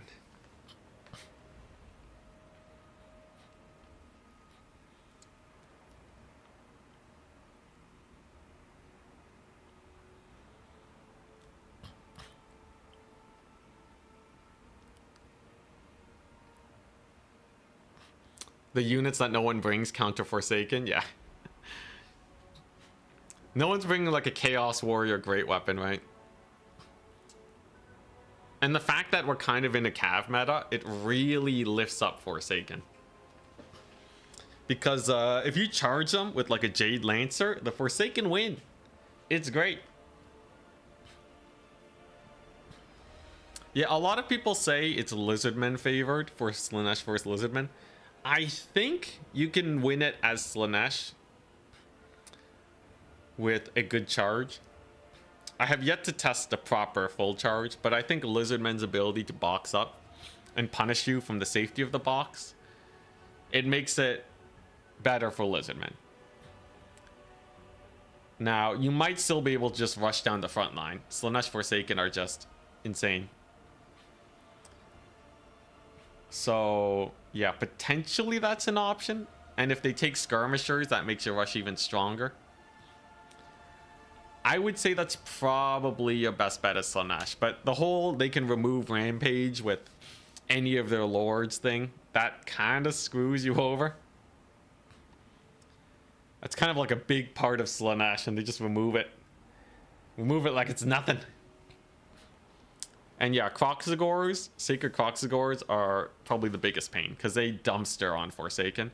The only hope you have is to kill everything else and then maybe surround and rout them with your Lord. But that's basically it. Sacred Croxagores are a big pain in that matchup. What kills the Shredder? Cycle charging with your Lord. Shredder is not the biggest deal in the world because Slanesh is really good at killing everything else, right? So you're going to see a lone Shredder. The Lord's going to die. All the support for the Shredder is dead. And a random Shredder of Lustria in the middle of nowhere, that's just not... That's just not going to cook. I don't know what to say.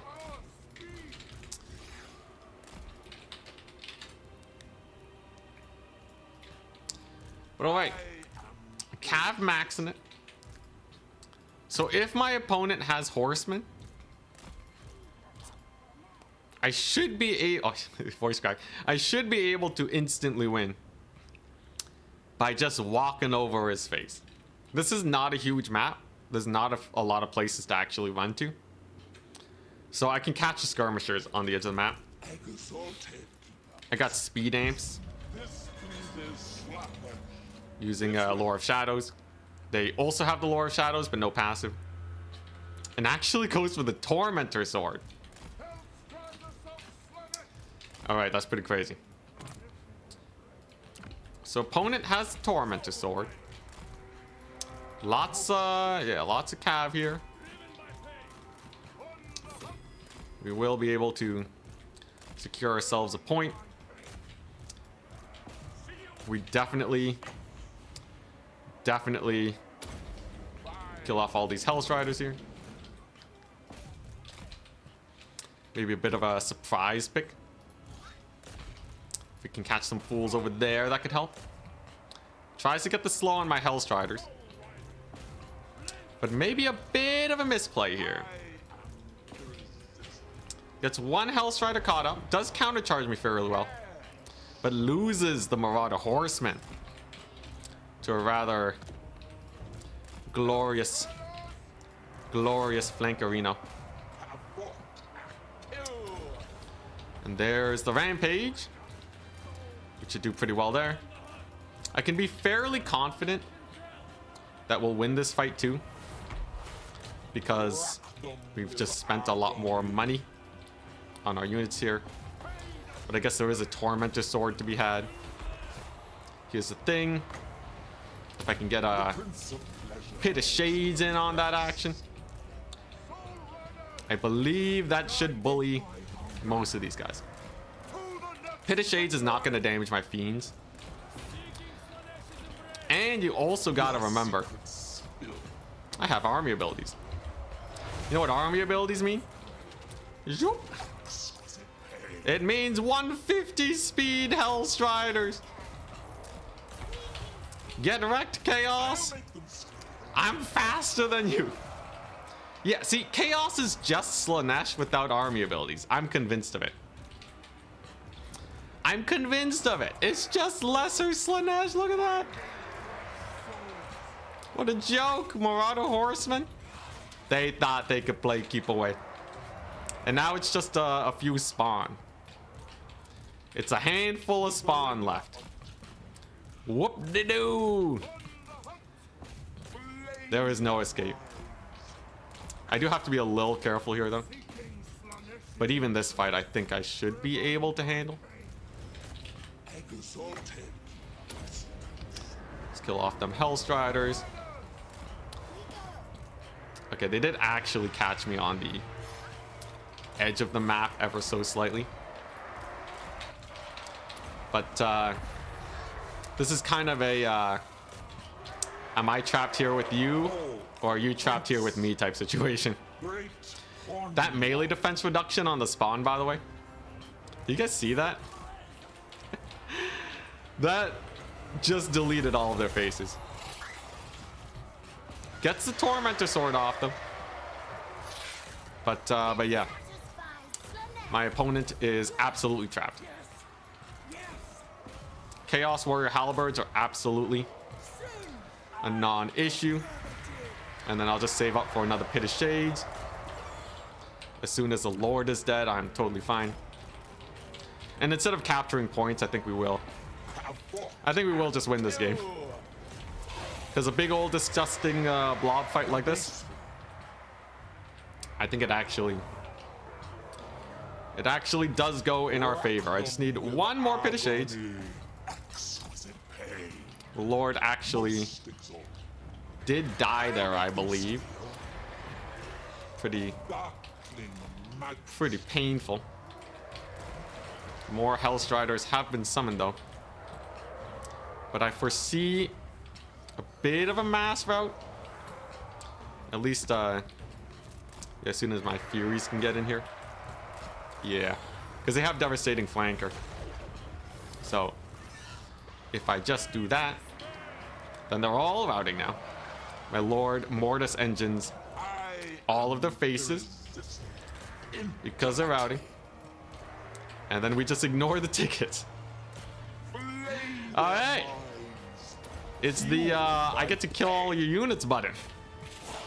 Minus 24 melee defense. 0 melee defense. On the Forsaken. Finally capture that flank point. Though the Forsaken do barely hold. Rather impressive. It's okay, we have a Pit of Shades. And skadoosh. Pit of Shades will do well. I have a bunch of fiends here. It's really not a big deal. I will say fighting in his spawn zone's a little sketchy. But at the end of the day, my Lord is in very good health right now. It doesn't really matter how many Hellstriders he summons. Because this guy is just going to keep farming.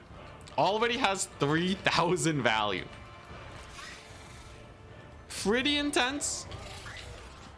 I would say that is a healthy amount of damage. Yeah, we beat the White Lion Camp. Alright, GG. Slanesh! What a wonderful day! And that's why when I am playing Slanesh, you may want to ban them. Unless you're playing Cathy or Wood Elves. In the end, Marauder Horsemen, yeah. They're too slow. They're way too slow to tussle versus Slanesh. Mega damage on my Lord. And Furies, they cook up the Halberds, which is why they're bad. Furies kill everything that Forsaken can't. It's a dandy time.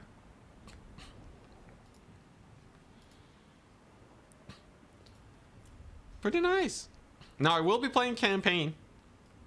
So stick around for Anticity's extra long stream day today. I want to do another mini speed run. So that's gonna be what we do. We've won the grand finals.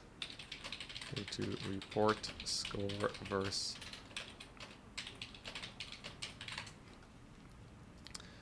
But yeah, disgusting.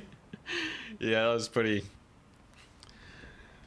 rough. 150 speed Hellstriders.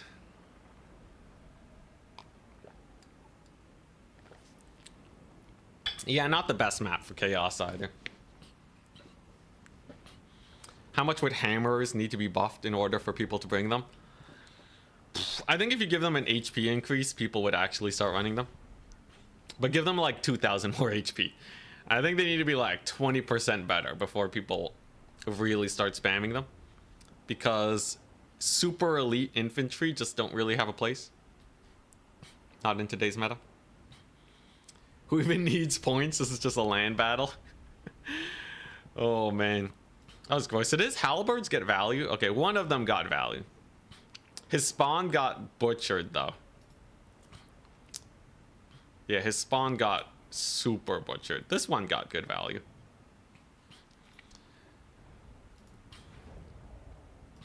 But alright. As soon as he reports the score, we can do that. And I'm thinking of a campaign. I need to make another video. What do you guys think? What video do you guys want to see?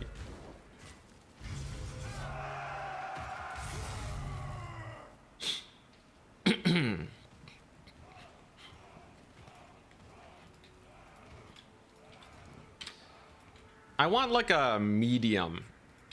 I want like a medium challenge campaign. I don't want anything like that'll take me like multiple sessions. But I also don't want something that's just complete cakewalk either. Tree only wood elves, ghost max. So you want to see you want to see a ghost max Silastra campaign? That would be that would actually be pretty interesting. Squig only greenskins. Already did a greenskin campaign.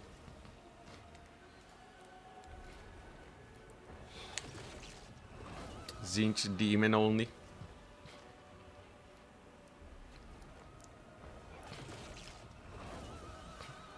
I should do a speed run where I have to collect all the ghost units in the game.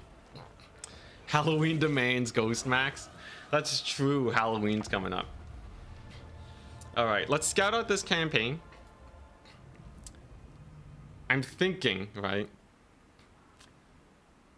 What's like a good objective though? Okay, so we're going Silastra Ghost Max, which will naturally make my auto resolve suck.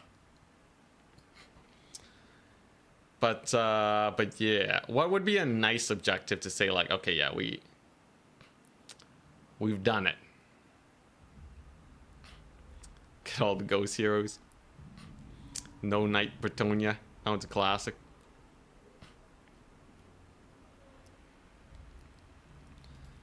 But yeah, what we're looking at. Ark in the Black, this is Total War. It's pretty fun. But yeah, let's look. I'm not gonna take Lothorn again. It's been an eternity since I felt warmth. But yeah, what do you think? You can get to the Empire in 7 to 8 turns.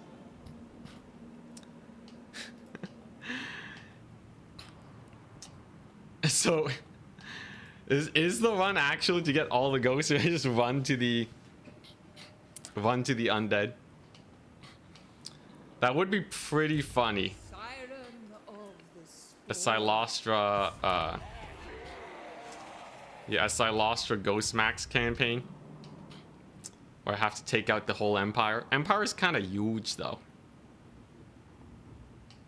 Snicketch versus Cathay speedrun. I think this one's a little more apt with Halloween coming up. An audience.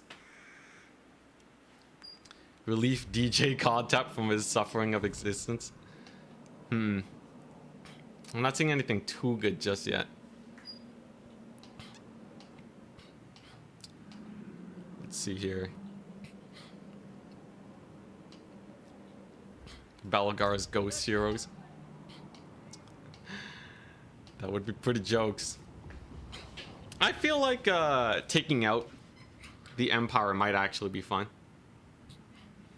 Yeah, I don't want to do another donut grab video though. Okay, I think I got it. I want to Ghost Max and kill Franz. Because the vampire counts are obviously our friends. Because they have ghosts. And then we can help Vlad out. Yeah, we can help Vlad out by completely annihilating Franz, thus making Vlad the true and proper emperor of the Empire. I feel like that's a nice objective.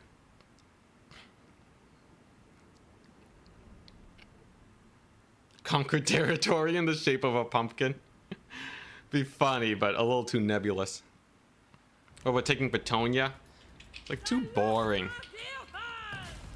I think we're just gonna go beat up Franz. Anyway, Silastra has the Ghost of the Past here. So, this first battle should be pretty good. And then I just gotta rush my Ghost construction. If I get them to blob up on this guy over here, and then just charge them with my Ghost of the Past, I'm pretty sure we can just rout them all off. In theory, Mr. Paladin here doesn't die to infantry, but AI is actually pretty resistant to blobbing, it seems. Alright, let's just do it like this then. Yeah, if I can kill off the Lord. Now this is a, or at least supposed to be, a speed run here. So we do have to play this relatively quick. Ghosts of the Past though, they should be able to do quite well. Lots of tide call action to kill the spears and such. Alright. And now I get the Ghost of the Past. Hopefully the Sirens can stop sucking for half a second. Gotta remember, this is legendary difficulty. But yeah, if I do this... Wait, do these guys even have mass? The ghosts. Okay, no, they do. Okay, so Lance Formation should actually be good on them. If I don't win this battle, we just have to restart. Come on, you darn knights. Get in there. Oh my god, the knights. The knights, they're sucking. It's okay, we're gonna kill off their lord. And now Lord loss penalty means everything here gets terror routed, right? Especially with the rear charge from this guy. Yeah. There we go. Unfortunately, I do lose a Siren. I would say that is not exactly optimal. I'll get the Dead Rise again though, right? Is this battle actually... Are we actually gonna lose this? Man, I forget how crazy legendary difficulty is. Bro, legendary difficulty is a bit much.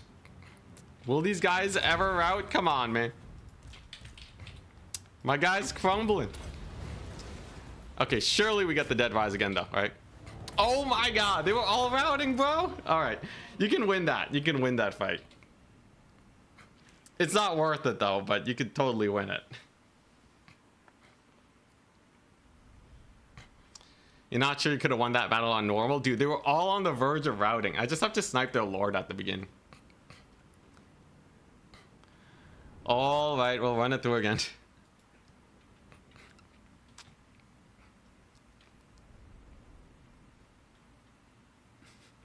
AI greater than all the tournament players combined. Bro, they just wouldn't route. They even got the dead rise again. That's such a shame. Alright. Get me back to the menu. But yeah, I'd probably have to spell kite a bit. I'd have to kill off the guys. The Dark Rider. CA did make the AI better at not blobbing up. Before, they would blob up so hard. Nowadays, though, they only leave one guy on my SE. You need like multiple single entities to get them to blob. It kind of made me misplay, but we'll be good. You think destroying Betonia is more in character? So like a Silostra to Betonia relocation campaign. And then we become friends with Kemmler. I guess it is closer. So like, what's the speed one? Kill all the Betonians. Oh yeah, I guess Silostra is a Betonian. All right, you know what? I'll do that. Okay, we're changing the target to Silostra. We're trying to kill off every Betonian in Betonia, because Silostra is the true Betonian. That feels fairly fitting. Now, Sirens are tier 3 in terms of boatiness. So, yeah, we're gonna need a... Gonna need to build up the boat. Let's see here. Immune to storm and reef attrition. Casualty replen. Siren? Were there no Siren upgrades? Oh my god, this is the only thing. Upkeep reduction for Sirens. Alright. Well, I guess that's really the only tech I need. Treasure map is miles away, but yeah, I'll just rush tier 3. Then as soon as I can get some ghosts, we'll be fine.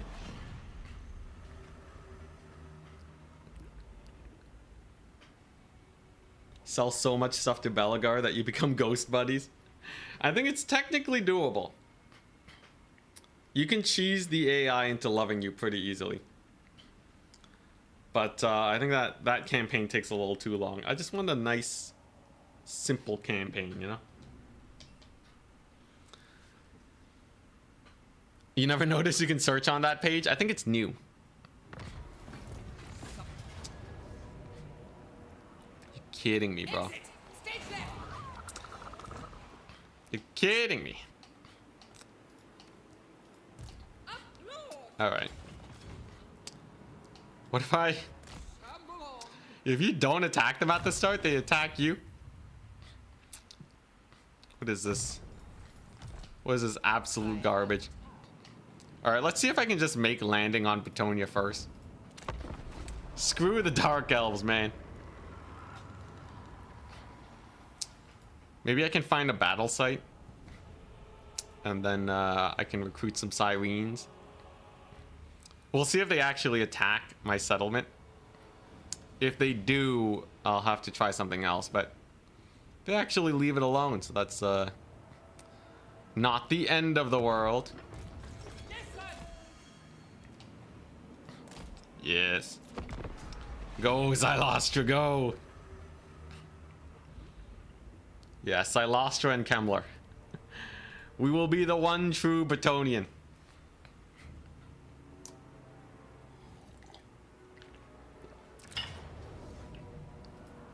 Oh, they actually showed up. Man, these Dark Elves. I can't believe you actually have to fight them at the start.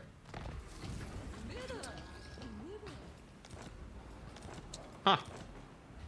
Without a capital, I don't have attrition? Well, sure. Now, is there any way we can take Lewin's capital with Silostra? Is that at all possible? That would be a pretty fun start for Silostra. Still technically better than the 50% bloats campaign. That was pure suffering.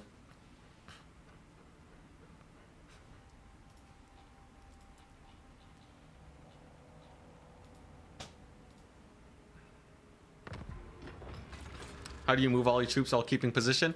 Hold Alt and then use left click plus drag. That's the way to do it. Holy Kamler. My dude, what's up, man? Speak your words, but don't mistake me for some hedge wizard. Wait. He's not at war? Madame Silostre, dear fan. He's not at war with Lewin. He's just conspicuously close. Don't mind me. I'm just hanging around. All right, interesting. You know, if we just chill here though. If he takes a good enough fight against Lewin, then maybe we can clean up shop. What? We were supposed to be best buds. How dare you? How dare you? What happened? We're supposed to be bros. What the crap? All right. Well, Kemmler's a piece of crap. That's what he is. What the crap? Who's supposed to join forces? I see. This will be more difficult than I could have ever expected. What the crap? You just ended the campaign right then and there. Okay, so that means I have to kill the Dark Elves. We have to kill the Dark Elves. Thankfully, the first battle is decently manageable. It's decently manageable. I think we can win it as long as we use my Paladin correctly. They don't have any range, so that makes things a lot simpler. Get rid of Kemmler, go seduce the Red Duke. Ooh, some Red Duke action. Yeah, yeah. All right. Madame Silostre, dear fan. So I have to get rid of these guys.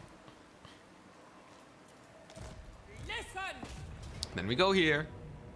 Valiant defeat. I think not. I just have to kill off the Lord and spam Tide Cult. I do have a lot of Winds of Magic, so that will help. And then I'll get my boat upgrades. Wait a couple turns so I can spam Sirens, and then we just invade Bretonia. Yeah, Kemmler's not even dead, you know? As an undead vampire, how could I possibly trust a living man? Foolish. How foolish I was.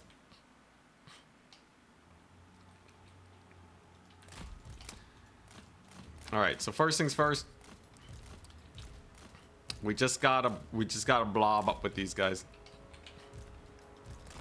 There we go, so they brace.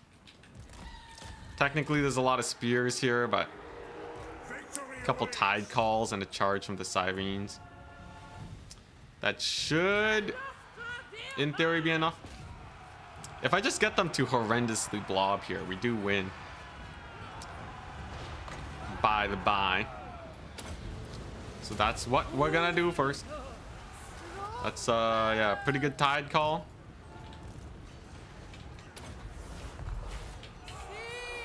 You get a little bit of a debuff there.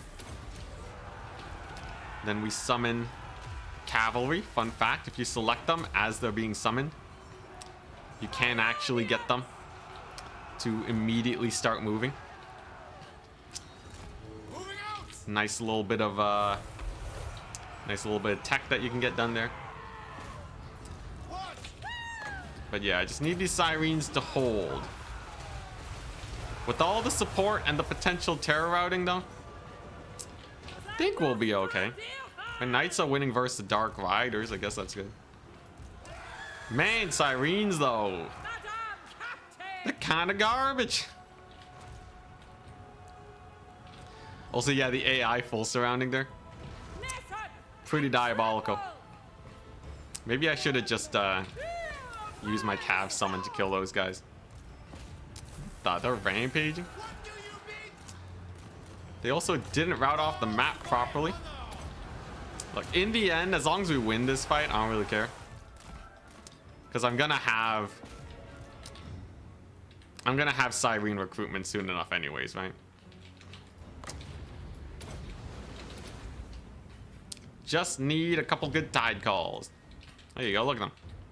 Terror routing off the map. I'll get the dead rise again. It'll be great. Hit them with the waves. Hit them with the splishy splash. This does blow them up rather well, actually. If I stack Silostra and my Knight. So instead of splitting my units, we just do it like this. And this is probably the fastest way to deal with the this Dark Elf army.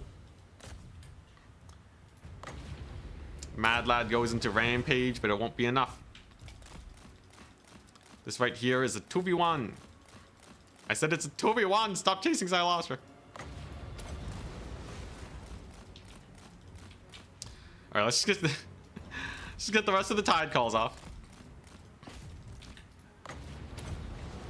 There you go. That should kill him. All right. As long as Silostra doesn't die, and we do this, then we should be good. Huzzah! We did it!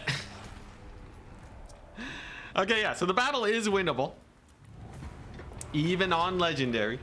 It is a 4-minute time loss, but it is winnable. And then with these guys dead, then I can get ready to recruit, right? Let Silostra die and resummon her. The pro strats.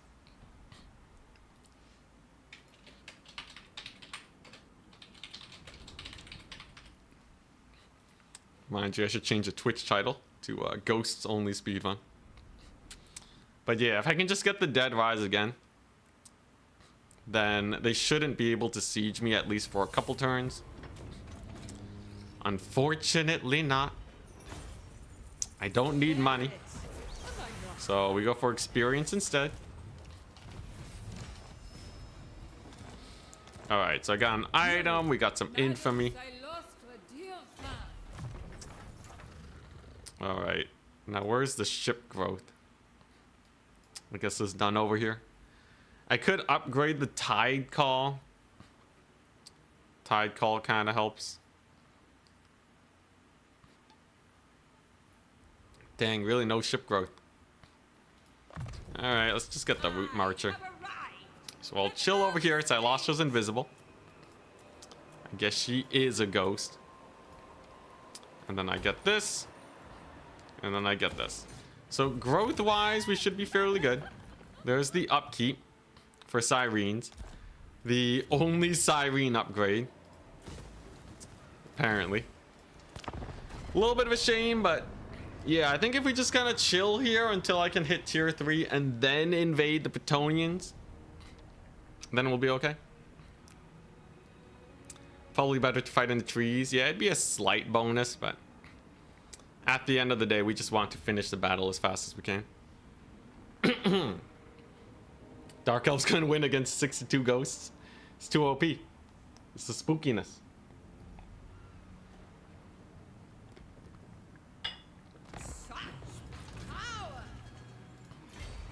Now here comes a general. But what if I ambush them? Increase melee stats? And you get 2 uses? Holy value. Sing the songs of death.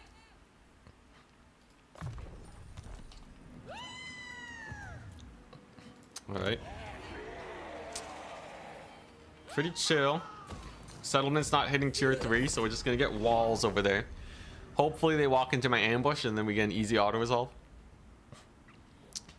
And then we take out the Petonians. Is Strider effective also in forests? Yeah, Strider prevents forest debuffs. It's quite nice. Discovered. Oh. Sure, I guess. Such flawed. AI being silly. Auto-resolve OP, clearly. Who needs an ambush? Applaud. Right. So far, so good. Yeah, let's go blue line. Why not? We'll get the blue line. Silas's chilling. Madam Our walls are Silas, building. dear fan.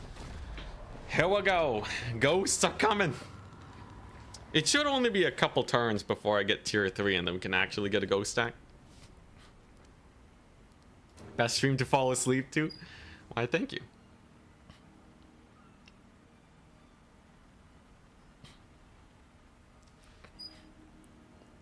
Interesting.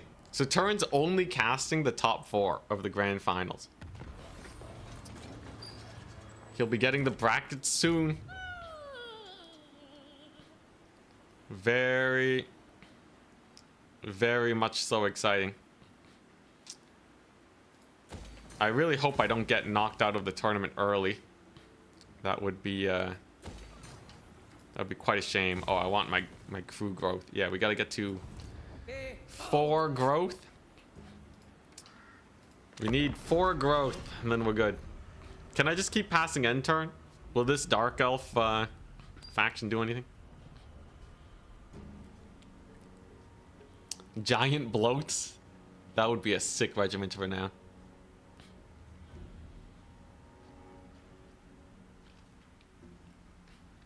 Man, I really hope we win this grand finals. Based on my tournament performance as of late, though, it seems like I should be relatively in the clear. Seems like we do fairly well for ourselves.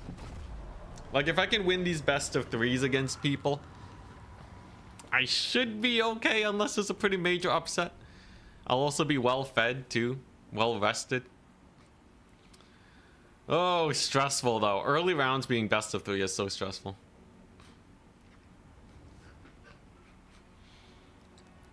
Can I convince them to make it all best of 5s? Then I'll also get later for the European players. And then they'll get tired.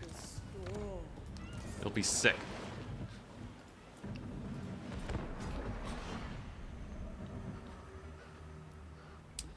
Can you get people to send in replays or something and cast the lower ones during downtime? Oh yeah, that'd be fun.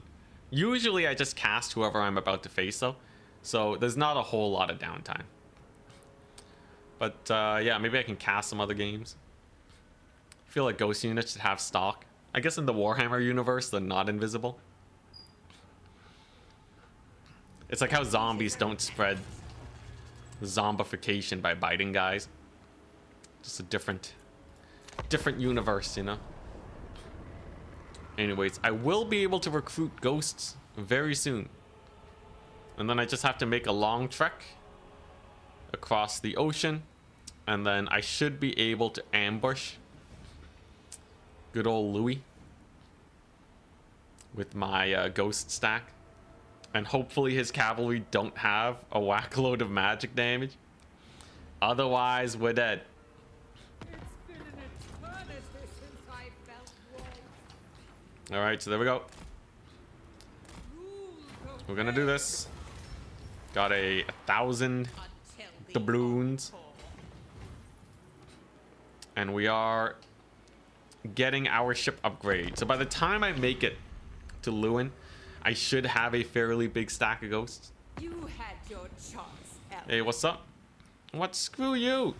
You're not gonna chase me across the ocean anyways, right?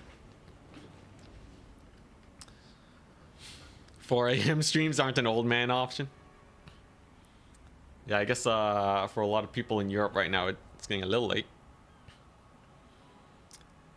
But yeah, hopefully.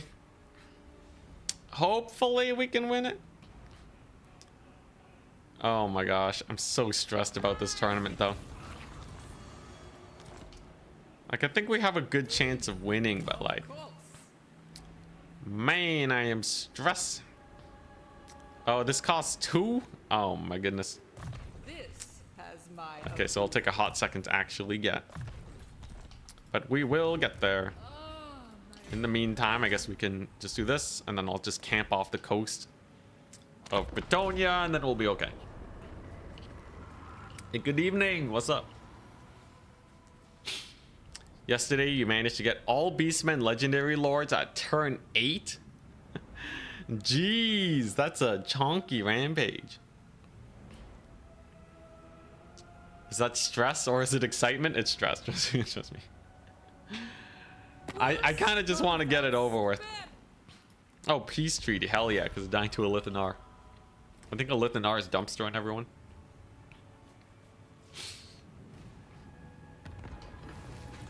I need orders. The show will go on. Okay, so we can kind of travel through this way. And I just need to not die to Kemmler.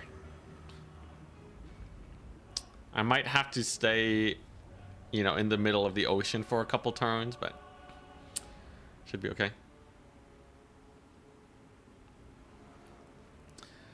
But yeah, I want to at least get to the top 4. If I can get to the top 4, I'm pretty happy. Because then we'll show up on stream, I'll have a solid best of 5. And if I lose a best of 5, I was never going to win anyways. Madame, Captain. I just have to be super careful that I don't accidentally throw away any units. So next turn I can get the ship's hold. And then the turn after that I can get the cargo hold. Which factions will you play? Slanesh, Norska, Ogres, Wood Elves, Coast, Vampire Counts, Empire, Warriors of Chaos, High Elves, Grand Cathay, Kislev, Tomb Kings, Zinch, Bretonia, Beastmen. Don't test me. Those are the factions that I am confident enough playing in the grand finals. We'll mostly be counterpicking, which will make it very difficult for my opponents to make a big play. What is this even? Suddenly the Bretonians have shown up. A Lithanar is coming for my butt. Interesting. Okay, so let's set sail away from them. I gotta get the ghost units. Recruitment is so close. I might need to start the siege from southern Bretonia though.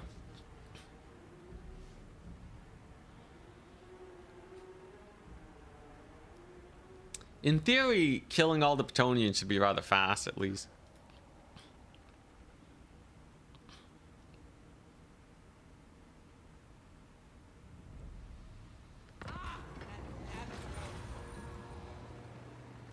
None of these guys are useful. This Morngul Haunter is not a ghost. You can tell he's not a ghost because he doesn't have the physical resist. He's just a little pale. Yeah, he's just pale. He doesn't actually have the ethereal. So goodbye to him. I have better things to work towards.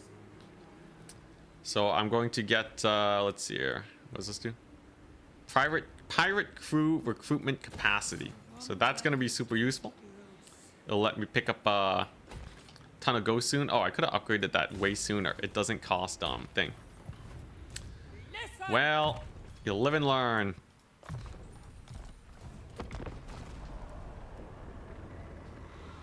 All right.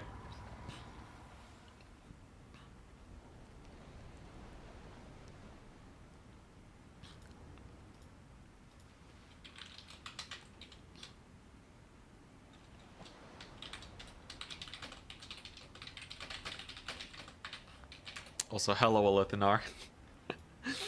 This campaign's kind of cursed. I'm getting chased by people trying to kill me.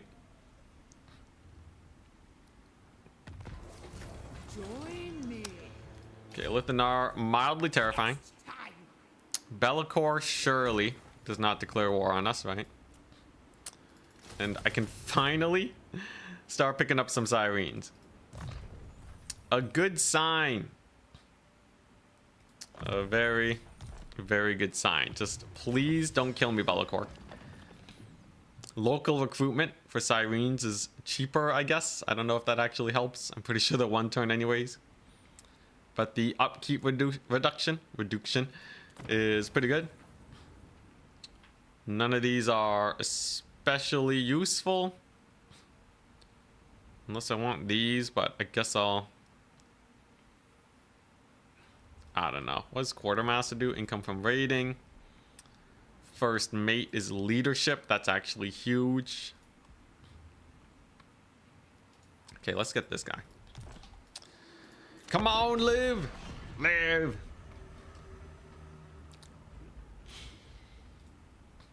If I can just live a couple more turns, we're fine. Elithanar catches me, though? What the crap? Hey, he's taking attrition, though.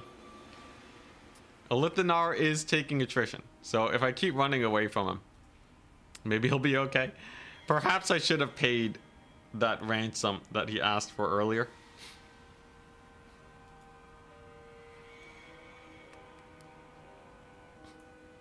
Maybe Necromancer's Apprentice for Silostra. That one gives extra resistance or something, right? Your haunting performances deserve a far greater stage, my lady. Wait, haunting performances. Yeah, I'm not ready for a quest battle. Revenge. Okay, so I should barely be able to be... He's so close. I'm sure the AI map hacks is gonna let him see me though, and he'll just beeline for it. In theory though, maybe he can't attack me. Come on, leave me alone, Elithanar. Surely the attrition is too much, and then he stops chasing me, right? Freaking hell!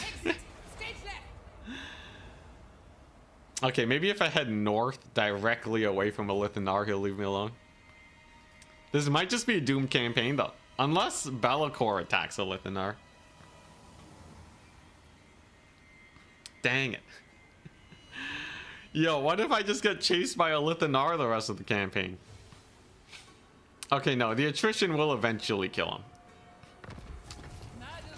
It definitely eventually gets him, right? Nice. And I have extra movement range because I've been at sea for so long. So this should be enough. Come on, man. Come on, just let me recruit. Yes! Alright. Alright, we're good. The witch hunt? I know, right? 20 minutes to get to ghosts. I can't believe it. Slowest ghost speed run I've ever seen. At least killing the Batonian should be decent. All my ghosts have armor piercing. So as long as they don't die immediately, I guess we're fine. Kemler and Elithanar are the biggest haters, yeah. Alright, nice. So I'm just gonna drag him through the cold north. We have no enemies here either. And with extra movement range, there's no way he will ever catch us. And then, oh yeah, there we go. That's some recruitment. That's some juiced recruitment right there.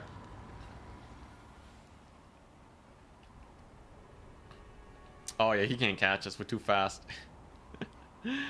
All right, nice. Very nice.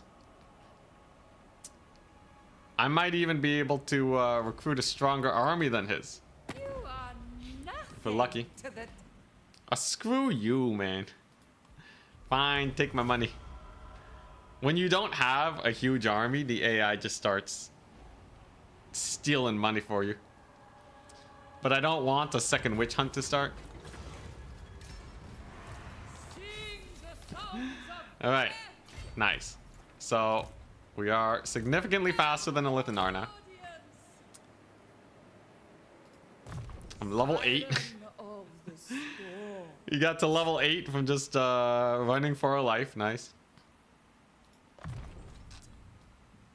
Vangeist's Revenge counts as a ghost, by the way, because it's literally a ghost ship. and no one can tell me otherwise. I am absolutely gonna use some Van Geist Revenge action. There we go, we got more sirens. Alright. And then we move on in. And then we start bullying the Bretonians. Janky speed run, but yeah, we are literally pretty spooky. We should be very spooky. Alright. And the end to all Bretonians begins now. The Fey Enchantress, Lewin, maybe Alberic lives. But all the sub-factions, we're gonna clear them out. And we will become the true owners of Bretonia. Whoops, which one's better? This is Knights of the Realm, and this one was Questing Knights, right? Which is just worse, yeah. This one's better. Questing Knights are good because they have AP, but if you're using Ghost, you already have AP. So it just makes more sense. We're gonna get our final ship upgrades, and away we go! Silostra Sirens are no joke. We'll see. Hopefully we have some good auto-resolves. We can make good friends with Kemmler if he's still alive. It'll be great. If Kemmler declares war on me, I'm gonna throw a hissy fit. No way he declares war on us now with this massive army.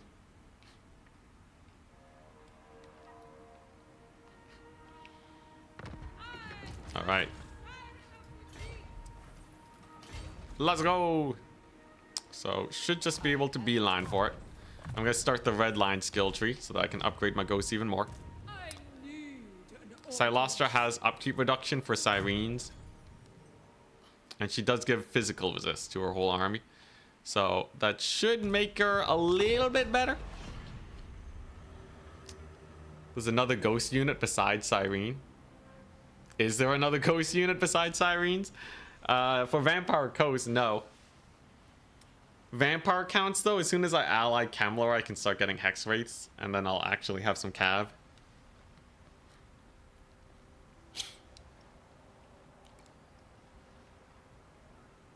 So that's the goal. Hex Wraiths would actually be pretty good. They would also be relatively cheap. And they get the extra physical resist. Okay, where you at? Hey, nice. Nice. Target acquired.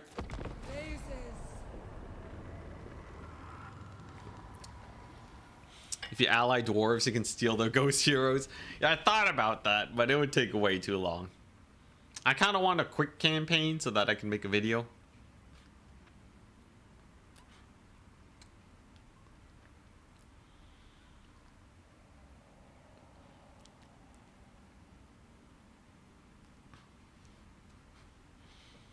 Onwards we go. Tulangui. Leadership. Very nice. And so begins the annihilation of the Bretonians. Yeah, this is no other ghost units. Literally just have Sirens. You there! I will hear your words, your riddles, but best not displease. What if? Hear me out. I will hear your words, your riddles. Yeah, let's go! Let's go! Grell would not at last. Okay, that's good. That's very good. All right. We have our friend. We have our friend. All right, get that Blackstone post going. All right, now I just have to not die to these guys. What you ask is impossible. As long as we can do that, we will be totally okay.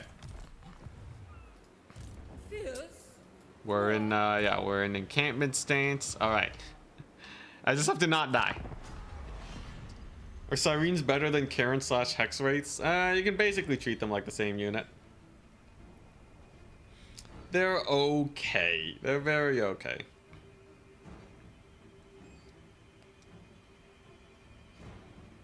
Come on, Louis. Don't you dare attack me. If he attacks me, I can retreat. If he doesn't, though, I should be able to turn this into an undead paradise. Whoo, that's a lot of armies.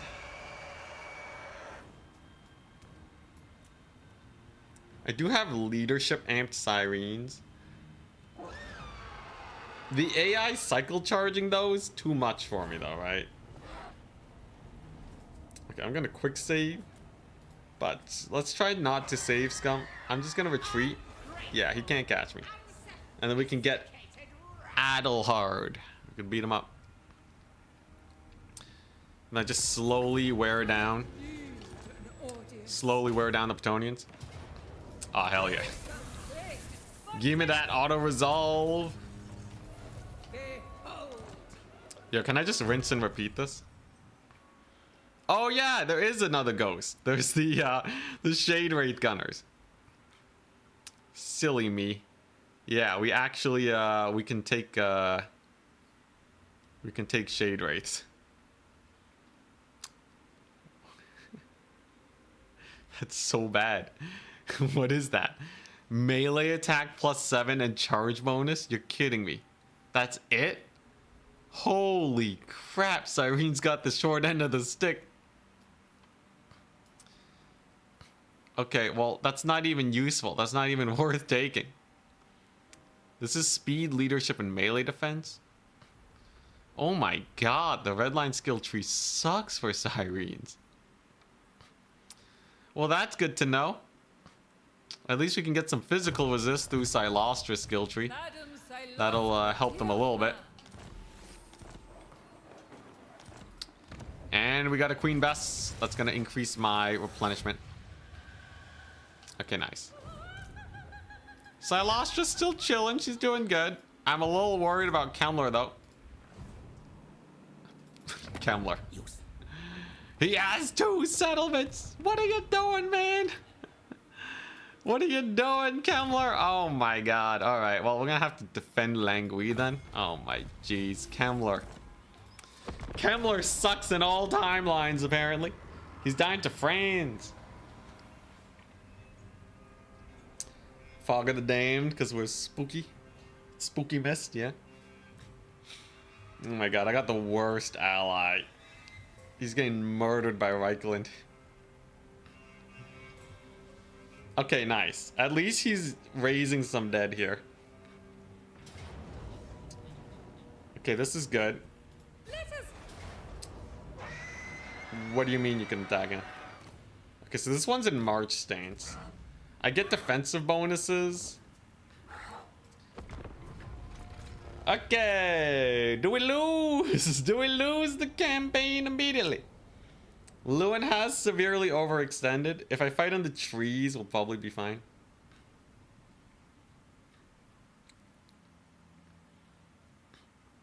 It's fine. We got the defensive fight. We're goodies. We're goodies. Now, he shouldn't have a Mortis engine or anything. That'll help. In theory, if I just fight in the trees in a Mega Blob, I should be okay. Holy crap. That's a stacked Lewin. Oh god. Okay, alright. Guy has comment of screw your face. Oh god. Silastra, no.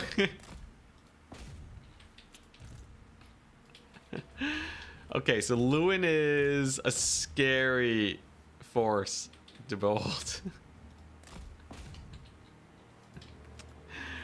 Ooh. Ouch. Okay, I do think this this one's doable though.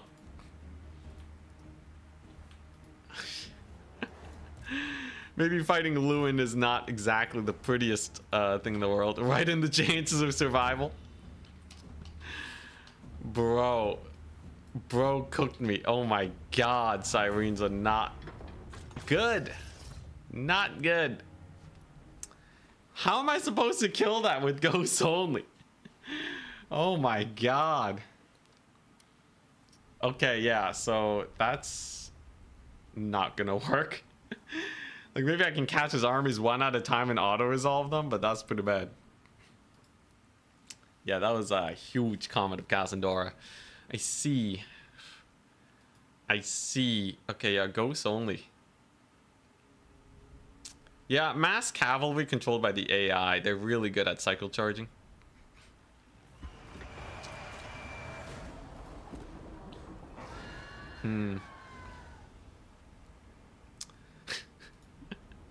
Yeah, Syrene's not really a great frontline tank, are they?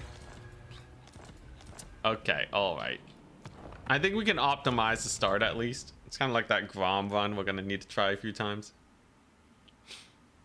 Yeah, I think we gotta, you know, take out minor settlements, get some allies going. I think that's a much safer way I shall to successfully do this campaign. At least the early game's fairly straightforward. We just kill off that first army. Hopefully I can do that on X4 speed. Maybe we'll get the Dead Rise again on some Syrenes. That'll help us. Maybe we'll get a sick ambush. Pay off Elithanar so that he doesn't chase me for 50 years. Honestly, if Elithanar wasn't such a butt, I could have gone my landing on the Bretonnians much sooner. Yeah, the red line buffs might help the Syrenes too.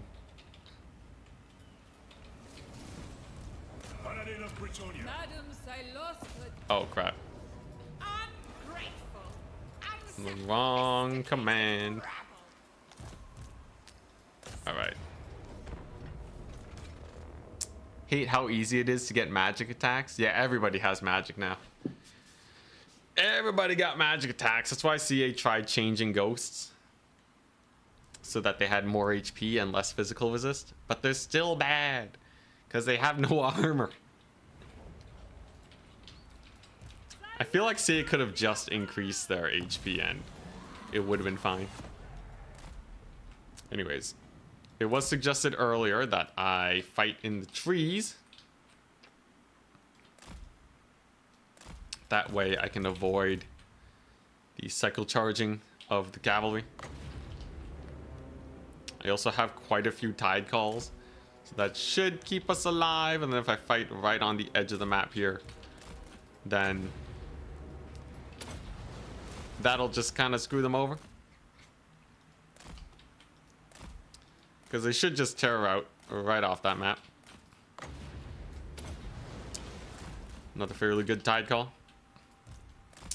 I don't want to sit here for too long though, but looks like the AI has aggroed onto our position. Another marvelous tide call. And we're just going to use the edge of the map here. That way the cav, they shall not be too annoying. Huzzah! Great success. I'll save up for the big cav charge when we can actually rout them off. Looks like the leadership's getting a little low. And then we charge them. And this should be a much more efficient fight than last time. That cav charge right in the rear, that'll get them good. Although it barely wasn't enough, because I'm going off of multiplayer instincts, not legendary instincts. But regardless, the position is good enough where I think we get to keep the Syrenes alive. Another fairly good tide call. Unfortunately, they're passive triggered. Syrenes, they're kind of suffering. I still think they'll live though. I have faith. I have faith in these Syrenes.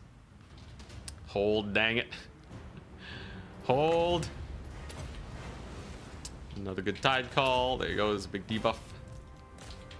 Can get that Lord kill. Oh my gosh, you're kidding me. Oh my gosh, army losses. Thank goodness. Okay, Syrenes lived. So you can win that fight without losing the Syrenes. That's some efficiency. Mourngulls count as ghosts? Technically, they don't. They just look like ghosts, but they don't have the stats that ghosts would usually have. So I'm not going to count Mourngulls.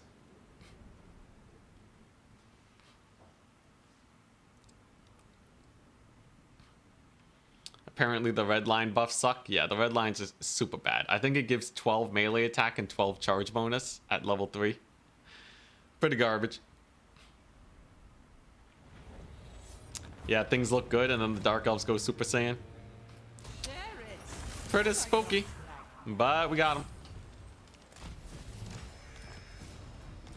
The star has arrived. All right, you, Silastra, can hide in the settlement for a bit.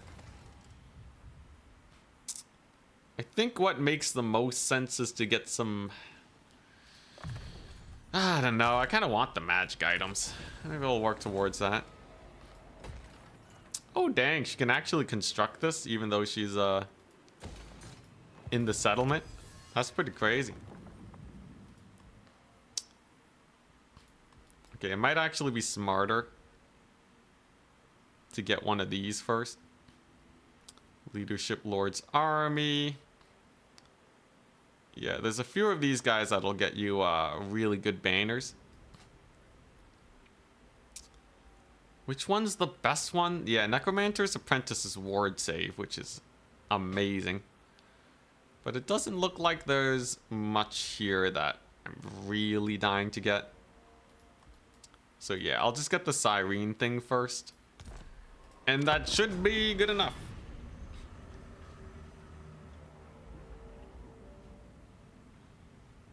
Overall, feels not the worst.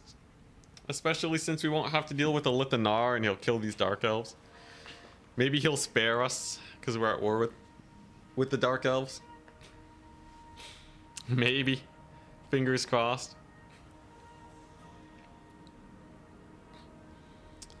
But yeah, I just need a Lithanar to leave me alone. Very nice. There's the ambush. So we do have to still wait. Just a wee bit.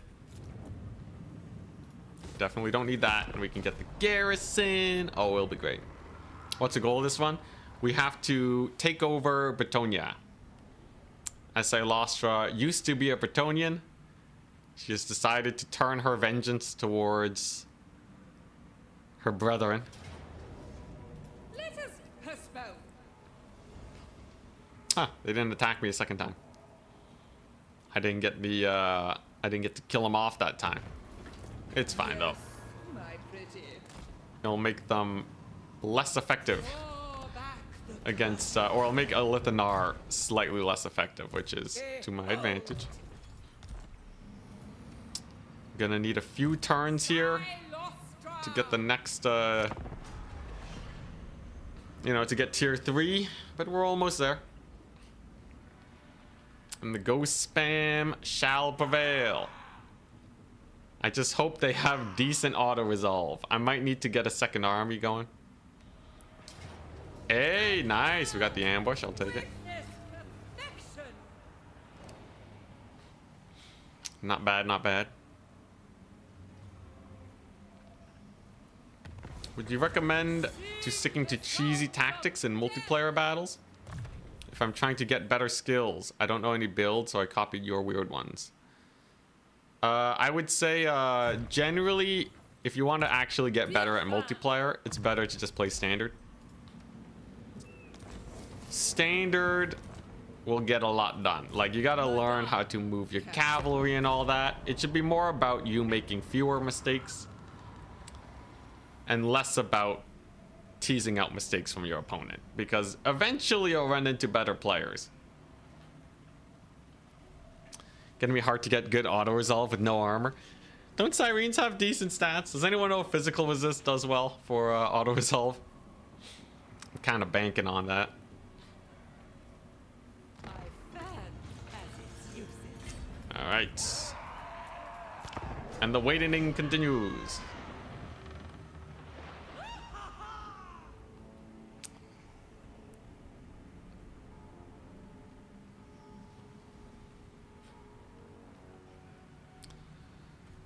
Oh boy. Resist, we gotta find out. Resist / ward save are awful in auto calc. Really? Come on, shouldn't it be like super easy to calculate it in? Listen. I know the game loves armor. The game absolutely adores armor and auto resolve.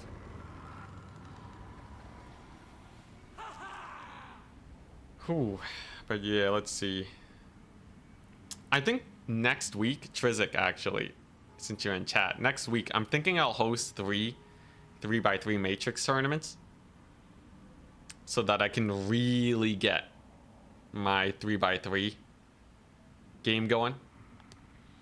That should help prepare me fairly well, I'd say. And then I'll just, yeah, I'll just do that. And fingers crossed, everything goes well.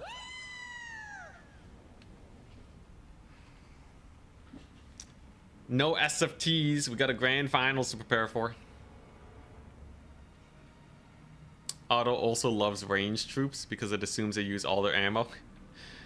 Is that actually how it works? I know if you spam the Empire organ gun variant, the volley guns, they actually do amazing in auto resolve.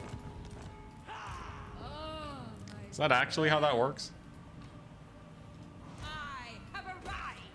All right. We have tier 3 coming up. Yeah, it's really hard to test. This game truly is just a black box. Where can I find standard builds? Go to Turin's tournaments and look at what people bring in the grand finals. Those builds are generally fairly safe. If you copy builds from the early rounds, they can kind of be janky. So I would usually not recommend copying from there. But yeah, any you know, any finals in like an SFT or whatever, just copy those builds. They'll be good enough for most situations early on.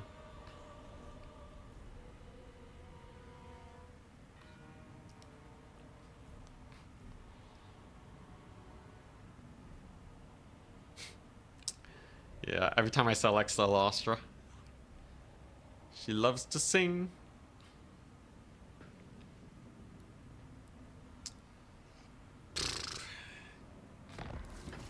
All right. One more turn. And as long as the Lithanar doesn't take me to Pound Town, we're good. Thank you very much, no problem.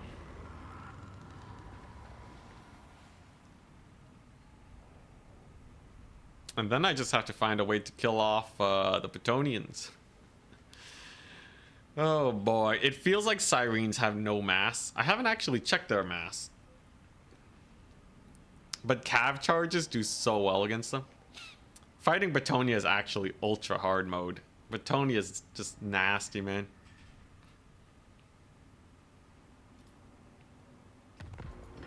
You will listen. All right, nice. There's our building. Siren of the storms. Couple more end turns and we're good. I'll be back in a second though.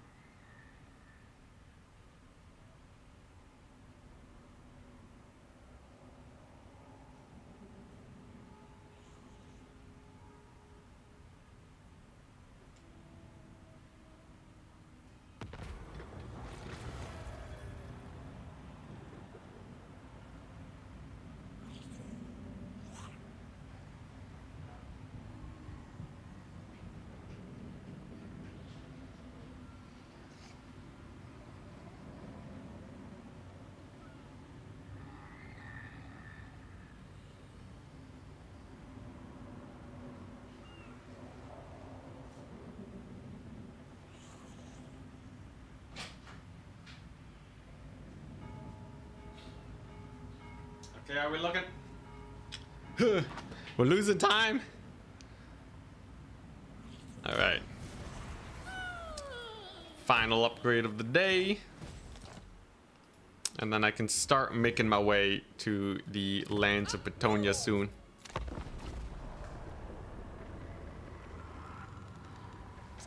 Ghost should have infinite mass.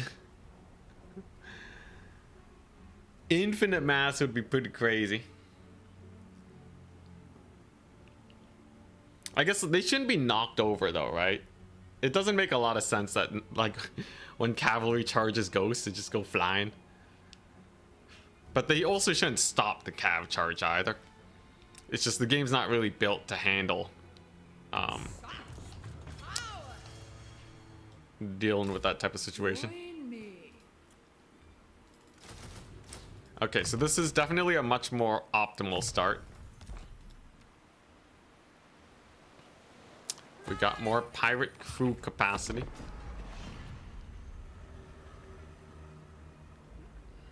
You had your chance. The best summary of Warhammer 3 is a ghost unit manifesting a ladder to climb in a siege. That's pretty funny. I feel like they should keep that, you know, ghost being able to climb walls though. Cause like why can't they just climb walls, right? I think in tabletop they were technically flying. But yeah, if they're gonna remove ladders, at least make it so ghosts can still go over walls, you know? Get that interactivity going. Your haunting performance. Alright, that's a siege battle that we're never gonna play.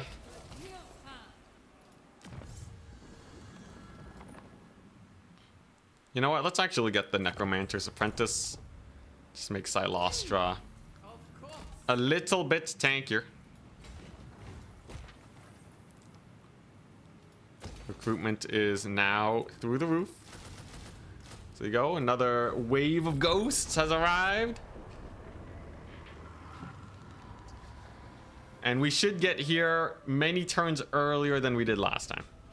And that'll let me potentially get some good pickings. Maybe we can save Kemmler.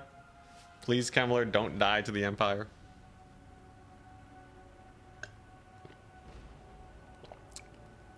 They should be able to just phase through walls. Can they phase through walls in lore? Like in Warhammer lore, do ghosts actually...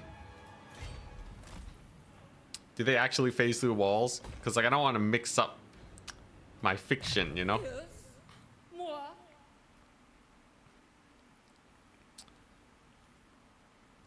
All right.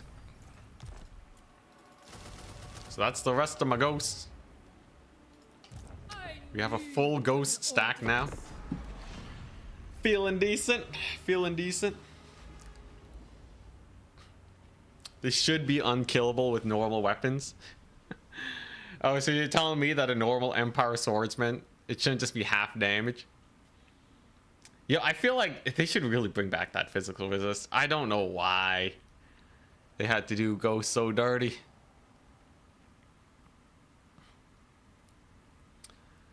Like, just give them 90% physical resist and make them super weak to magic attacks. I guess, like, the AI is just not smart enough. The storm call. That's the problem, man. The AI is just too dumb. I shall perform again. AI won't know how to deal with it. Now, here's a lesser Lewin. He is still level 16. But, yeah. As long as he doesn't kill me right now, I should be okay. If he does kill me right now, I'm ending the stream. But if that's all he's got, maybe we're good. There goes my capital. It's okay. I think we don't take attrition. Vampire Coast just doesn't need a capital. It's kind of crazy. But yeah, we'll just become next door neighbors with this guy. Hopefully he doesn't annihilate me. And then we're good. He fought Be'lakor. Let's go.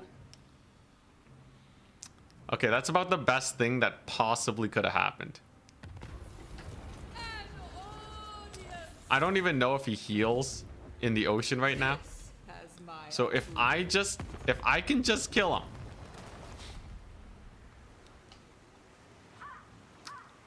Dang it. Dang it. Oh my god. All right, plan B. I'll take Langui. Consolation prize, right? Okay. Okay, this is good. This is good. So Kemmler's in a much better situation right now, and Lewin is severely out of position. So, Of course. hear me out. Go on then. Speak your We words, give him. but don't mistake me for some hedge wizard. Oh crap! I can't give it to him because it's my capital. Go on then. Dang it. Speak your words. 7,000, bro. All right, I'll just fight Louis. They don't like each other, so that should get Kemmler to like me eventually. I'll take over Corone, and then maybe we can have an undead paradise together. Man, Lewin the escape artist though. Mega escape artist me. Bellicor got robbed in that auto resolve. Lewin's pretty scary though, I'm not gonna lie. Yeah, look at him going. So now he's gonna try and salvage the situation. But it shall not be enough.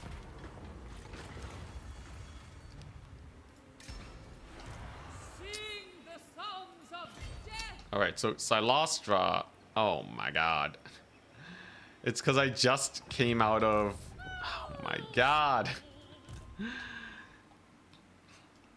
need Screw you. Screw you. Oh my god. It's because I just came off the water. two elves hide in the So Silostra is unable to actually get the movement range to do anything.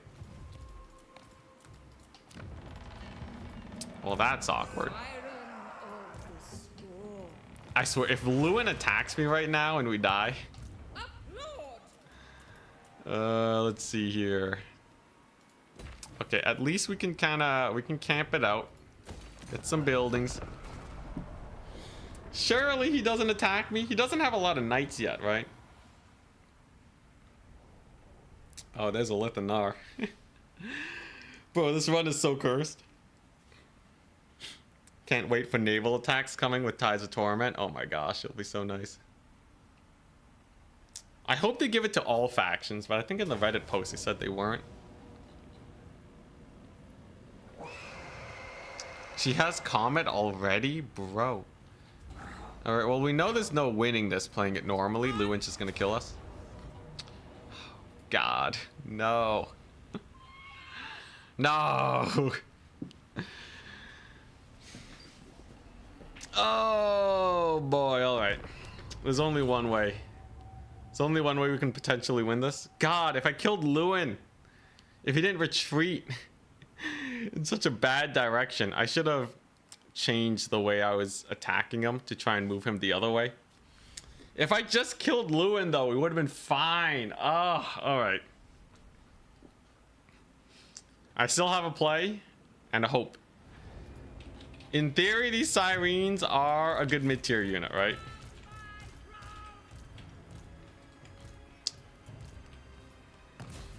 Okay, so if I just group lock these Sirens. If I just group lock the Sirens. And just get them to YOLO attack these guys. Are we good? Oh, please tell me it's enough.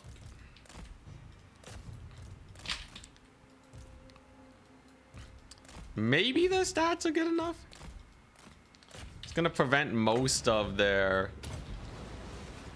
It's gonna prevent most of the annoying things that can happen. Specifically related to magic, right? Salt spikes. Bretonian units are pretty prone to getting terror routed. We can fight the Knights of the Realm in the trees. Spiteful shot is useless here. But yeah. Look at that. I got Cav Summon. They're actually cooking pretty well. Important to note, Tide Call also slows units. I can maybe get my Paladin over here onto Alberic. I mean, not Alberic, Lewin. My soul is aflame. Yeah, if I can somehow kill Lewin, maybe we have a chance. And Bretonnians are pretty prone to mass terror routes. Yeah, I just gotta somehow kill Louis. So far the Sirens are actually doing half decent though. There you go. Comet incoming. Nah, we're good. We're good. I should deblob them. Ain't no comet today. All right, Chiswick, just stop spamming chat though. We've lost the chat. I have to scroll up to read it now. We're actually kind of doing fine though. Paladin of Britannia. Lewin's actually kind of suffering. We have lots of Sirens. Remember their leadership. The leadership's pretty hype. Come on. This guy have anti-large? He does. Okay, he has anti-large and anti-infantry. So in theory, he actually does kill Lewin. The trading's actually not that bad either. Maybe I should have stood my ground in a camp stance, because we might have actually won this if I stood my ground. I am your man.